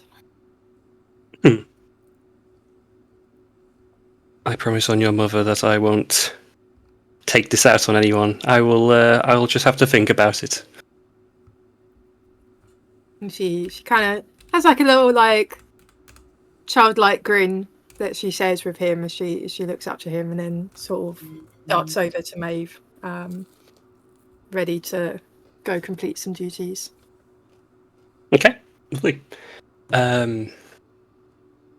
With that, we'll come to a close for the session. I think we're close to 12, so I'm thinking we will wrap up the remainder of the day, of which you could take your time tasting or looking at the fine wares, inspecting people, doing your security plan. We will also have you all fitted and find some clothing for you, which I hope next week. If everyone has any suggestions or looks that they want their characters to wear, like artwork style, I can help, or you can provide something yourself. I want everyone to be dapper or smart, look the part for the ceremony. I want a nice little change to things. Every D&D campaign needs a little dress up. Damn straight.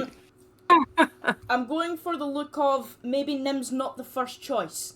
That's what I'm going. Tuxedo. Maybe I shouldn't rule him Tuxedo out. with the midriff cut off. Sort of swarm up to the father, get the father approval. Yeah. But what? Because I don't want to leave on this. I want to show it off because I put effort in. This will be the ballroom. You'll be ready and dressed. I'll swap the tokens up next week, but you will start the session within the prismatic ballroom with the guests all in attendance. Oh, yeah. So I just want to show it off before we leave. That's so pretty.